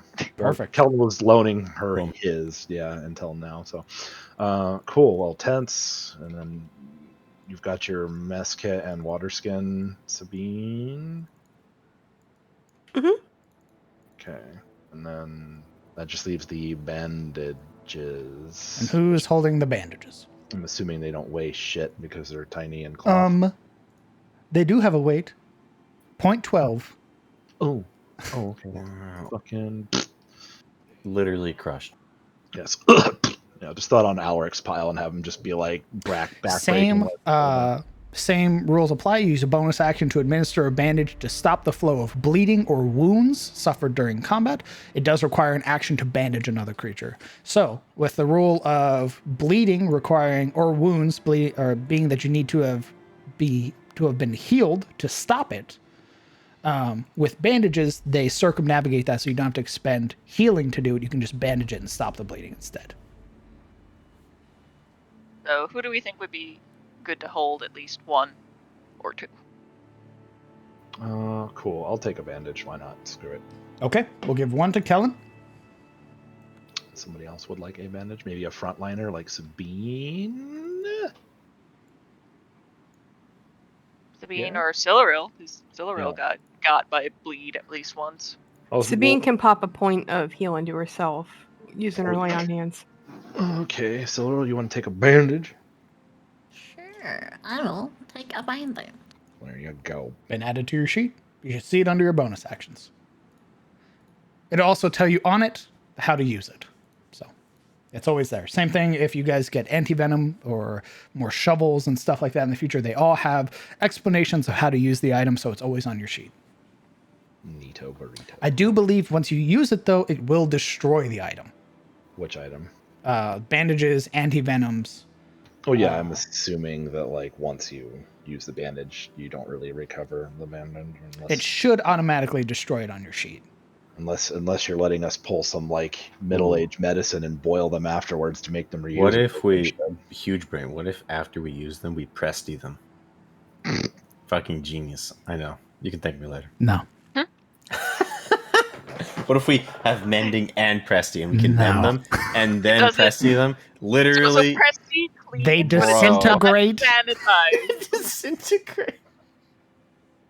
They No. touch blood and they just melt.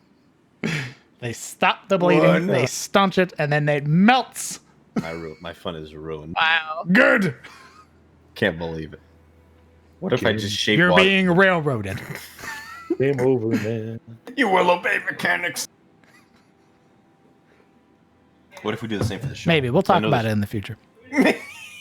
We will see. Maybe the Sometimes more you maybe. use them, the better you are with them. So, who knows? Sometimes my genius, it's astounding. So, having traded all of that back, all of it presented forward, pushed forward, Roy also presents the singular silver piece, slapping it to the counter and pushing it forward with 2 fingers. Hooray. Who wants the silver piece? I sure love silver. I have 9 silver currently on my sheet that's unused. What do you mean unused? Unused as of yet. Oh, okay. Well, that's just having money. Yes. All right. So if someone would like to actually put something into their money to make themselves feel good, this is a good opportunity. I got fashion. I don't need to feel good. I'm You're gonna be fashionable spending with this whole that time shit. just flicking her cloak around. There, anything else y'all need? Any other items that come to mind? Well, then I could throw in my 9 silver in with that 1 silver, and we can get a vial to start replacing some of Marana's stock. Good Most work. of those are like gone and broken now. Yeah, Reynold did tell you that you weren't getting those back. Like, Yeah. they're basically ruined. Yeah, those 6 are gone. They are gone. And the 2 that got ruined by the hogweed arrows. So Which I still have 1 of. you still have 1, but the other one went. And, Yeah. yeah, You could gone. You could do that, put the silver towards a full gold, and then buy the vial. Should we do that? Should we throw? Yeah. I'd say hold on to it for right now. Let's see if we can get anything else. Okie dokie. That's my opinion. That's my I opinion. like your opinion. Y'all need torches or nothing like that? I do notice some of you are more of the human side. Huh. How much for one of those lanterns that you showed us last time? So one of these? He sort of reaches back and taps his knuckle against the waist lantern. Sorry, I'm like, I usually trade for them. Most families usually come through and they offer a ton of stuff for them. This guy acting like lanterns were just invented. Well, what would you trade for one? What you got? More like what we will have in the future with any luck. Oh, you got something nice in the future? You keep bringing me monster parts like this. Teeth and spikes and stuff. I'm not really keen on selling hides and leathers. Don't want to cut in on Joshua and Cynthia's territory. But Sure. you bring me teeth, spikes, bones, things like that I can turn into jewelry. Things that'll sell because they got that whole exotic type deal to them. Well, maybe we can talk. Very well. Well, we're off to see the Tanner, I suppose. Joshua, right? They occupy the same building. You'll find them right there on the river. Fair enough. You mocking me? No, I said fair enough. You said it with an accent. Oh, maybe it came through weird. I didn't mean to. Weirdo.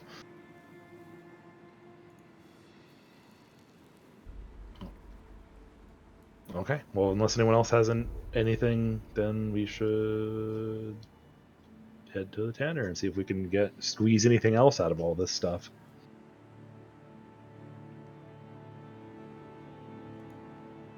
Yep. That's Yuri my snaps thought. out of her distraction from her own fashion. What?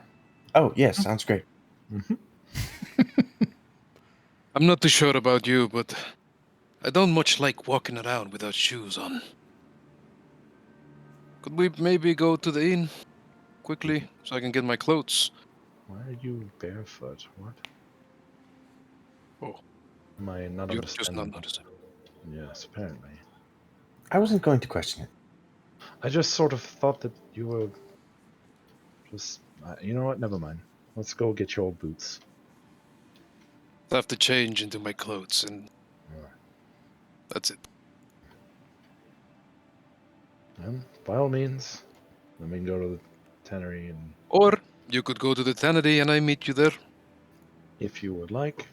Better yet, yes, save time. Okay. Alaric breaking away from the party to go back to the singing tier to get your stuff. Get dressed, yes. The tanner, the other worker, occupy the same building, and they would be right here on the river.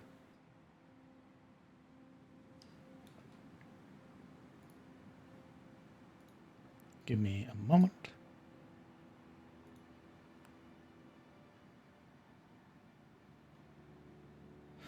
Okay. Stepping in, you would be greeted with what appears to be two sides of a building that's shared. This rather large building, but almost split perfectly down the center, with one side that has a lot of the sort of drying racks and various sort of chemicals and the like that are used for processing and sort of dealing with tanning hides, furs, etc. The other side, more akin to, at least at a cursory glance, almost akin to like a butcher, where they are also capable of skinning the creatures here and sort of more delicately handling the raw hides and furs that come off of the creatures that are slew. Usually it's, at least for here, it's dealing with a lot of the sheep and sort of older animals. Those that have passed on or being killed, stuff like that. You would see that there is an older looking woman, more mature looking woman, with a long sort of brunette braid that hangs over the entirety of their left shoulder all the way down to about their abdomen, with small streaks of gray that have sort of woven into it. A very pleasant looking face, no hard expressions or anything like that. You can tell that she's, or at least age hasn't shown itself yet. There's maybe the semblance of crow's feet on the corners of her eyes, but at a glance, you wouldn't be able to tell that she's, older than like late 20s. The other one is a much younger looking gentleman, probably about mid 20s, sort of shorter, jet black hair that's sort of very lazily kept, with some semblance of scruff along their face, like it's just starting to grow in. But the most prominent thing that you would see is that they have two different colored eyes. Huh. One is a very like dull brown. The other one is a very like striking blue.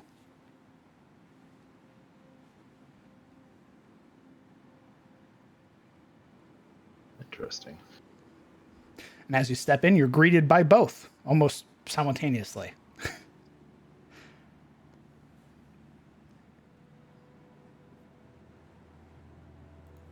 You're good.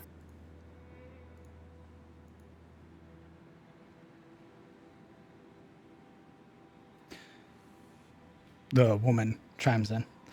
How can I help all of you?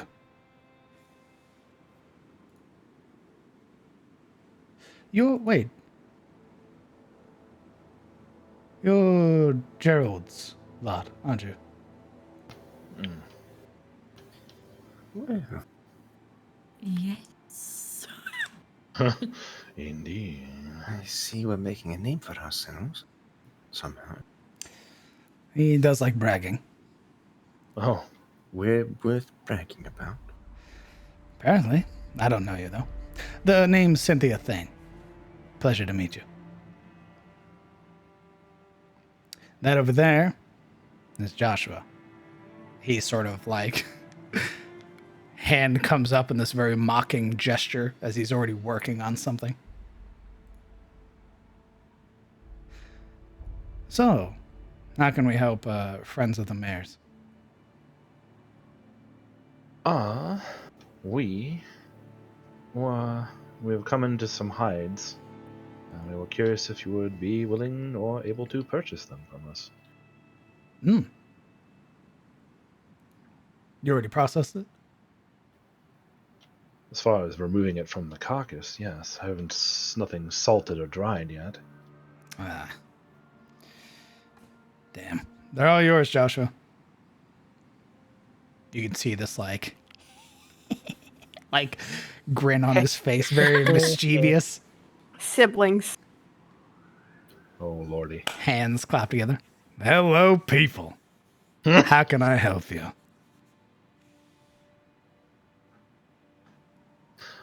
Well, I have a deer hide. I know it's rather mundane, but maybe you'll enjoy some use out of it for whenever you would like. And who has the basilisk hide, actually? I think I recall who took that. Maybe it was me, but... Oh, deer's not that hard. Treated it before.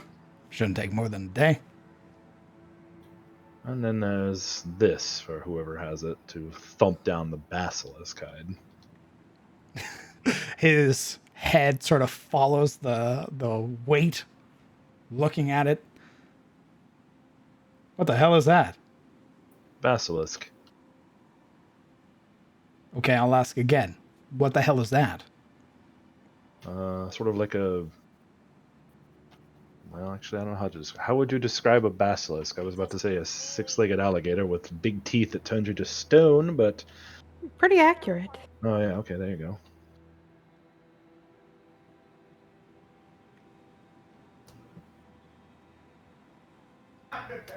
He looks back down at it, sort of glancing back up, looking back down.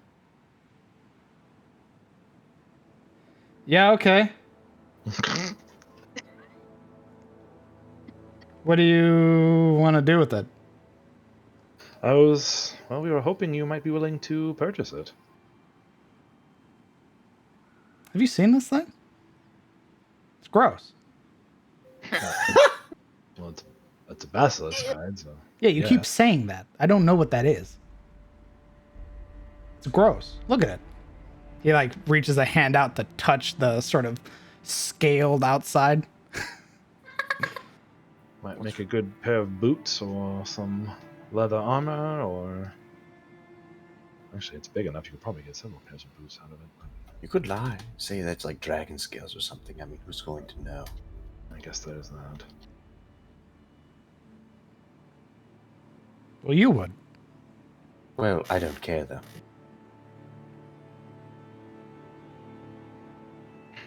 God, you skin that thing? Well, we Indeed. killed it too, and ate the flesh. It was actually quite tasty. He looks past you to Cynthia, who they both share a look for a moment. Okay. Yeah. Wow. This is gross. True, but judging by your expression, it is one of a kind, technically. Oh, I've never seen anything like it. Perfect. That means no one else has. Which means nobody else knows what it's worth.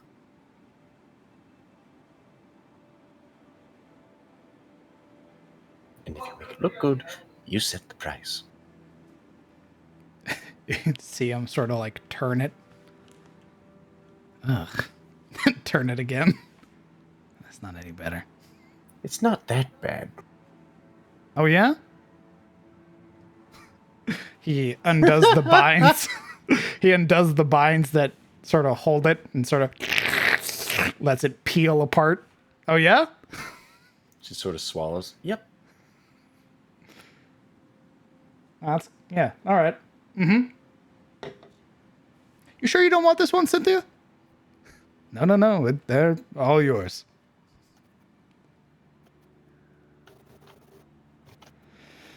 Okay. Oh. Let me see the deer hide. He unrolls it for him. There you go. And how did you hunt this, Kellen? Arrow. You mean like where did I shoot it? Yeah.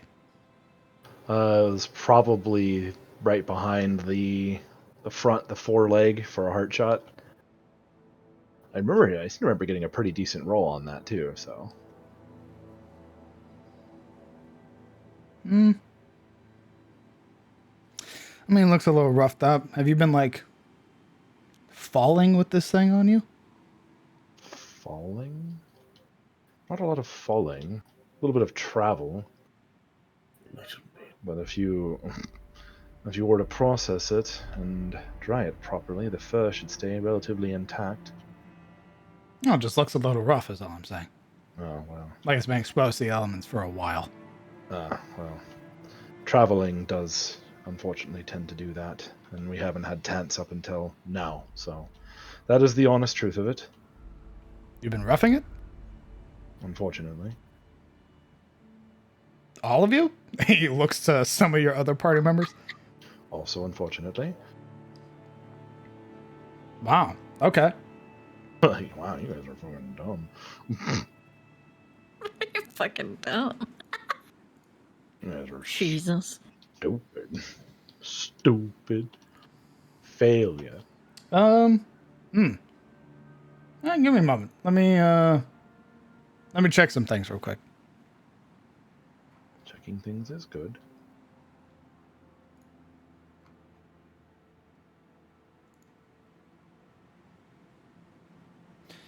Well, that's not anything I've seen out of the ordinary. I'm willing to buy it for like a gold. Fair enough. It is just a deer hide. I didn't expect a lot from it, so that'll work for me. But I suppose we should work on the basilisk in the room, should we not?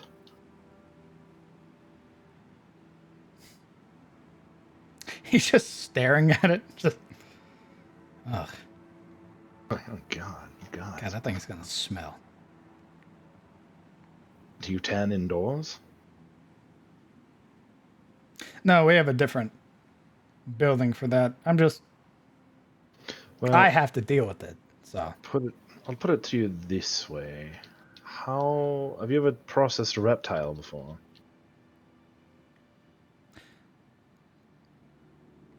no. It's not too much different. You just make sure you don't poke a hole in it. About to say, don't even know what a reptile is. Snake?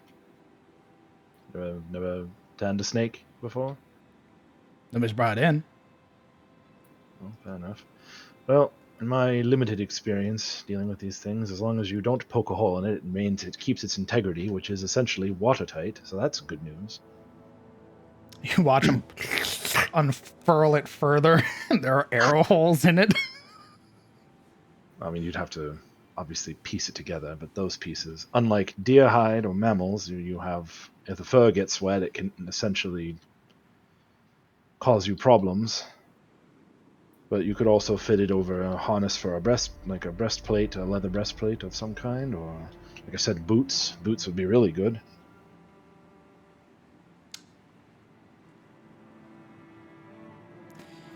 I'll This guy is not keen on this shit. Like, he's just like, this thing is gross, is all he's thinking. Like, compared to all the other pelts he's had to deal with, hides, stuff like that, like, this fleshy, scaled bit is just like nothing he's ever worked with. Disgusting. Hmm.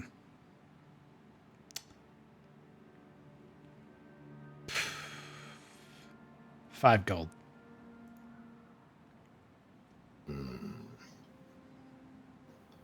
Looking behind him to get their opinions, because again, commerce is not his strong suit.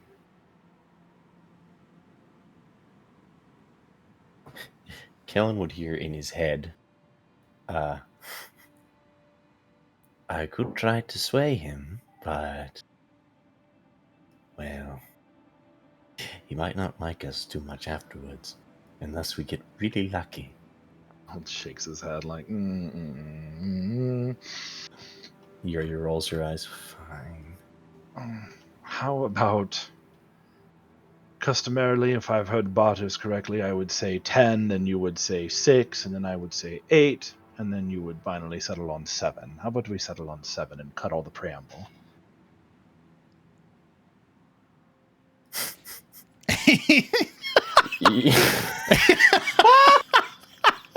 He like deadpans.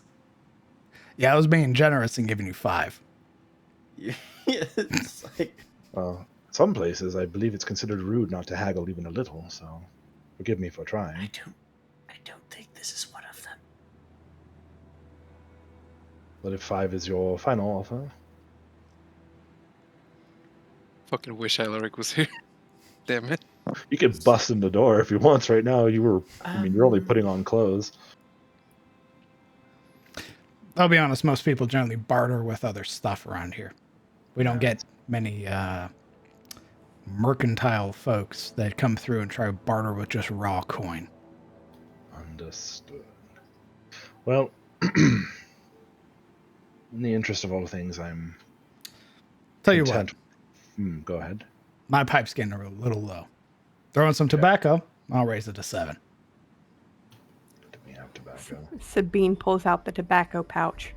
Oh god, she still has it. Holy fuck. His hand comes up, waiting for you to throw it. Tosses it. You smoked any? No, they never did. I even have this pipe here and I pull it out. That's a very nice looking pipe. Mm-hmm. I feel like we're mostly bartering for the pipe and tobacco at this point. You know what? Throw in the pipe, I'll raise it to 8 gold. How much do we pay for that stupid pipe again? Deal. Oh, there we go. Plucks the pipe. A very excited look on his face. Pipe, tobacco, grimaces as he looks down at the hide. All right. Hey, hey, DM. Yeah. Could we presty this thing to make it less gross? I don't know how you would do that. Well, it's all like he's making slimy noises, so I'm assuming we could unslime it. Well, I mean, that's just reptile hide, right? And it's gross on its own. It's not very pleasant to work with. I mean, generally, people who are professionals with it, they'll skin it, flesh it out, and then salt it immediately. Unfortunately, we don't have barrels of salt with us because Yeah, it's been chilling for close to a week. The deer hide's even worse. The deer hide's been on your back since almost when you landed, did nothing with it, and then fully traveled the Southlands and then came back to sell it. Yeah, no. So that's maybe, right? What are you just trying to presty it for him? Yeah, just clean it, Ungrossify it If you want to. from travel. He's already like counting up the coin. Yeah, I was going to ask for another coin, but she already said deal, so. I was just wondering if you could in the future. Oh yeah, if, like for things like this, if you guys want to try and clean it up, make it a little bit more presentable, stuff like that. Sure. Epic. He pulling the hide back, sort of folding it again, That noise. moves to set it back onto the counter as he pushes out the 8 gold. It is 5 gold and 40 silver pieces. God, I hate it. I hate Sorry. that sound. 30 silver pieces. He doesn't have just raw gold. He has the 5 gold pieces and the rest is in silver.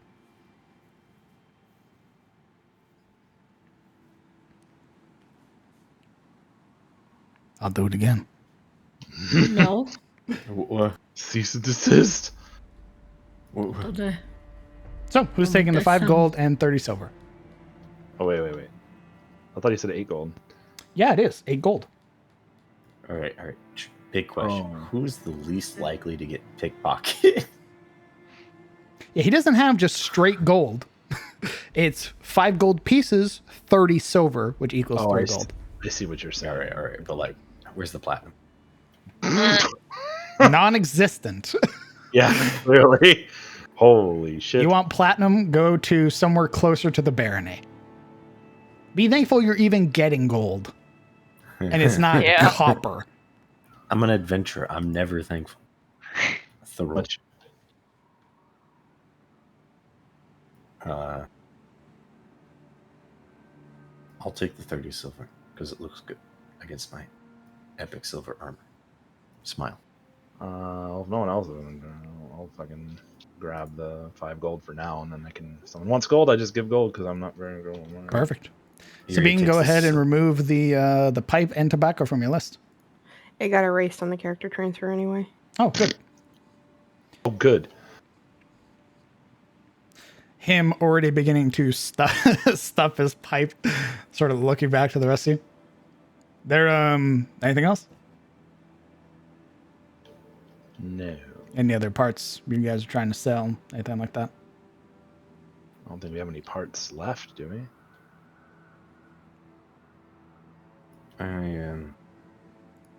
Not unless you collected something else along the way while I wasn't around. To my knowledge, no.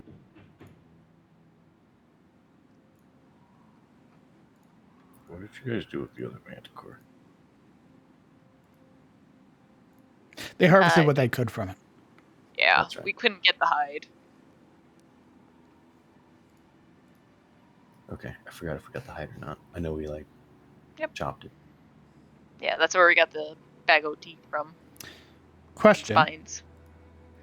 Mhm. No, Answer. maybe you guys got rid of it already. Oh, got rid of what? Oh, looks like it. It's not on What? anybody's What? sheets. are you looking I think you guys sold all the harpy stuff, right? Oh, yeah, we got. I think. Well, like the egg is gross. Yep. Um, It is That's good. spoiled. yeah, I think we got rid of that. No, my omelet. I think the only thing left was the harpy. Was like some harpy claws, but I mean, Partition. I don't see it on anybody's sheet or on the party loot, so I'm just assuming it's gone. Yeah, Probably in one of the earlier interactions with Roy. Yeah, I'm assuming so. We didn't sell anything before, so.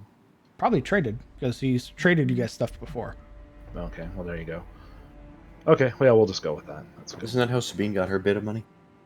No, with I her sold my clothes. clothes. She sold her fine clothes.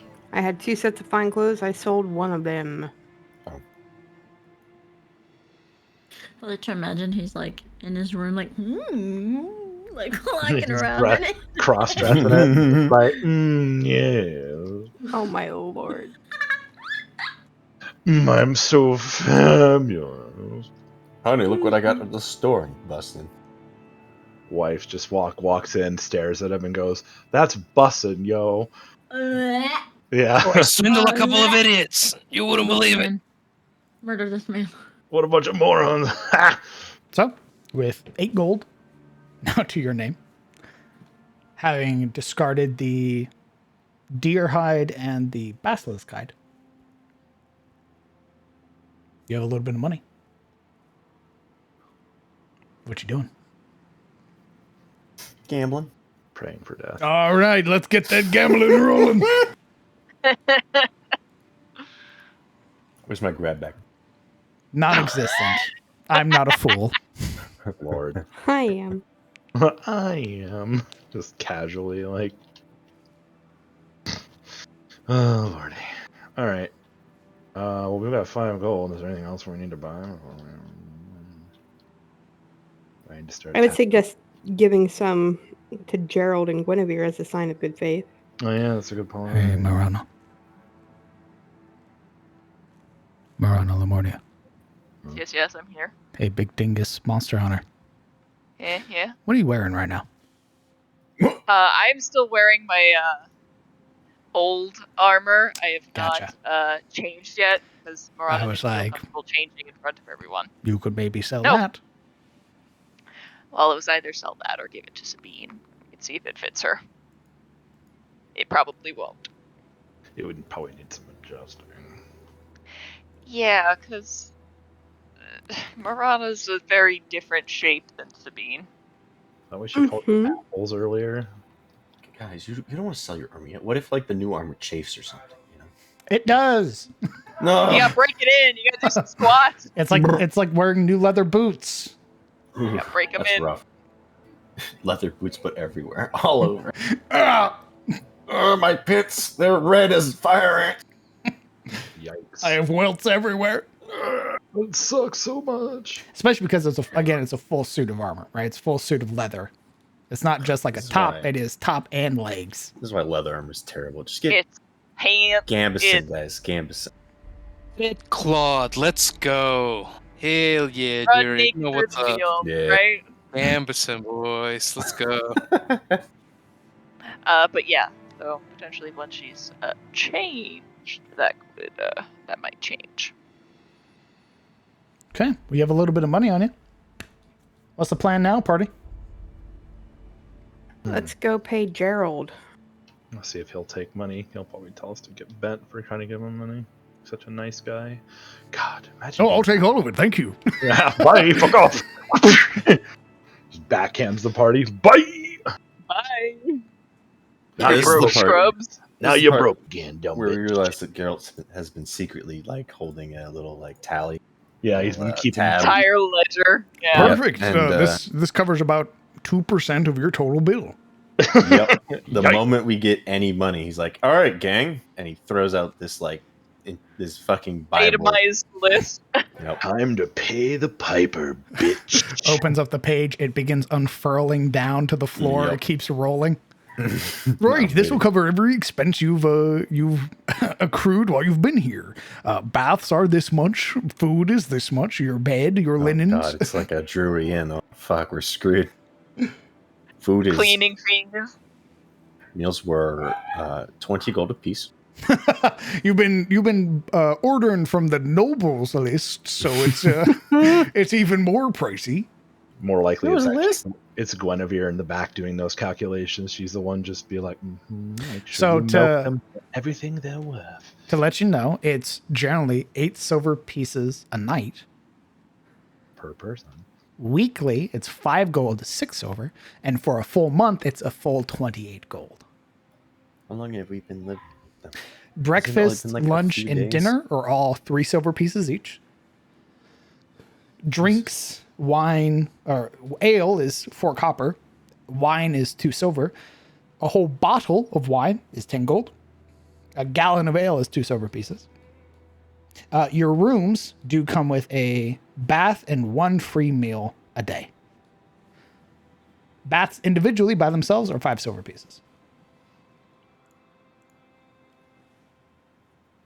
Each time? Each bath, yes. Holy shit, go to the lake.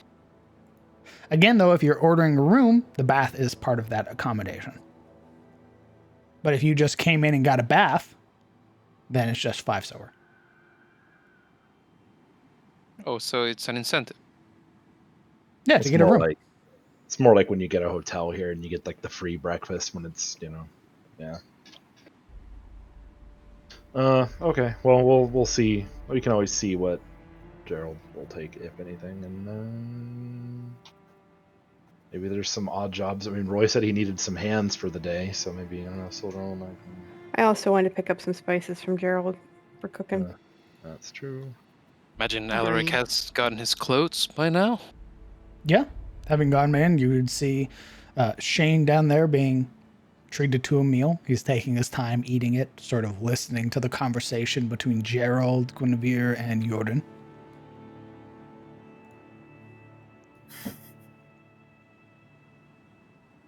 Alaric doesn't really regard them. He just goes up to his room. Slipping by. Yarn takes a double take seeing Alaric walking around with no shoes, no shirt, but just a jacket and pants. Ants. Loincloth. Excuse me. It's Sorry, not I even forgot. his shirt. I just Ew. assumed. Yeah, the undersized jacket you've been walking around in. You fucking village people. Yeah, it's just a bunch of shredded cloth. Looks to Gerald. So, how long have you known these people? Well, they came in before the Bright Festival, so closer to about half a month now.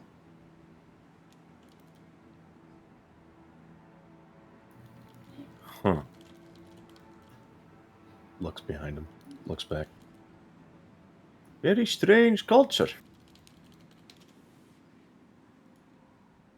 He would also sort of follow, watching Alaric Wasp walk past. Is that? Are you wearing Reynolds clothing? Oh. Alaric essentially stopped one step from going up the first rung on the stairs, and his hand is already on the railing. His head doesn't turn entirely, just a slight bit to the left towards their direction, and he stares directly at the wall. Yes. This causes him to sort of take it back. Why? I tore through my armor. Didn't want to walk around naked.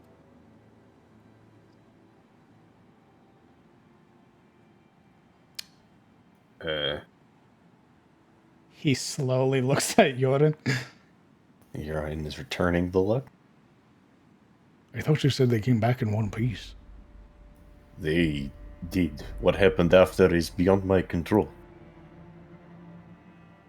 The groaning sound as Alaric sets a foot on that rung and then another, making his way up.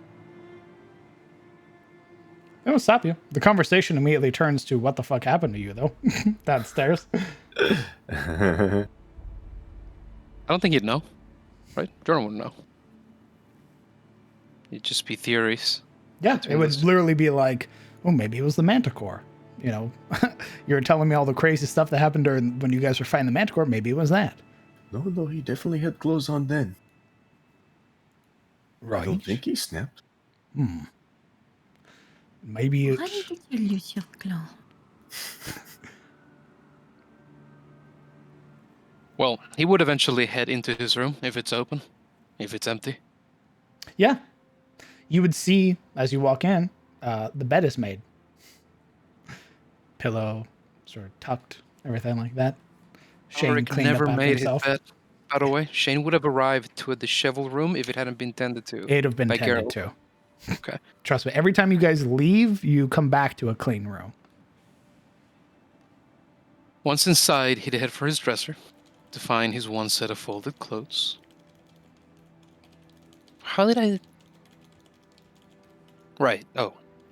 So, his dressing pants, polished to a dark and noble sheen, his dressing shirt, bleach white and clear and button, and his doublet with the silver filigree of cloth and embellishing patterns, as well as those silvery buttons that clip all the way up to the neck.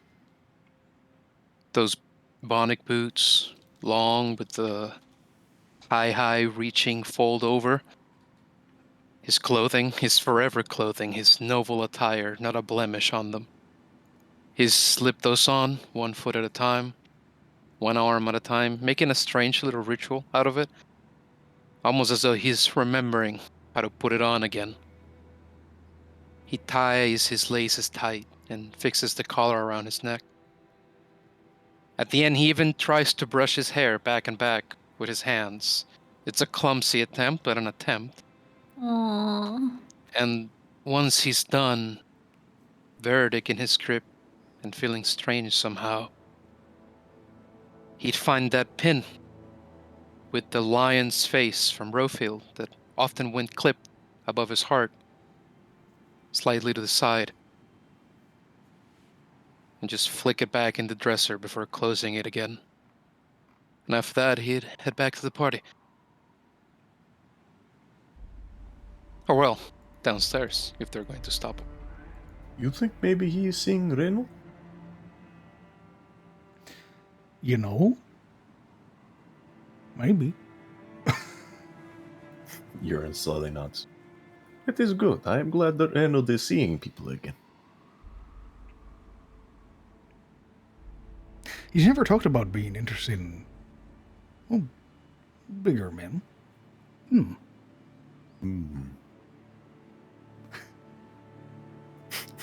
Very seriously contemplating.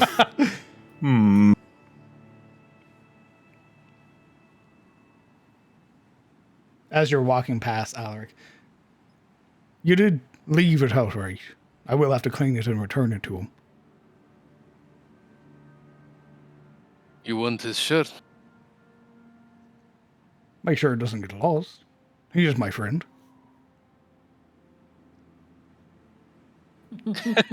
Alaric momentarily checks himself, looks over his shoulder back towards the stairs. I left it in my room.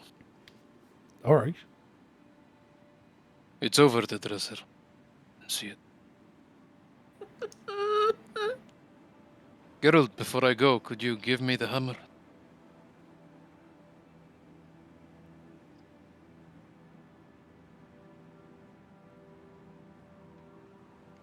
He sort of pauses for a moment. Sure. Pushes himself up to stand. Sort of making his way back upstairs. And he would come back with that cloth-bound hammer. By the time he returns back downstairs, Alaric has set Beardick on the nearest table and has taken his shovel from his back. And once he takes the cloth from his hand, he rounds towards the back exit to the back of the inn. Once there, very methodically, he begins to fold his sleeves up to the elbows. All the way up, very gently. It's a very fine process, making sure the overlap is just perfect. Every layer. And once they're up past the elbows, he's going to start digging.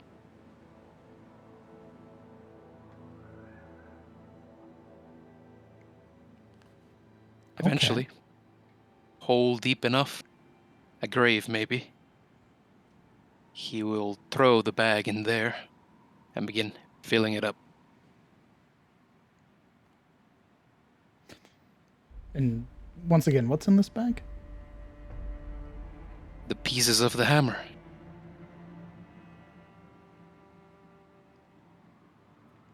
Okay. Once the hole is filled again, he'll pat it out with the bottom of the shovel. He'll give it a good long stare. Affix the shovel on his back again. And going through the inn, make his way back to the party. Verdict in hand this time.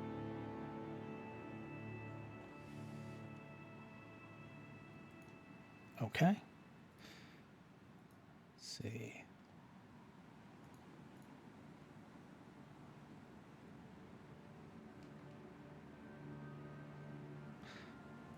Understood.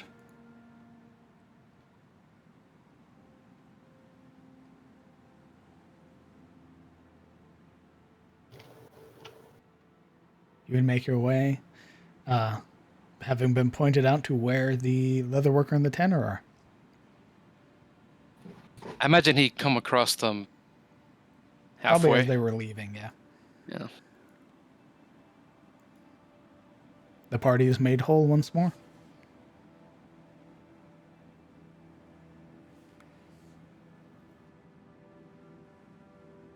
Well, what did you get?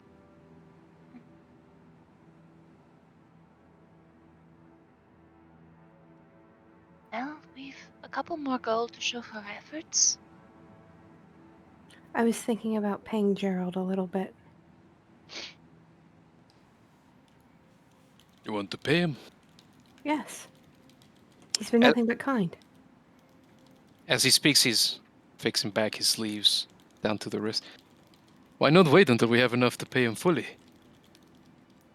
As a show of good faith that we appreciate what he's doing. I thought we were doing that by doing his chores, no? It's appropriate. Sure. He's done more for us than simply give us a room. So I think the idea is that we do more for him than just chores. He certainly has, and those are the kind of favors I'd repay with favors, not gold. But go ahead. It's a gesture.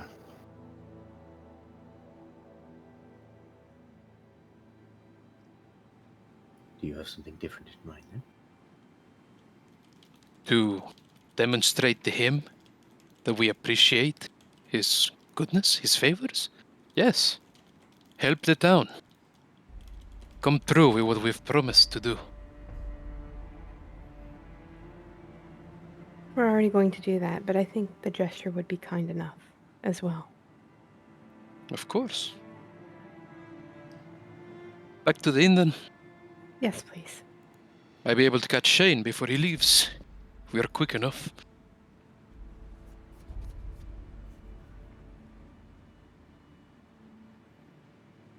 We would head back to the inn. Okay. The party as a whole make their way back to the Singing Tier, finding all four of them, Guinevere, Gerald, Jordan, and Shane, all conversing. Mostly just getting the story from Jordan and his adventures up until the point where he came and helped all of you. What he's been doing since they last met.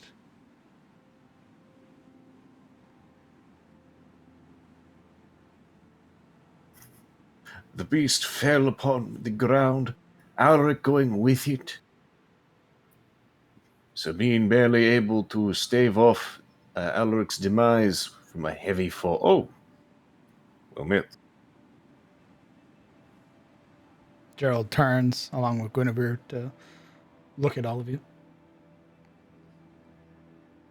Oh, I see you found him. Jordan here was just telling us about your adventures. How your fight with the Manticore went.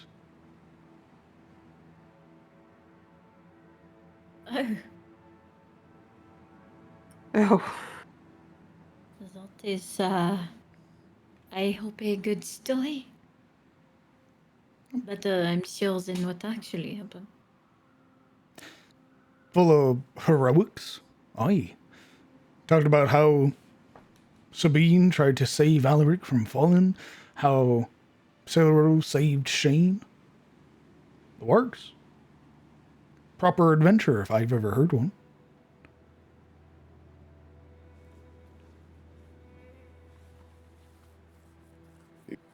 The fight especially was, well, it was certainly something to see and be a part of. You people handled yourselves well. I was a bit dubious considering the circumstances I found you in, but I can see why Randall trusted you enough to take out this basilisk king. Shame it surprised you.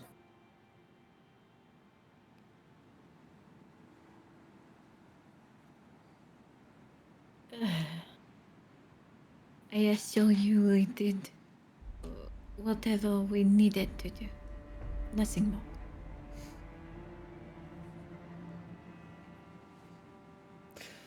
Ever the modest one.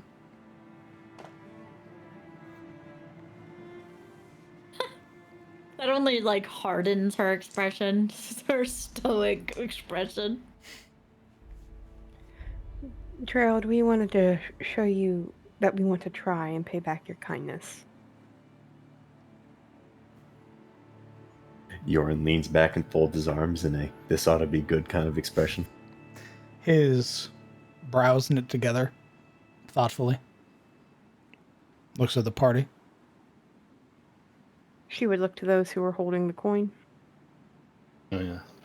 We were able to sell a few things, and after buying supplies so we can continue on and our endeavors to help, we were remaining with this, but we were, before doing anything else with it, we thought we'd offer it to you first.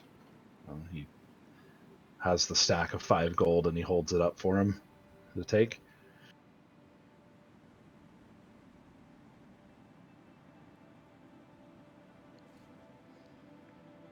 He sort of looks at it for a moment. Looks to Guinevere, who has a very neutral expression on her face.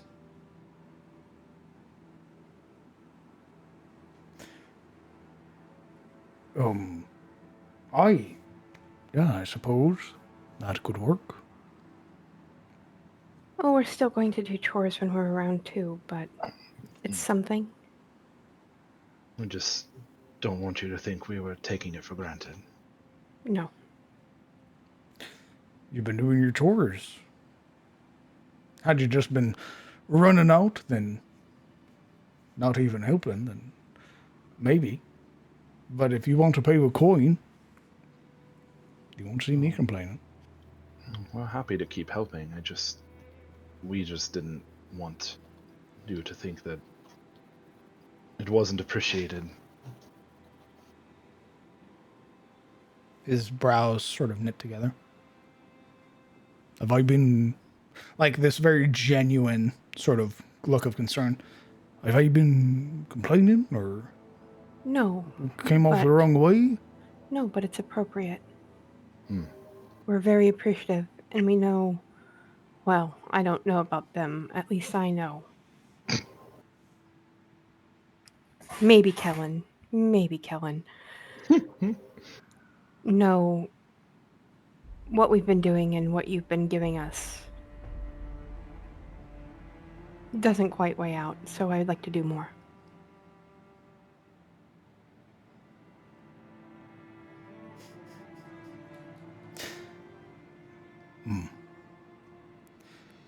I suppose it wasn't as transparent as I had been hoping to make it.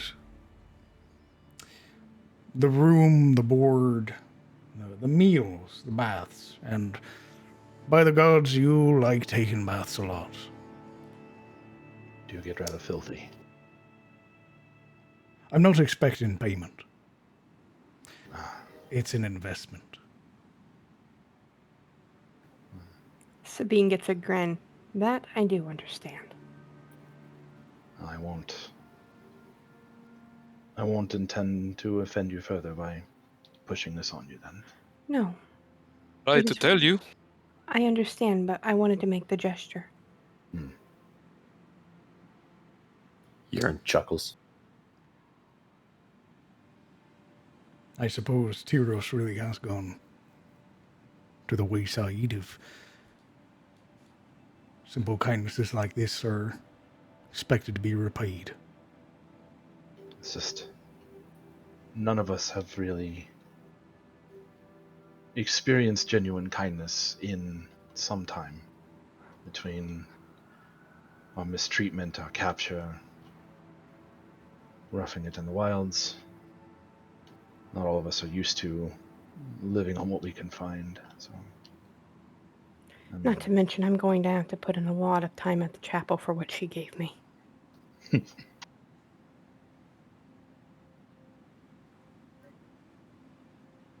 Sabine kind of gets this far off look.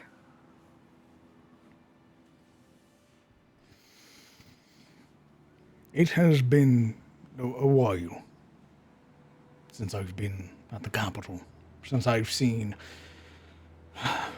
young, eager knights running around, eager to fight just about anything that moves. It's been even longer since I've seen others willing to help, especially those far south. So, if you're going to pay anybody back, pay back the people of Elion's tier. People who have taken you in. See to it that they don't fall into the hands of horrible things eager to eat them. And, well, if you're feeling it, maybe help the rest of the Yettenmore. Every little deed, one step better, or one step closer to having a better land. A Tyros that I remember. He glances to Yoren. Yorn chuckles. Maybe even a better one.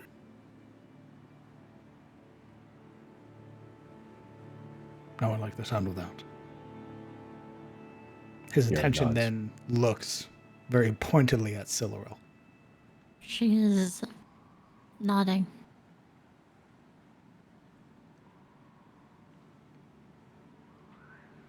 A soft smile spreading over his face, pushing up the mustache and parting the beard. So, what are you waiting for?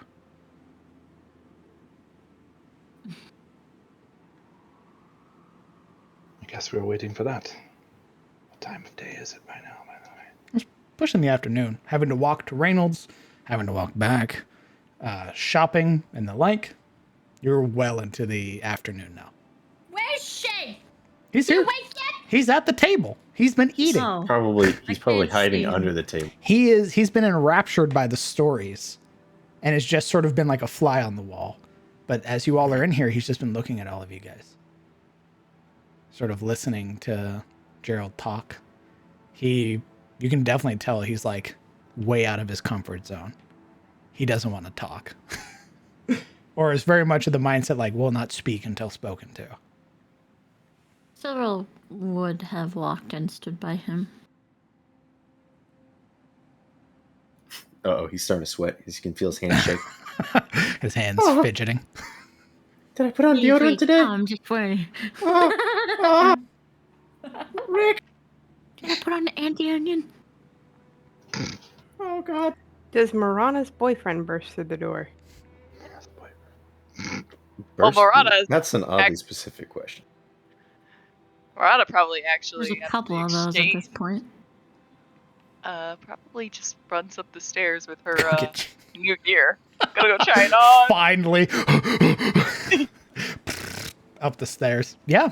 You would have plenty of time during, after the whole, like, what are you waiting for you to go sneak upstairs, get changed into this, and get attuned to this, like, perfect jet black leather armor. Yeah, the attunement process is looking at yourself in the mirror Absolutely. from like every single angle. God damn. And I imagine it's quite unlike her normal outfit, like long skirts and everything, because I don't think Now you Reynold have was pants. making skirts. Oh, you look like a hunter. Like, Like, there's no skirts or anything here. This is like leather leggings, like added with your boots. This is all like one ensemble piece. You look like a hunter. You look fly as fuck. yeah, no, that's gonna be the How's it attunement feel to be able process. to move your legs apart far enough that your dress doesn't catch? Yeah. Oh, she doesn't have the skirts on anymore. Like, Yeah. she She's kind of just had them. stretching. Then you realize that Randall made it like skin tight, so she's all like, She's like, oh, wow. You can't wear underwear with this. I mean, what? No. My bloom isn't gonna fit in here. Like, whatever will I do? The rest of the party's like, You damn. choose how skin tight it is. I mean, it's pretty tight, but not like, if Second if you skin. fart, it's gonna get trapped in there. We're talking like Very, very specific. we're talking like brotherhood, like dark brotherhood kind of thing. I'll have to look We're it up. talking about Sure. like onesie type, like Yeah, it's not gonna be like, PVC. If you fart, there's gonna be a bubble, kind of. A latex what fart. Lordy. Lordy. But it is definitely form fitting. what form? Especially with your cloak and Yeah. everything like that, you'd be able to add like that sort of strap over the chest is sort of like pseudo bandolier, so you'd be able to put your knives in there as well. Only got the two right now. Added with your cloak, you are the spitting image of either a slayer or a Malgrove hunter. Especially she with kind all of- of your little trinkets. Whatever it is, you're a dom. And Oh. she also in the mirror does the spin. Naturally. Fearsome Like some hunter. people, some girls dream of wearing princess gowns. No, this is it.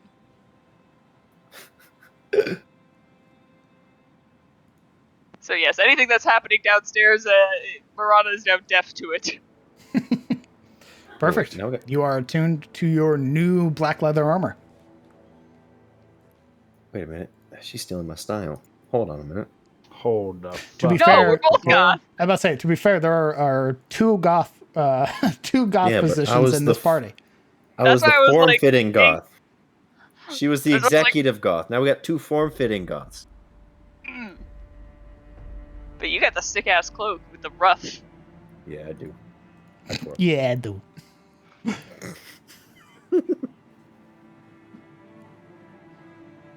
The Chanel boot. So, you come back downstairs. Do you have any intentions of keeping your leather armor? Well, she has it kind of folded up, but I imagine it has been through the ringer. Oh yeah, been exposed to the elements, beaten to shit, especially with like Getting stabbed by a manicore. Yep. bitten by a manicore. Bitten by an owlbear. Yep. So it needs some repair. And she's gonna kind of be like at the edge of the stairs, like looking for Yuria and Siluril, and just kind of like waiting awkwardly, try and catch their eye.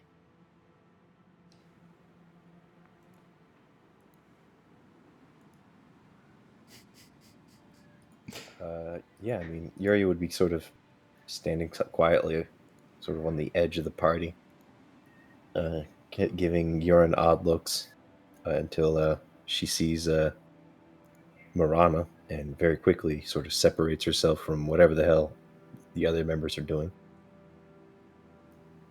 Yes? You seem like you need something. Well, I was thinking, our last expedition to the Leatherworkers didn't go well, and seeing as I won't be needing this anymore, it just needs some tidying up. And she kind of unfolds some of the the stuff that she had been wearing, and yeah, it's a fair bit scuffed up. I mean, if it could be cleaned and mended with magic, we might be able to get more of a fair price. How actually, like, how much of it's just dirty and how much of it's like actually torn? Do you have mending? Yuria does not. There are segments Your of second it. character is mending, and look at that. I'll just get another character for all the cantrips. Giving it a look over, it definitely does need to be repaired. Like, it's been put through the ringer. Almost everybody's non-magical armor has been put through the ringer. Yeah, Yuria's got like sort of like holes where the basilisk bit her in the leg, basically a tear, and other markings. I can clean it. I'm no tailor though. And she puts like a finger through one of the holes. You're going to need more than just some soap for this. I'm somewhat in the same position, actually. Show mine has seen better days. Where did you come from? Yeah, never mind. Pardon me. I forgot this was a girls' party. Yuria's like, oh shit. Yeah, sneaky. No, I forgot this was a girls' only discussion, so I'm just gonna see my way out over here.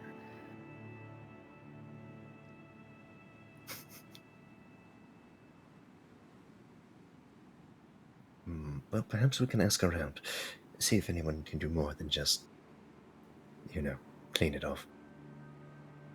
She nods enthusiastically at that. And kind of folds it back up, takes it back upstairs, puts it away, and then kind of comes back down again in her new ensemble. Occasionally kind of moving in the way where you can tell, yeah, this is the breaking in process. Yeah, the kind of like slow groan as you kind of lean to one side. You can kind of hear the art. Hell yeah. I mean, what?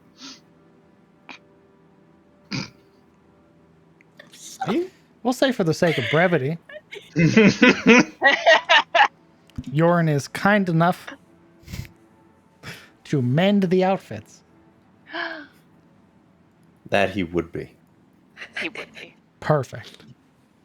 And if Yorin, then if not Yorin, then it would be Guinevere. We love Guinevere. She is pretty cool like that.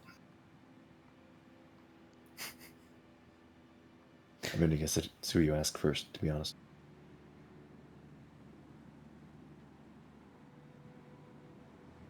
I imagine Jord would probably volunteer his services, being a good dragon dad. Oh yeah, I mean, if you mention your clothes are torn, then he'd be like, "I will help you with your garments," and then sort of shift away before Guinevere can yell at him again.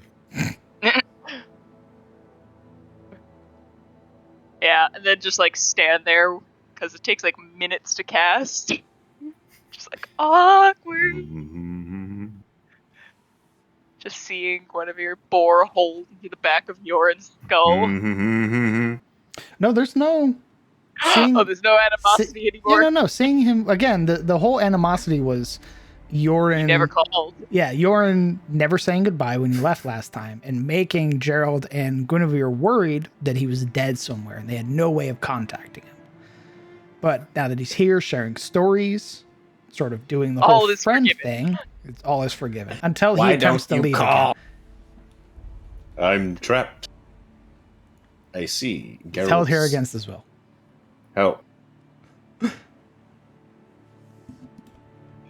Geralt. But yeah, if I can get that fixed, then hell yeah. Perfect. Peter. Nice. Shaney's just kind of seated there, right? He is not, again, he is like, these people are way cooler than me. Silverill's like standing next to him, JoJoing, right over him. It's great. Yeah.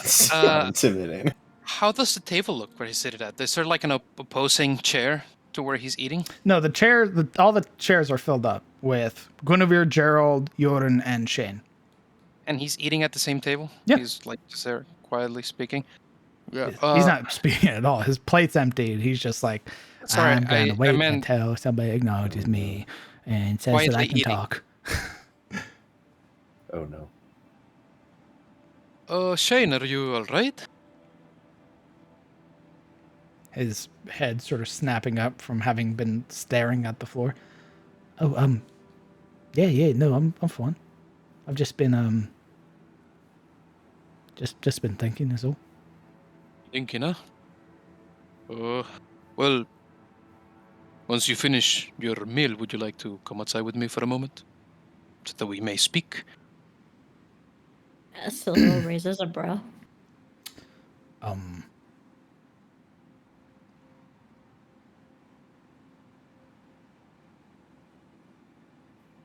Speak about what?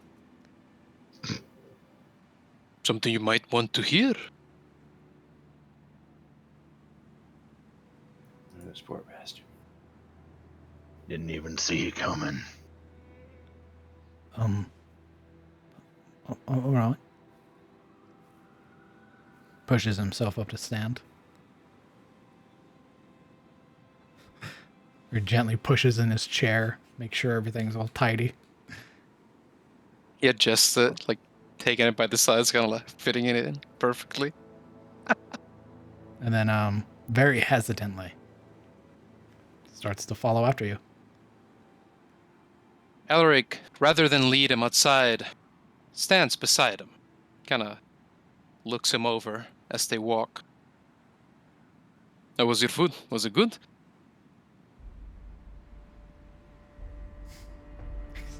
Sort of side eyes you for a moment. Yeah, it was great. What did you eat?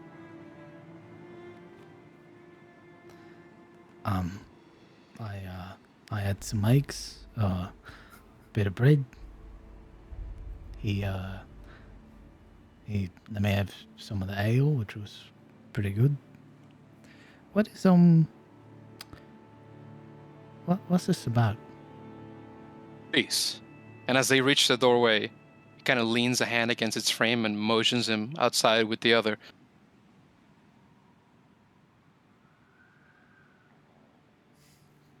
Very hesitantly still, he makes his way outside. Just stand on the sort of porch out here.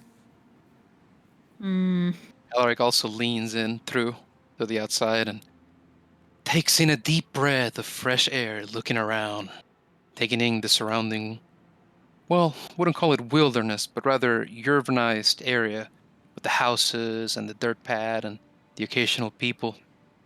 As a leaf falls by. It's really pretty around here, isn't it?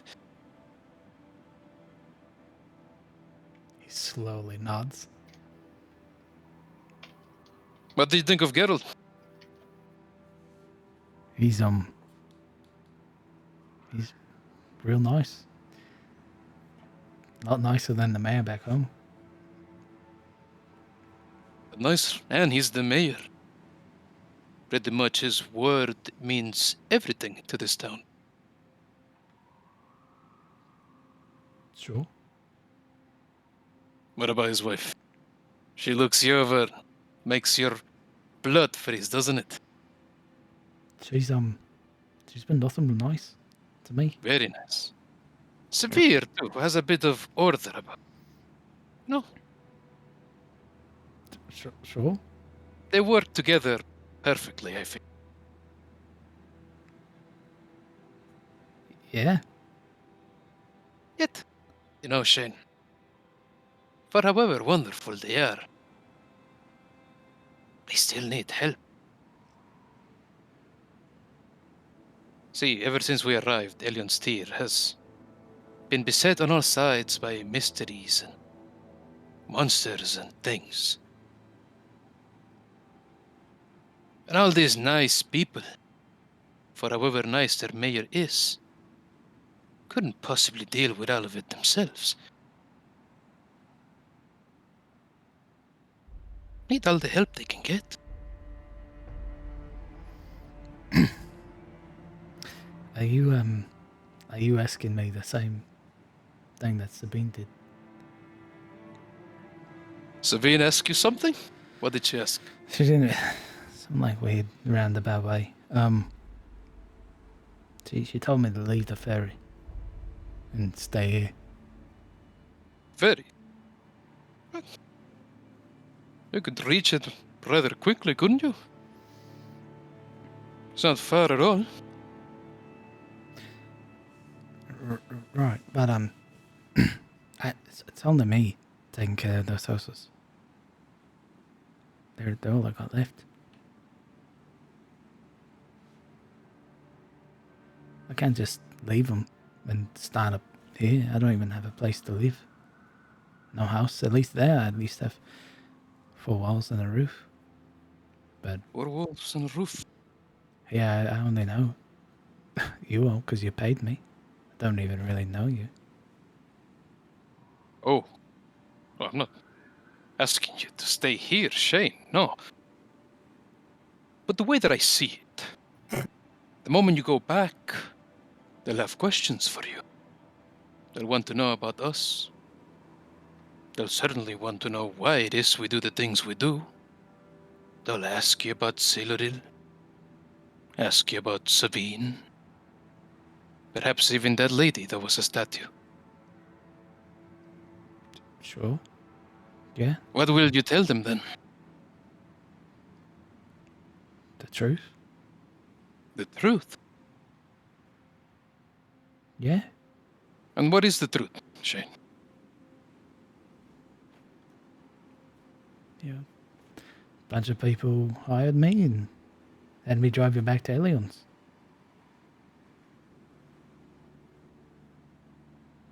That's it? That is what you'll tell them? If they ask for more, then I'll tell them.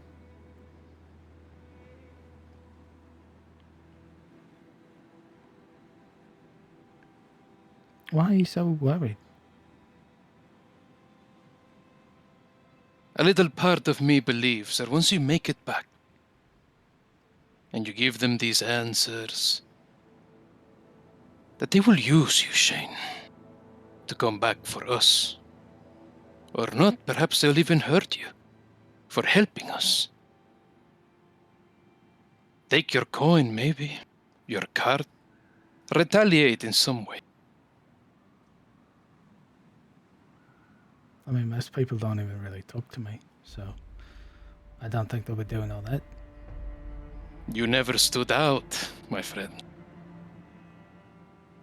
But the day we left that town, you rode out with all 6 of us. That put you in everybody's mind, Shane. Everyone's. I doubt everyone. Are you sure? How can you be so sure? I have this feeling. Yeah, but that's just a feeling.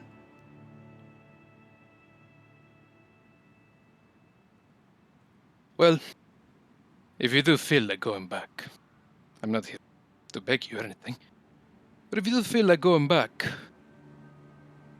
don't give them our names.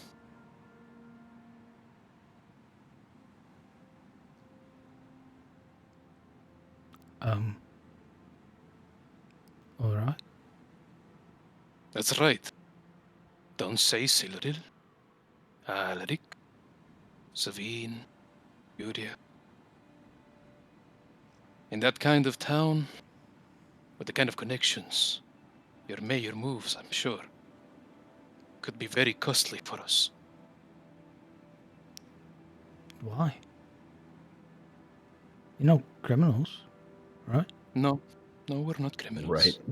Not But thieves chances... or bandits or nothing like that. Correct. So why does it matter?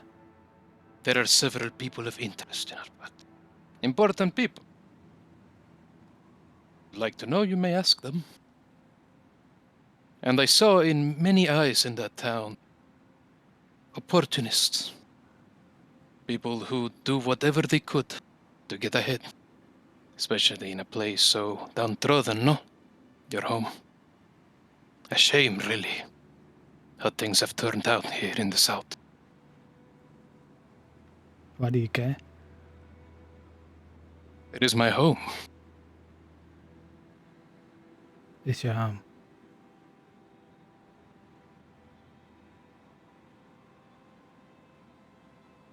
Is the south not your home as well, Shane?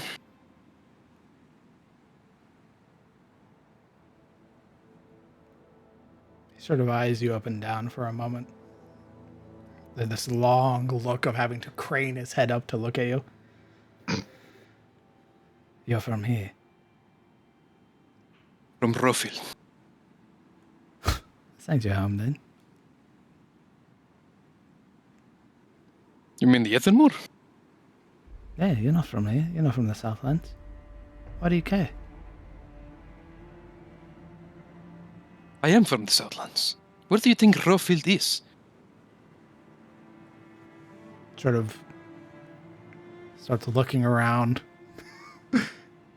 trying to find any big signifiers for a moment. It's not here.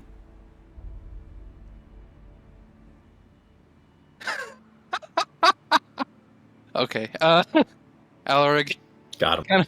kind of looks up for a moment, then to the sides in the same way, like he's trying to look for anybody may have heard him talk and say the words for You know, looking back at him. If you were from like Andersfield or Elwood or even Rosewood, I'd believe you're from here, but from the Rosefield?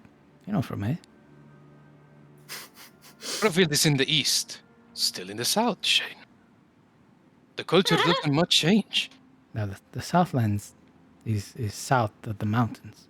That's the Southlands. Rofield is south of the mountains.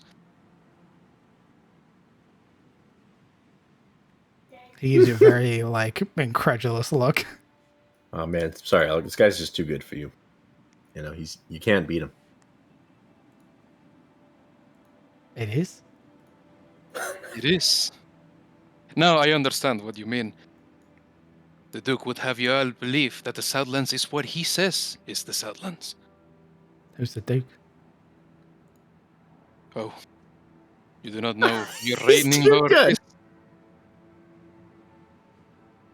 And this kid went to school. Ooh man, you can't win.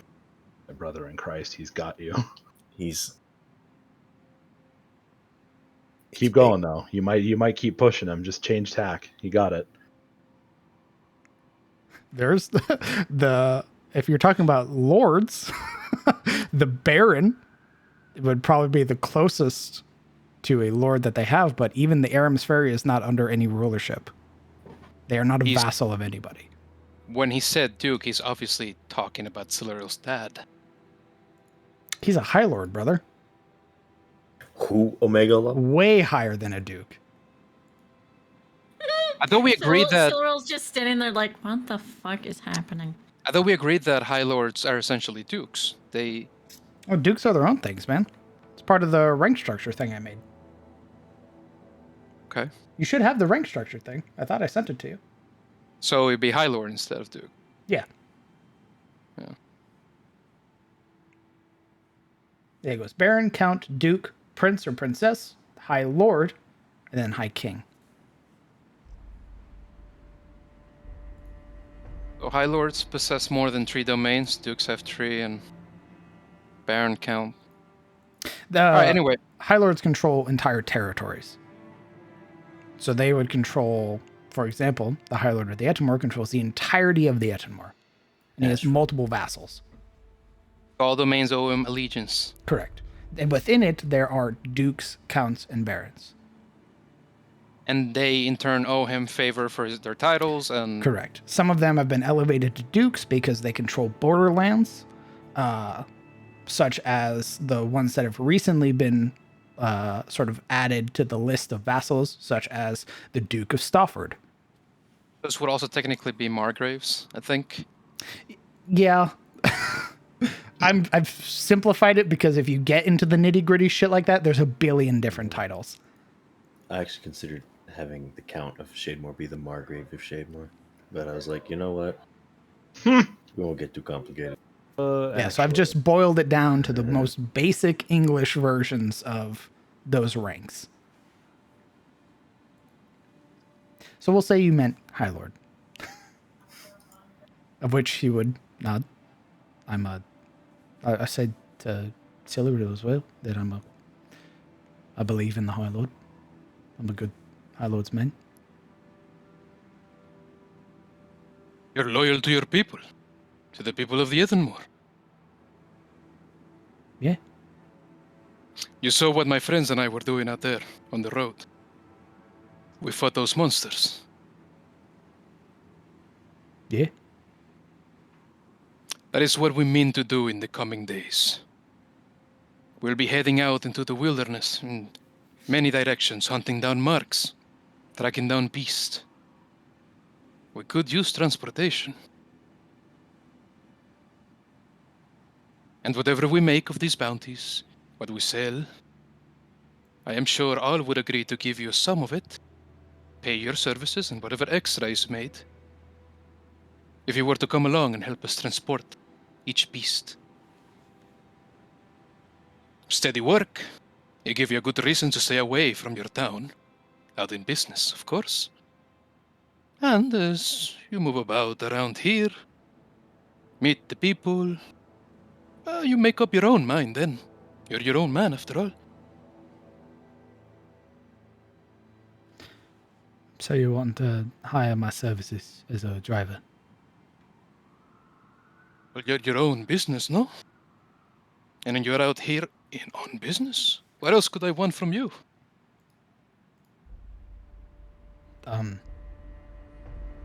Do the rest of your friends know? He We looks... all of similar mind. Oh my god. Siluriel perks up from behind them. He like instinctually jumps. Miss Silver. Antinos, perhaps you could bring your horses here.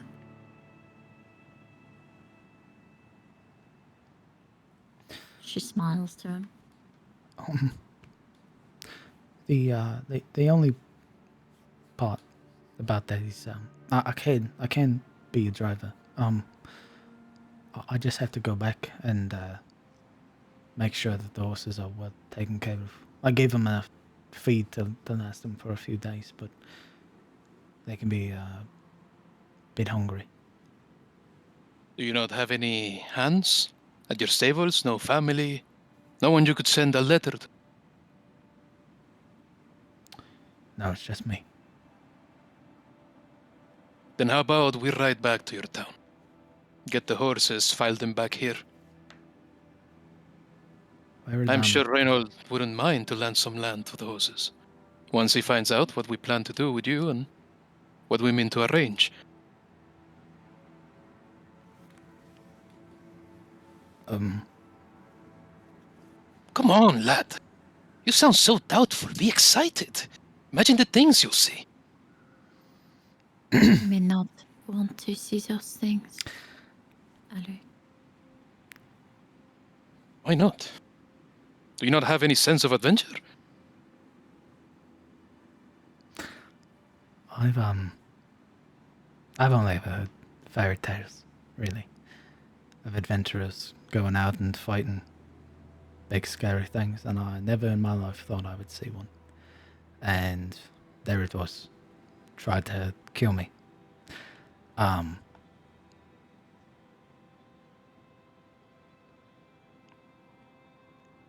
It's horrifying. You were afraid?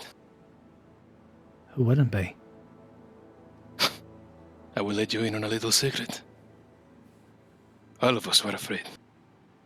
All of us. Sailor Hill there. Wouldn't be able to tell with that look she puts on, but she was afraid too. Siluriel nods. But you still went onto that cart, didn't you? Chucked that javelin. I missed. Doesn't matter. Doesn't matter that you missed, Shane. Matters is that you tried. You got many a brave bone on that spine of yours. Now, would never ask you to risk your life, but you could ride us around, make some gold while doing it. Wouldn't that be nice, Silril? Look, Shin, I will not lie about my intentions. I see a goodness in you. And if I am honest, the people there, they seemed very lacking of it. Very dark. I would see you leave that place. But only because I do not want to see the promise that I see in you diminished by the hate of others. If that means that you are able to get your horses here, or even perhaps whatever you wish to do elsewhere, I would help. It is my duty to the people here.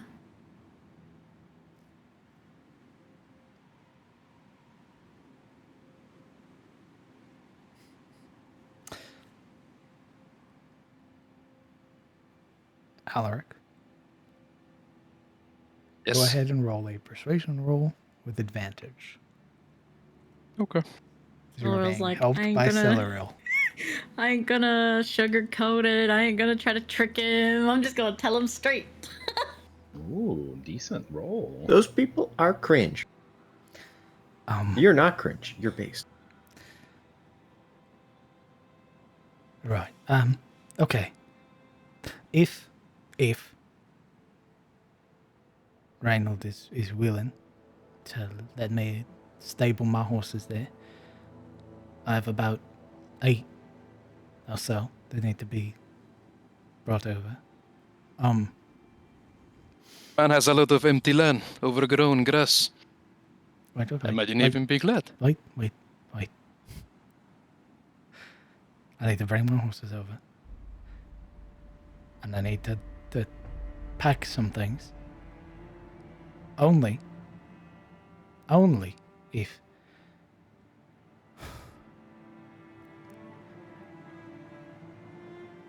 you promise me you won't let me get eaten or stabbed or flung into the air and turned into paste. All right, slow down. Silril smiles. You might get stabbed. I promise you, Shane, you'll hurt. It hurts. But you'll live. I don't want to get stabbed. I don't. Well, I don't want you to get stabbed either. That's why I'm asking that you don't let me get stabbed at all. Well, we can't. I can promise you that you will receive help, that you'll be healed. I can promise you I won't let you get turned to paste and killed in any manner. Or turn to stone. Me or my Hurt. horses. If you're turned to stone, we'll bring you back. We did it already with Yuria. Or my horses. This is going so well. Or I love that. All I have left. I love horses. Would never allow. I helped you that one time, right? His very wound up sort of energy sort of begins to subside. Yeah, you did.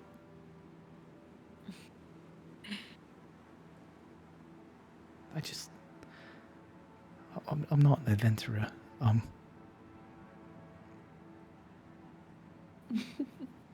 You don't have to be.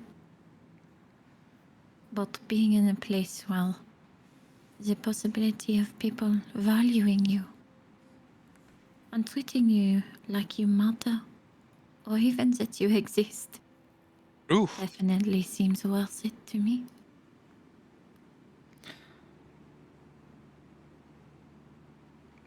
Okay.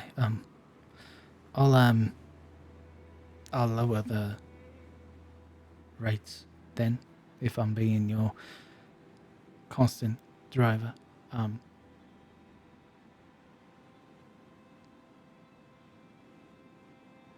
Okay. Sora will smile. Listen, I agree.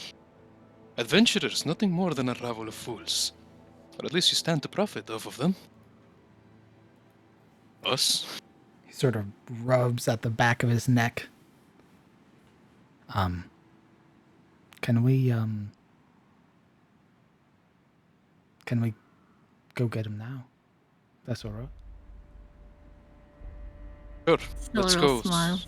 Speak to everyone. Have a clear understanding of what we'll do. So we can take off. Shane gives a nod. And as he does, you all make your way back inside, rejoining as a party now, having a plan of what to do to go help Shane bring his horses from the ferry all the way back here, to go hunt some snakeweed for Reynold to get Mind's Eye Tonic, and maybe spend some more of your coin for some future investments. And all of that will be picked up next week. Yay! Yo, Congratulations, you guys have a hireling now. we Damn, have a, man. We're trying real hard to adopt this NPC. We have a Sora's we have a just like, schmuck. bro, just be real with him. He don't understand. We have a schmuck who thinks he won't get stabbed or pummeled or murdered. No, he's And he fully will aware definitely- that he will be. He's He just is going to like- get. It was real To with be him. He clear, just was yes. putting a preamble. Did not promise him he wouldn't. These people half expected This to poor show up bastard. back outside and find Shane hanging off a tree by his ankles. Like, what do you mean? Why do you guys gotta take the good people out in the world and be like, all right, throw him in danger? We found this one guy. He's beautiful. He's perfect. He's the one nice person in fair. Hey, you want to come kill manticores with us, bud? What? So, I'll just so you guys know, Shane is a peasant. Yep. My man has 10 hit points. However, Yeah, but he'll as love a it. hireling, you could potentially invest coin and time and start training Shane. If You know, we're that's- gonna train his Do you ass. think he would fit into Morana's old clothes? Be a man.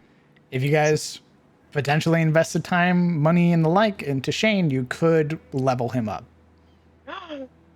Kinky. That's if you guys even want to go down that path. I don't want to shoehorn in a lovable NPC into your guys' party. You know we're gonna level his ass. Shoehorn. They were literally fine. They were trying to like pull him out of like the floorboards where he was just sitting in the corner, like you. No, You, please, I Shane. beg you. You're Please going don't take to me with be, you, I beg you. You're going to be a character, and you're going to like it. I'm gonna make a fighter out of you. No, please. You're joining the main cast, fucker. He's like, I don't want to do that. Like, oh no, I was not prepared for this. What makes it even This is worse not how- is that I'm not very good at that accent, so doing that consistently. It's even better. It tortures you, and it's a good character. Perfect. So for as long as you guys want to stick around, you don't have to. I know it's late. If you guys have other places you want to be, you're free to bounce. But for those in chat, thank you guys for hanging out. Feel free to use your channel points to highlight any questions you guys may have for myself, for the party, about the campaign, questions in general, and the like. We'll do our best to answer them. First question of the party: how long are we imagining Shane survives in this great adventure he is now a part of? We're not Forever. even- What do you fucking mean? Hopefully Bro, forever. We're not even going to make it to the fairy town, all right? The constable's going to pull us over because we did some funky wonky magic, and Shane's going to be like, "Oh, think they're neat," and they're going to shoot him right in the face because they think he's weird. Why would you fuck off, bro? They think he's weird. They always thought he was weird, and they were just looking for an excuse to shoot him in the face. And we No, decided no. Knew he was rotten. it. No. Unbeknownst to Shane, we slowly turn him into a lich so he can never die. That's Can we bring lofty. Yorin back?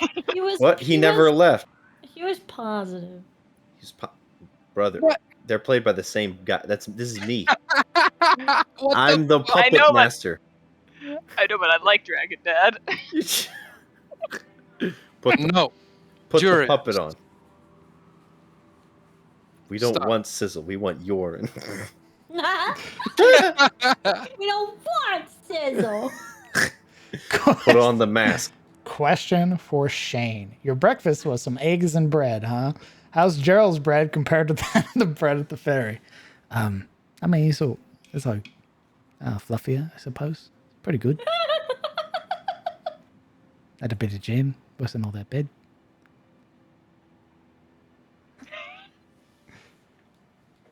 Channel points for my guys. He's an NPC. Stop it. Why are all the questions about Shane? We love him. Poor Shane.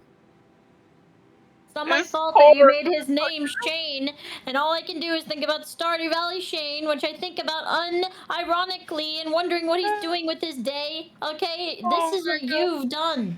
Jesus. How was everybody's day? Specifically, the new NPC Shane. God damn it, Ron. I got some tight pants. My day was pretty good, but it got better when Shane got involved. Agreed.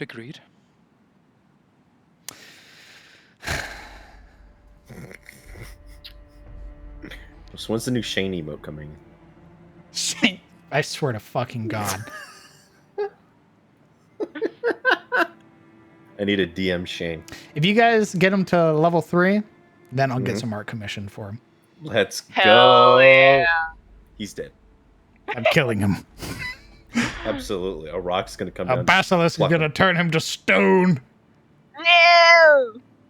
We're gonna be out picking a little like snakeweed, and we're gonna look around. There's gonna be no cart. Caw! Like a golden eagle stealing a child. Like, well, shit. That happened. Turns Shane into a fire alchemist. Protects the gear, and makes you potions. Jesus. You can't That's stop a- Shane now. What if we spend some channel points to keep him from dying? Guys. These are some lofty ambitions for Shane, the peasant driver. You know, as you gotta say, we haven't gotten that far. We can't protect our own gear, nor are we alchemists. DM, how did you not see this coming? Yeah. You literally set I him didn't up think you and guys would fall for like the puppy eyes look. Ooh, we're gullible. Are you That was kidding me? We've got hero. What? Yeah. We're all playing young. Gotta. Perfect. I can't wait to use them against you. Yeah, I'm waiting for the Grand Ah. trailer. Stop It's going to it. be so good. Like that one guard who's like, So he's a good. little quirky. That was the foreshadow. You remember in the cathedral when Blake stabbed a bunch of people? Just wait. Maybe. I don't like that. It's going to be Alaric first. Yeah, unlike Blake, Shane is a level 0 peasant. So the moment he betrays us, he's getting like Eldritch he's Blast, getting his Fireball. spine torn out of his fucking back. Shane the Iron Duke. We're gonna take this cart. No, it was him all along. He was the eyes of the Iron Duke instead. So how was it like escaping from prison and all that? What? Killing Aiden. But it felt good, huh? I mean, yeah. Was it not? I hated that guy. Marana. I'll do it again. Marana, are you looking forward to meeting your booze boy now that you got some legit gear? What are these questions? Fuck you guys. I imagine he gets a glimpse of her. He's like, "What?" Yo, what? Just like would not recognize her. I shall say toward Dominic.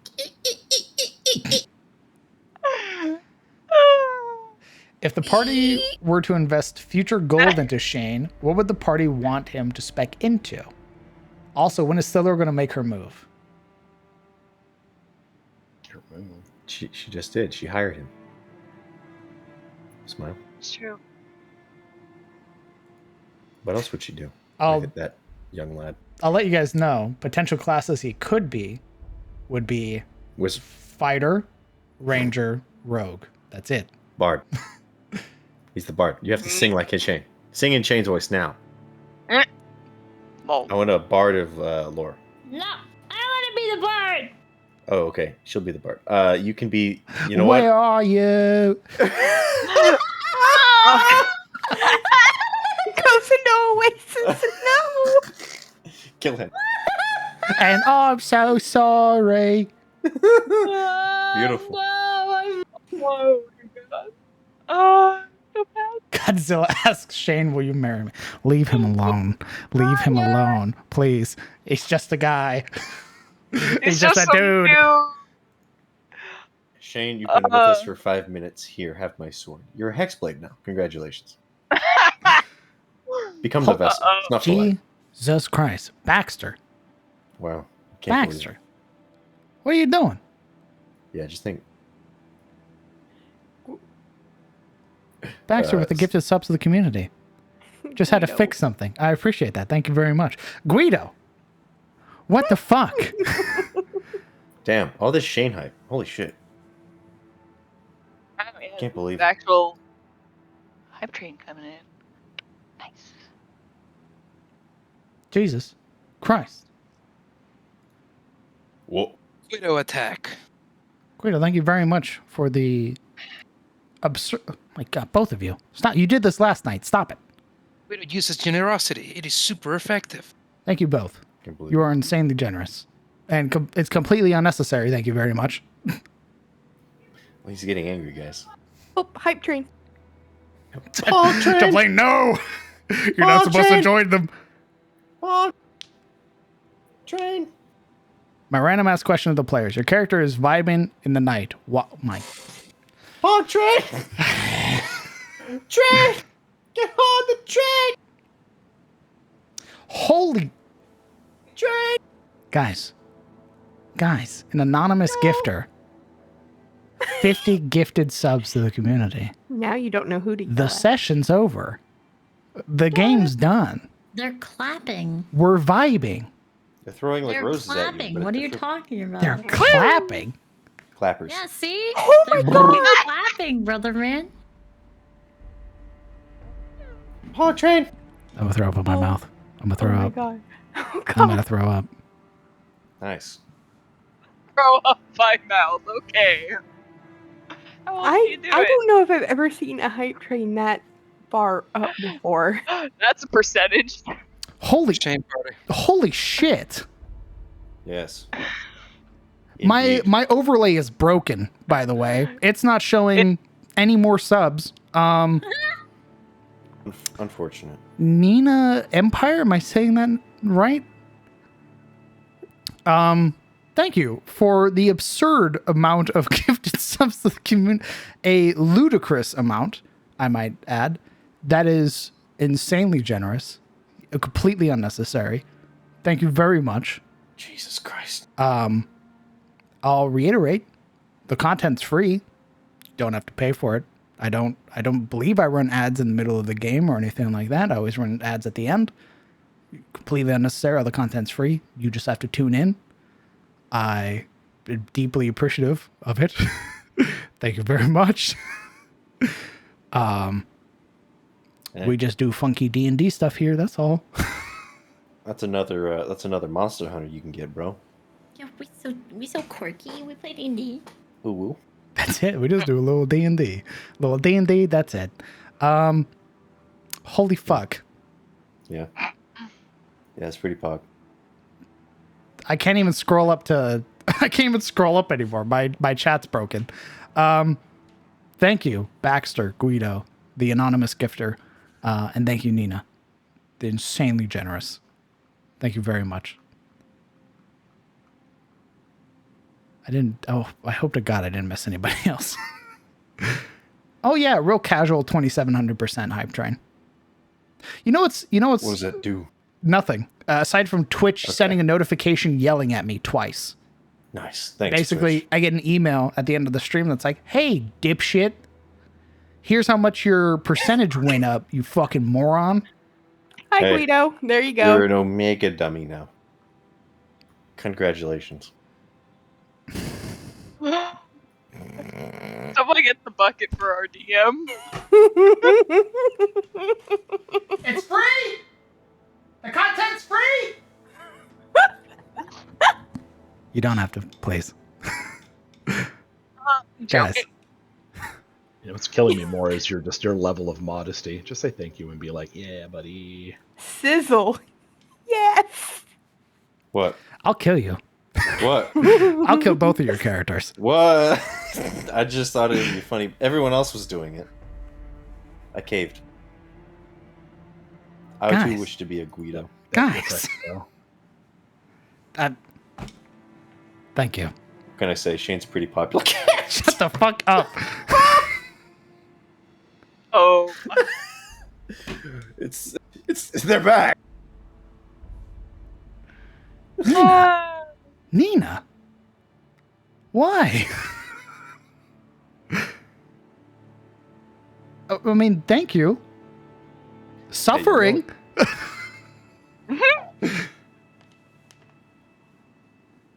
Jesus. Love pouring down on that chat. We appreciate all of you supporting the fun we have. Yeah, it's pretty sick. I'm at a loss for words.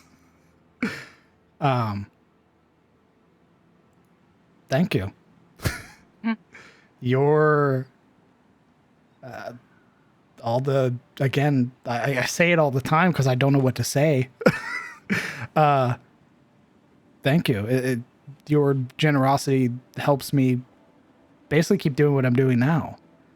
Basically lets me keep doing the thing I love, which is Dungeons and Dragons. So, and I get to play this funny little game and roll some digital dice with my friends. Thank you guys very much.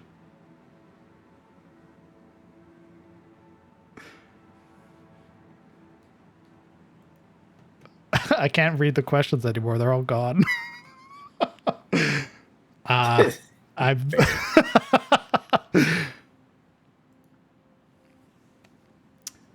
thank you.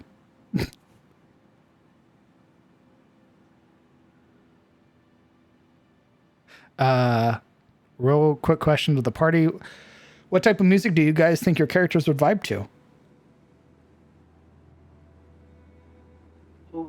Where are you? God.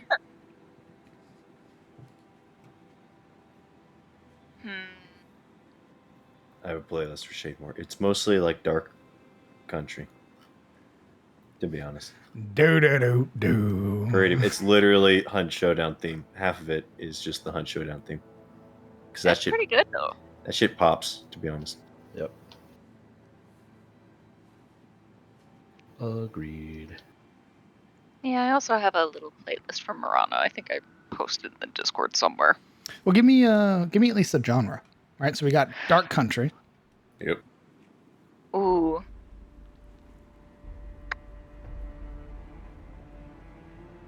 Maybe like something like symphonic metal.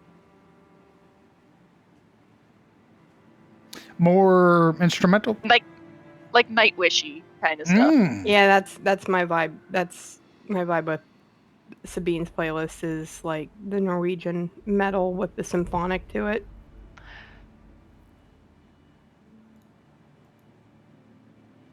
Jesus.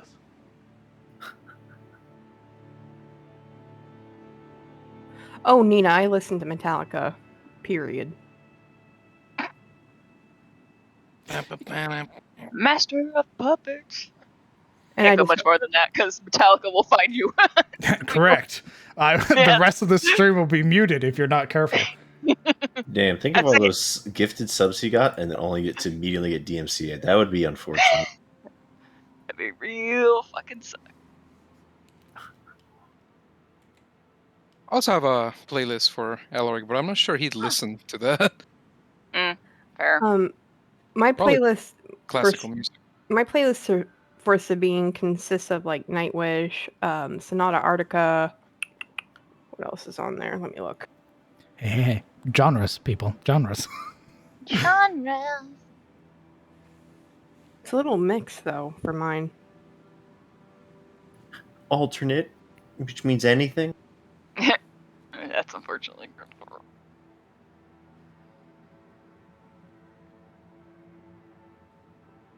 I Kellen? also do. Oh, continue. I also do a lot of epic soundtrack music, like Like Two Steps from My- Hell? Like, that's No- exactly what I was gonna say. like Two Steps from Hell, Ludovico Einaudi, Hans Zimmer, always good on there. John Murphy, Max Richter. Does Little Dark Age count as its own genre? Does what count as its own drama? I said, does Little Dark Age count as its own genre? Nihilistic? Yeah. I got a few of that. What about Kellen or Silvero? I feel like Kellen would be a very like folksy music. Like like the Renaissance Fair festival music and stuff like that, like dances and lots of lute, guitar, pipes, flutes, that kind of stuff. Anything very upbeat and celebratory, even good stuff like that. Something, God, which one is it? Is it this one? No, it's Is another it the one. one from Roger? what's it called? Kingmaker? Something like this? Yeah, stuff like that. Baxter. He just wanted a little prologue.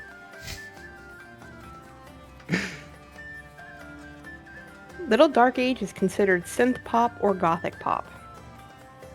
I'd work with gothic pop. That's probably something you would also listen to for obvious reasons. Baxter, thank you very much for your continued generosity and your gifted subs to the community.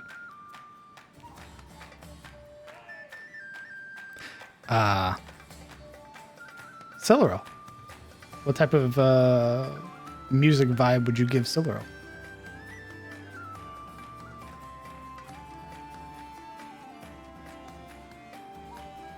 Did she run off? I bet probably dog stuff. She petting those dogs? Probably taking them out to poop God dang it.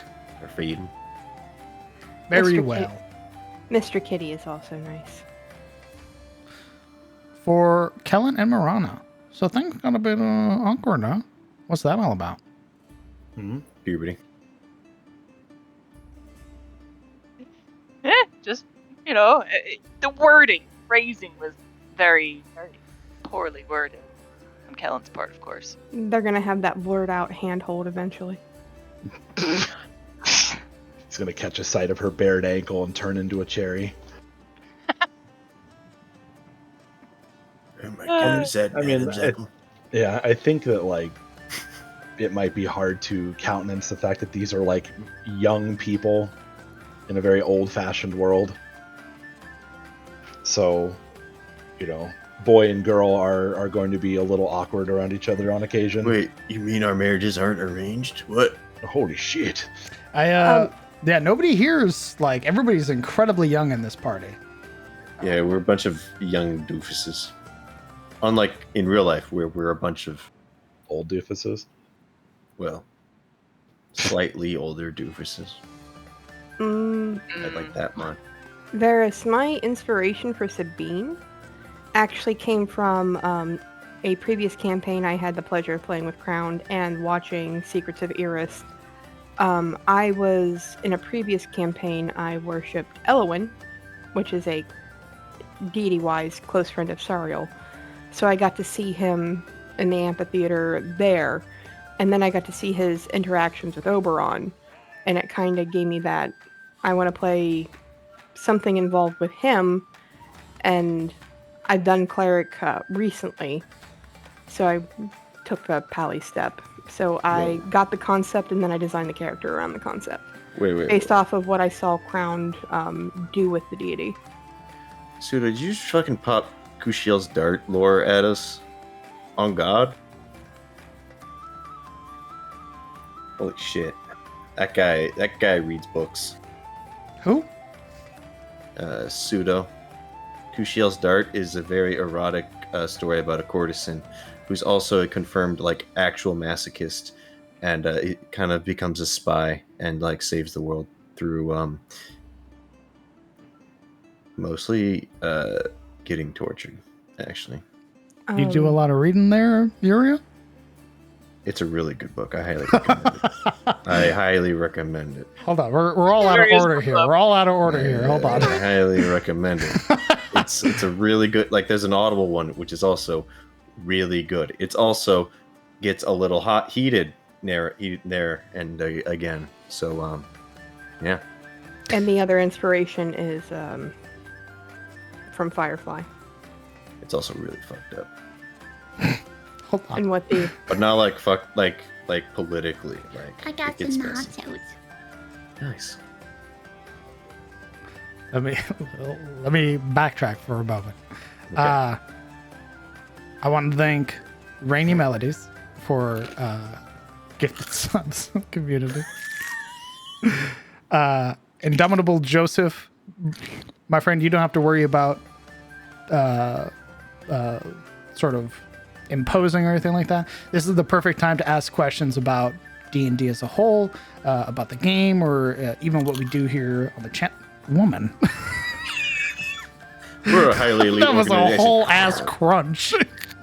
A highly elite global organization of.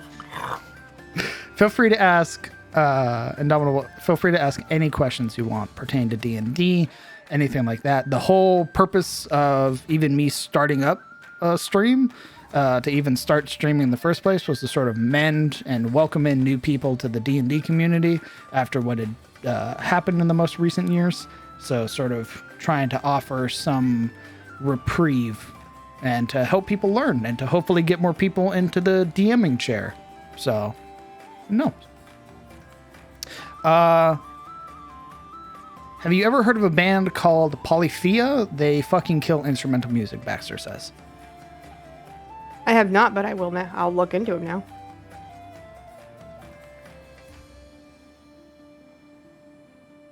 I'll take the silence as nobody's heard of them. I have not. Sorry, I was still thinking about Kushiel's Dart and how epic it was. Have you ever heard of Polyphia? Is that like a weird fetish? Probably in the book somewhere. Is it like polymorph, but Shut up. liking it a little too much? Shut up. Indomitable. Oh, as well. Thank you very much for the gifted sub. That's incredibly kind of you. You don't have to.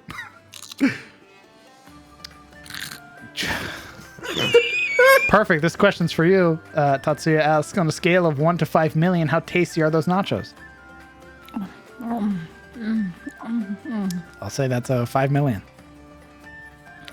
They're pretty good. Nina, this is Foundry VTT. It is a probably one of the better virtual tabletops out there.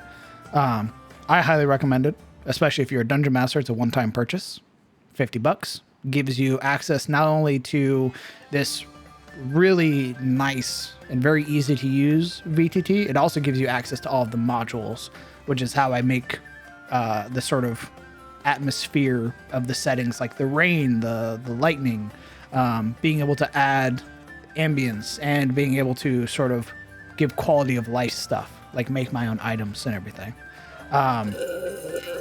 Yeah.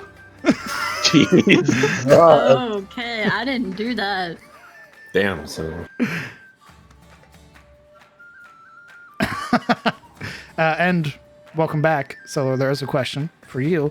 What type of music do you think your character would jam out to? So you know that kind of like that kind of music that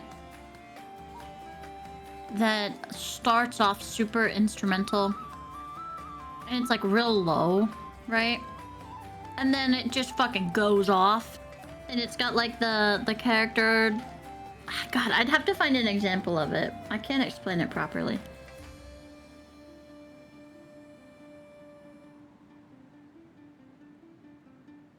Like it starts out real slow and then it picks up?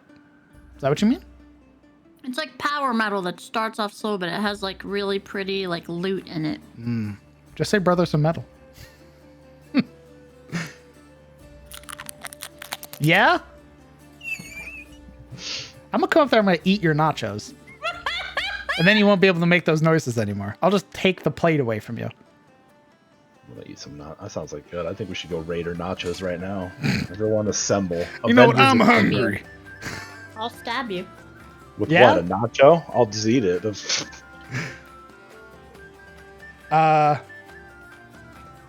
It has been a refreshing reprieve at that. I'd almost lost my love of D&D, but these games have rekindled it. Luna, that is incredibly kind of you. I'm glad that you are enjoying, because I see you for this and SOE, so I'm really glad that you're enjoying these games. I think I picked up Adder Luna from the Apocalypse. Oh, really? I think that's where I got Luna. Where I found him was in the D&D Apocalypse. Oh, I'm glad you found your way to... They are a good bean. They're very good bean. I think they're in literally almost every stream. Yep. I don't think I haven't seen their name. Watching. I'm glad you enjoy our little blorbos. True. It's good that people enjoy this. You know, this DM guy, he puts a lot of work in here, and we're pretty high maintenance, so he has to put up with us too. So it's nice that people actually... we're pretty high maintenance. Yeah. Yeah. You don't even see 80% of the trolling we No. do. You know, It's not even the trolling. I don't think... I've often thought about what it would be like if I was a dungeon master who didn't like making maps. Like if I didn't like making all the weird little niche things, you know, sort of doing the whole like little character stories and stuff like that. Like I thought about what I would be like if I was just a more crunchy dungeon master, where I'm like, we roll dice, that's it. That's it. You do damage. You don't talk about your character. And I was like, I don't think I would like D&D that much. So I think I have you guys to thank for how much I like being a dungeon master. So I can be a bard then? No! I'm gonna be a bird! You don't get to play a bard anymore, Sabine! Damn. Stop it! Man. Like I said, we're a little high maintenance. Some of us play bards and try to create the universe. Some of us... I don't want to make the universe. I just want to make smart. Want to make a gun? Yeah? Shut up. uh, No bard for you. You get cleric eventually, and that's it. some of us decide to run around with damp ears that have 90 feet of movement a turn. You know, we get a little quirky in here sometimes. Joseph, absolutely there are ways to start playing D&D. If you have like a more open schedule, as Vera said, we do have a Discord where people are already in the process of starting to run games, setting up their own campaigns and stuff like that, and are, at least from what I've seen, very welcoming. On top of that, you can do what I did, which is one of the first ever virtual tabletops that I played on, was I went to places like Roll20's forums and started looking at games that were being run there and just joining into like a random group. There are a ton of communities here online, especially given the pandemic and everything that's been happening. There are a ton of online games that are being run, both for 5th edition and older editions. And who knows? You could always run your own game. Yeah, man. Doesn't- Escapism is the future. Yeah, doesn't take that much. There are plenty of online assets for you to use. You don't need to go super creative with the maps, and things like the DMG and stuff are all provided to you via some rather interesting websites. So you don't have to spend a dime. Could be fun. As someone who is newer to DMing, you learn as you go, and you make mistakes. Sometimes grave mistakes. Sometimes you overcome 'em. introduce grab bags. Shut Sometimes up. you give the tiny bird a flying broom Yeehaw! and a cube of force. I mean, that's Idis's. Sometimes you realize that players can share. How do you convince your friends to play D&D? You offer to be their DM. You haven't watched Critical And say, Role? hey, I have a quirky idea. Do you guys want to take an adventure in this hellscape land where it's dark all the time and there are monsters and stuff like that? It's pretty quirky. I have no idea how challenge rating works. And your friends say, yeah, that sounds great. And then they wonder why they get jumped by 5 werewolves at level 3. Pretty yeah, fun. that Oops. happened. I think it's time for the succubuses to come back out, personally. If nothing else, in all seriousness, just ask your friends. Just be like, hey man, I wanna have more chances to spend time with you. You're my friends. I wanna be able to hang out with you guys more, and I think we have a good opportunity to play. Get you introduced to some TTRPGs. You can do almost anything you want. There is limitless amounts of media for you to blatantly rip off.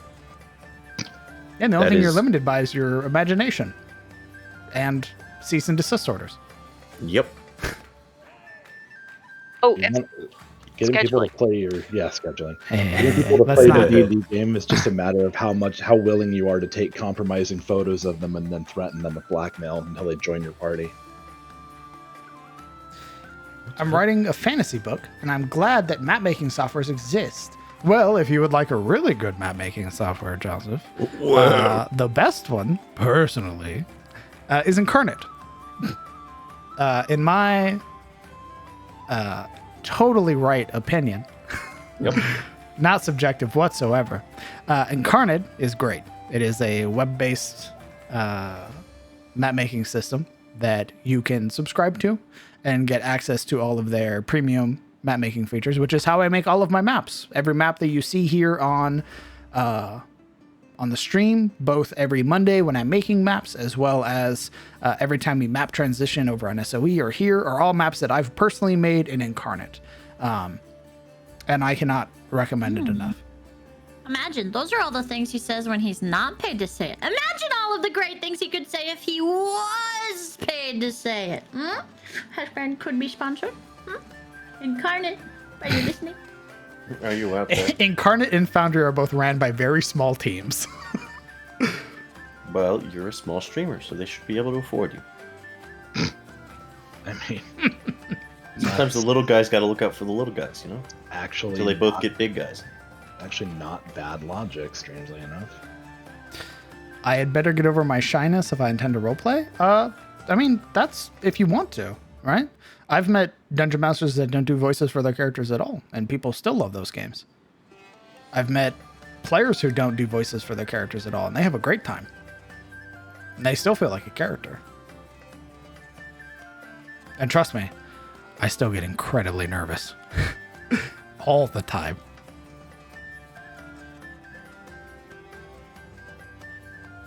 I've finally been watching the Matt Colville series, and DM is seeming funner and funner. Hell yes. Watching Matt Colville's running the game, great way to get introduced to being a dungeon master. He explains it really well, and has been a great source of inspiration for myself. What has happened so far? A lot. Explain everything. So far, the players have, if you're talking about today's session, the players reconvened, met a unpetrified Yuria, got themselves some new swag in the shape of armor, a cloak, a new shield, some bracers, and have managed to get some new equipment and some, hopefully, new sense of purpose.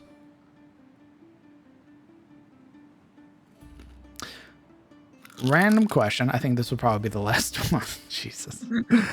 Random question. Oh my God. Never mind. Hold on. In what part of Adis would Genasi be found? Funny enough, Genasi would most commonly be found in Suna. Given the thin elemental walls that are there, that separate the realm of fire, water, earth, and air, you would be most commonly found there. Both Ganassi that I've seen played were from Suna. They're quirky down there. Yeah. And I just want to say, big hype to Sirik for help bringing Suna to life and all that. His descriptions through one of his previous characters gave me nightmares. Oh, You're talking about Nasir. Yeah. so anyway, we commit a human sacrifice on the daily. Nice train, by the way. The easiest way to roleplay is to ask yourself, what would my character do? It's a great starting point. I agree. I try to often think of how NPCs would interact with the party, like Shane. Shane, for example, very much had the mindset of, I just want to go home and tend to my horses, and these adventurers are going to get me killed. And then they kept talking to him, and he's like, okay, maybe there's a little bit of wanting to go on an adventure. Maybe I could live the fairy tale life. Yep. All it takes is him getting like knocked unconscious once for him to be like, nope. I'm out. Take me home. That's because he's smart, right? If we were smart, we would be doing the same, where we'd be like, well, our guys get knocked out once, and our very mortal people would be like, wow, I could have died. I'm going home. Monday's But we're map not making smart. stream. We're adventurers. Any chance to create a model that is an incarnate tutorial for those of us interested in better using it for bigger maps? I'm not too good at making tutorials or sort of like explaining the thought process, but I can certainly try. I'll try it this Monday, in fact, when I do some map making and start doing some prep for the third campaign and see if I can. The best thing you can do for tutorials is just narrate everything you're doing. Just be like, so if you place a wall inside this wall, you can give it a different appearance. Just narrate everything you're doing. Okay. I'll try that then. Yeah, we'll try that this Monday then, because I'm going to start working on some maps for the Dark Souls game. And Joseph asks, how often do I stream? I stream 3 times a week. I stream Monday, Wednesday, and Friday. And then over on Momo's channel, who is Silvero, we run another game called The Secrets of Virist. So technically, 4 times a week.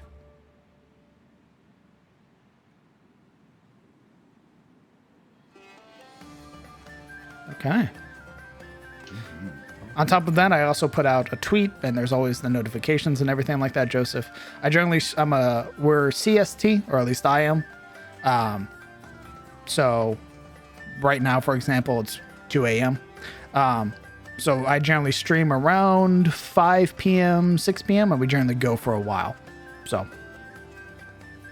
like, for example, last night, where we did Monster Hunter for about 8 hours.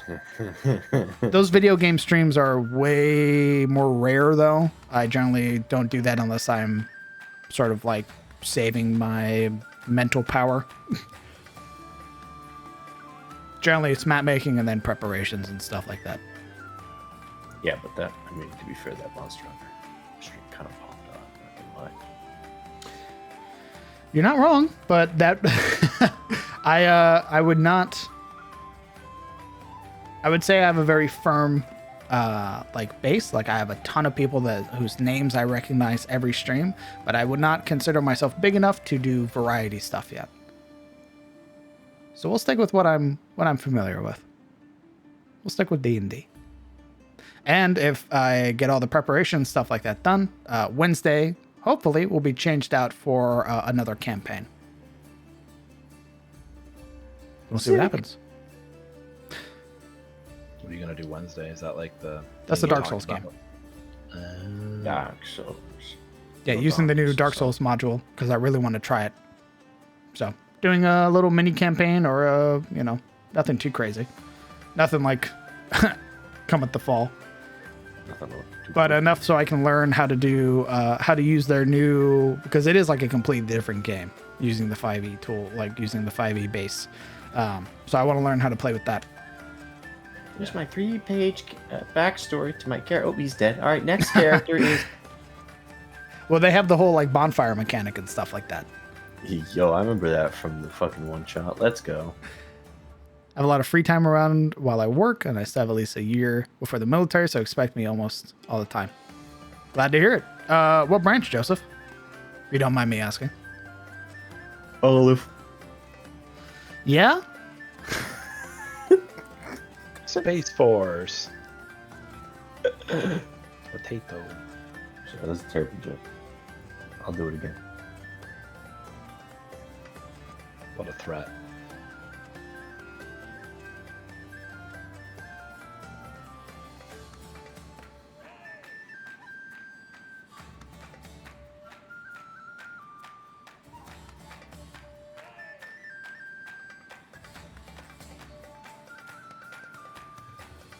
Peach tree. Yep.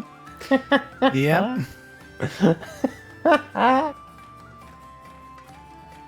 Time for another 8-hour of Hunter stream. Yeehaw, gamer. Trust me, I have considered just opening up a stream while in the middle of doing something that I like doing, like playing Stardew or Monster Hunter or something like that. Sort of going away from the schedule. Well, I'm already here. It's effectively that, right? Where I was like, I'm just gonna keep playing once the stream's over. People are like, well, I want to see it. I was like, oh, okay. Why are you stopping? Put it back.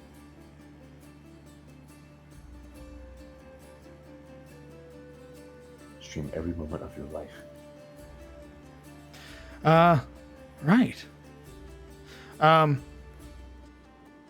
If you ever have any questions, Joseph, Navy, that's what I like to hear, brother. If you have any questions about the Navy, for example, feel free to ask Idis, who's one of my mods. He's former Navy. And you can ask myself. I'm also former Navy. Glad to hear that you're joining, though.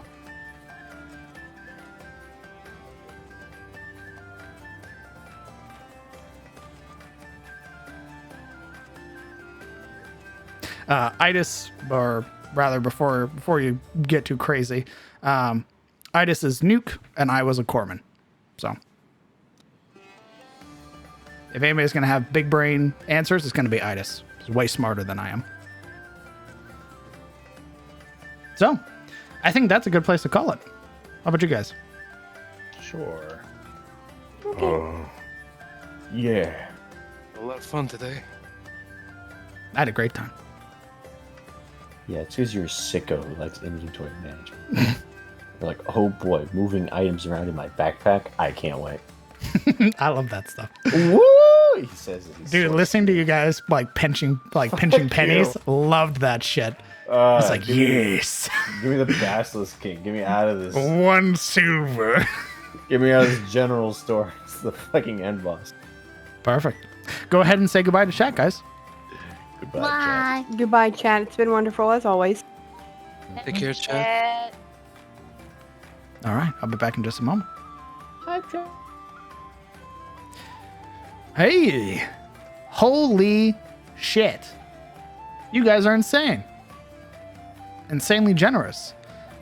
Thank you guys so much for coming out and supporting the players, supporting myself, for being incredibly generous. Thank you again, Baxter, Guido, Nina, the anonymous gifter. Thank you, Rainey, everybody who gifted subs tonight. Thank you guys so much for helping out. It was you guys ensure that I get to continue doing this, that I can continue being a streamer.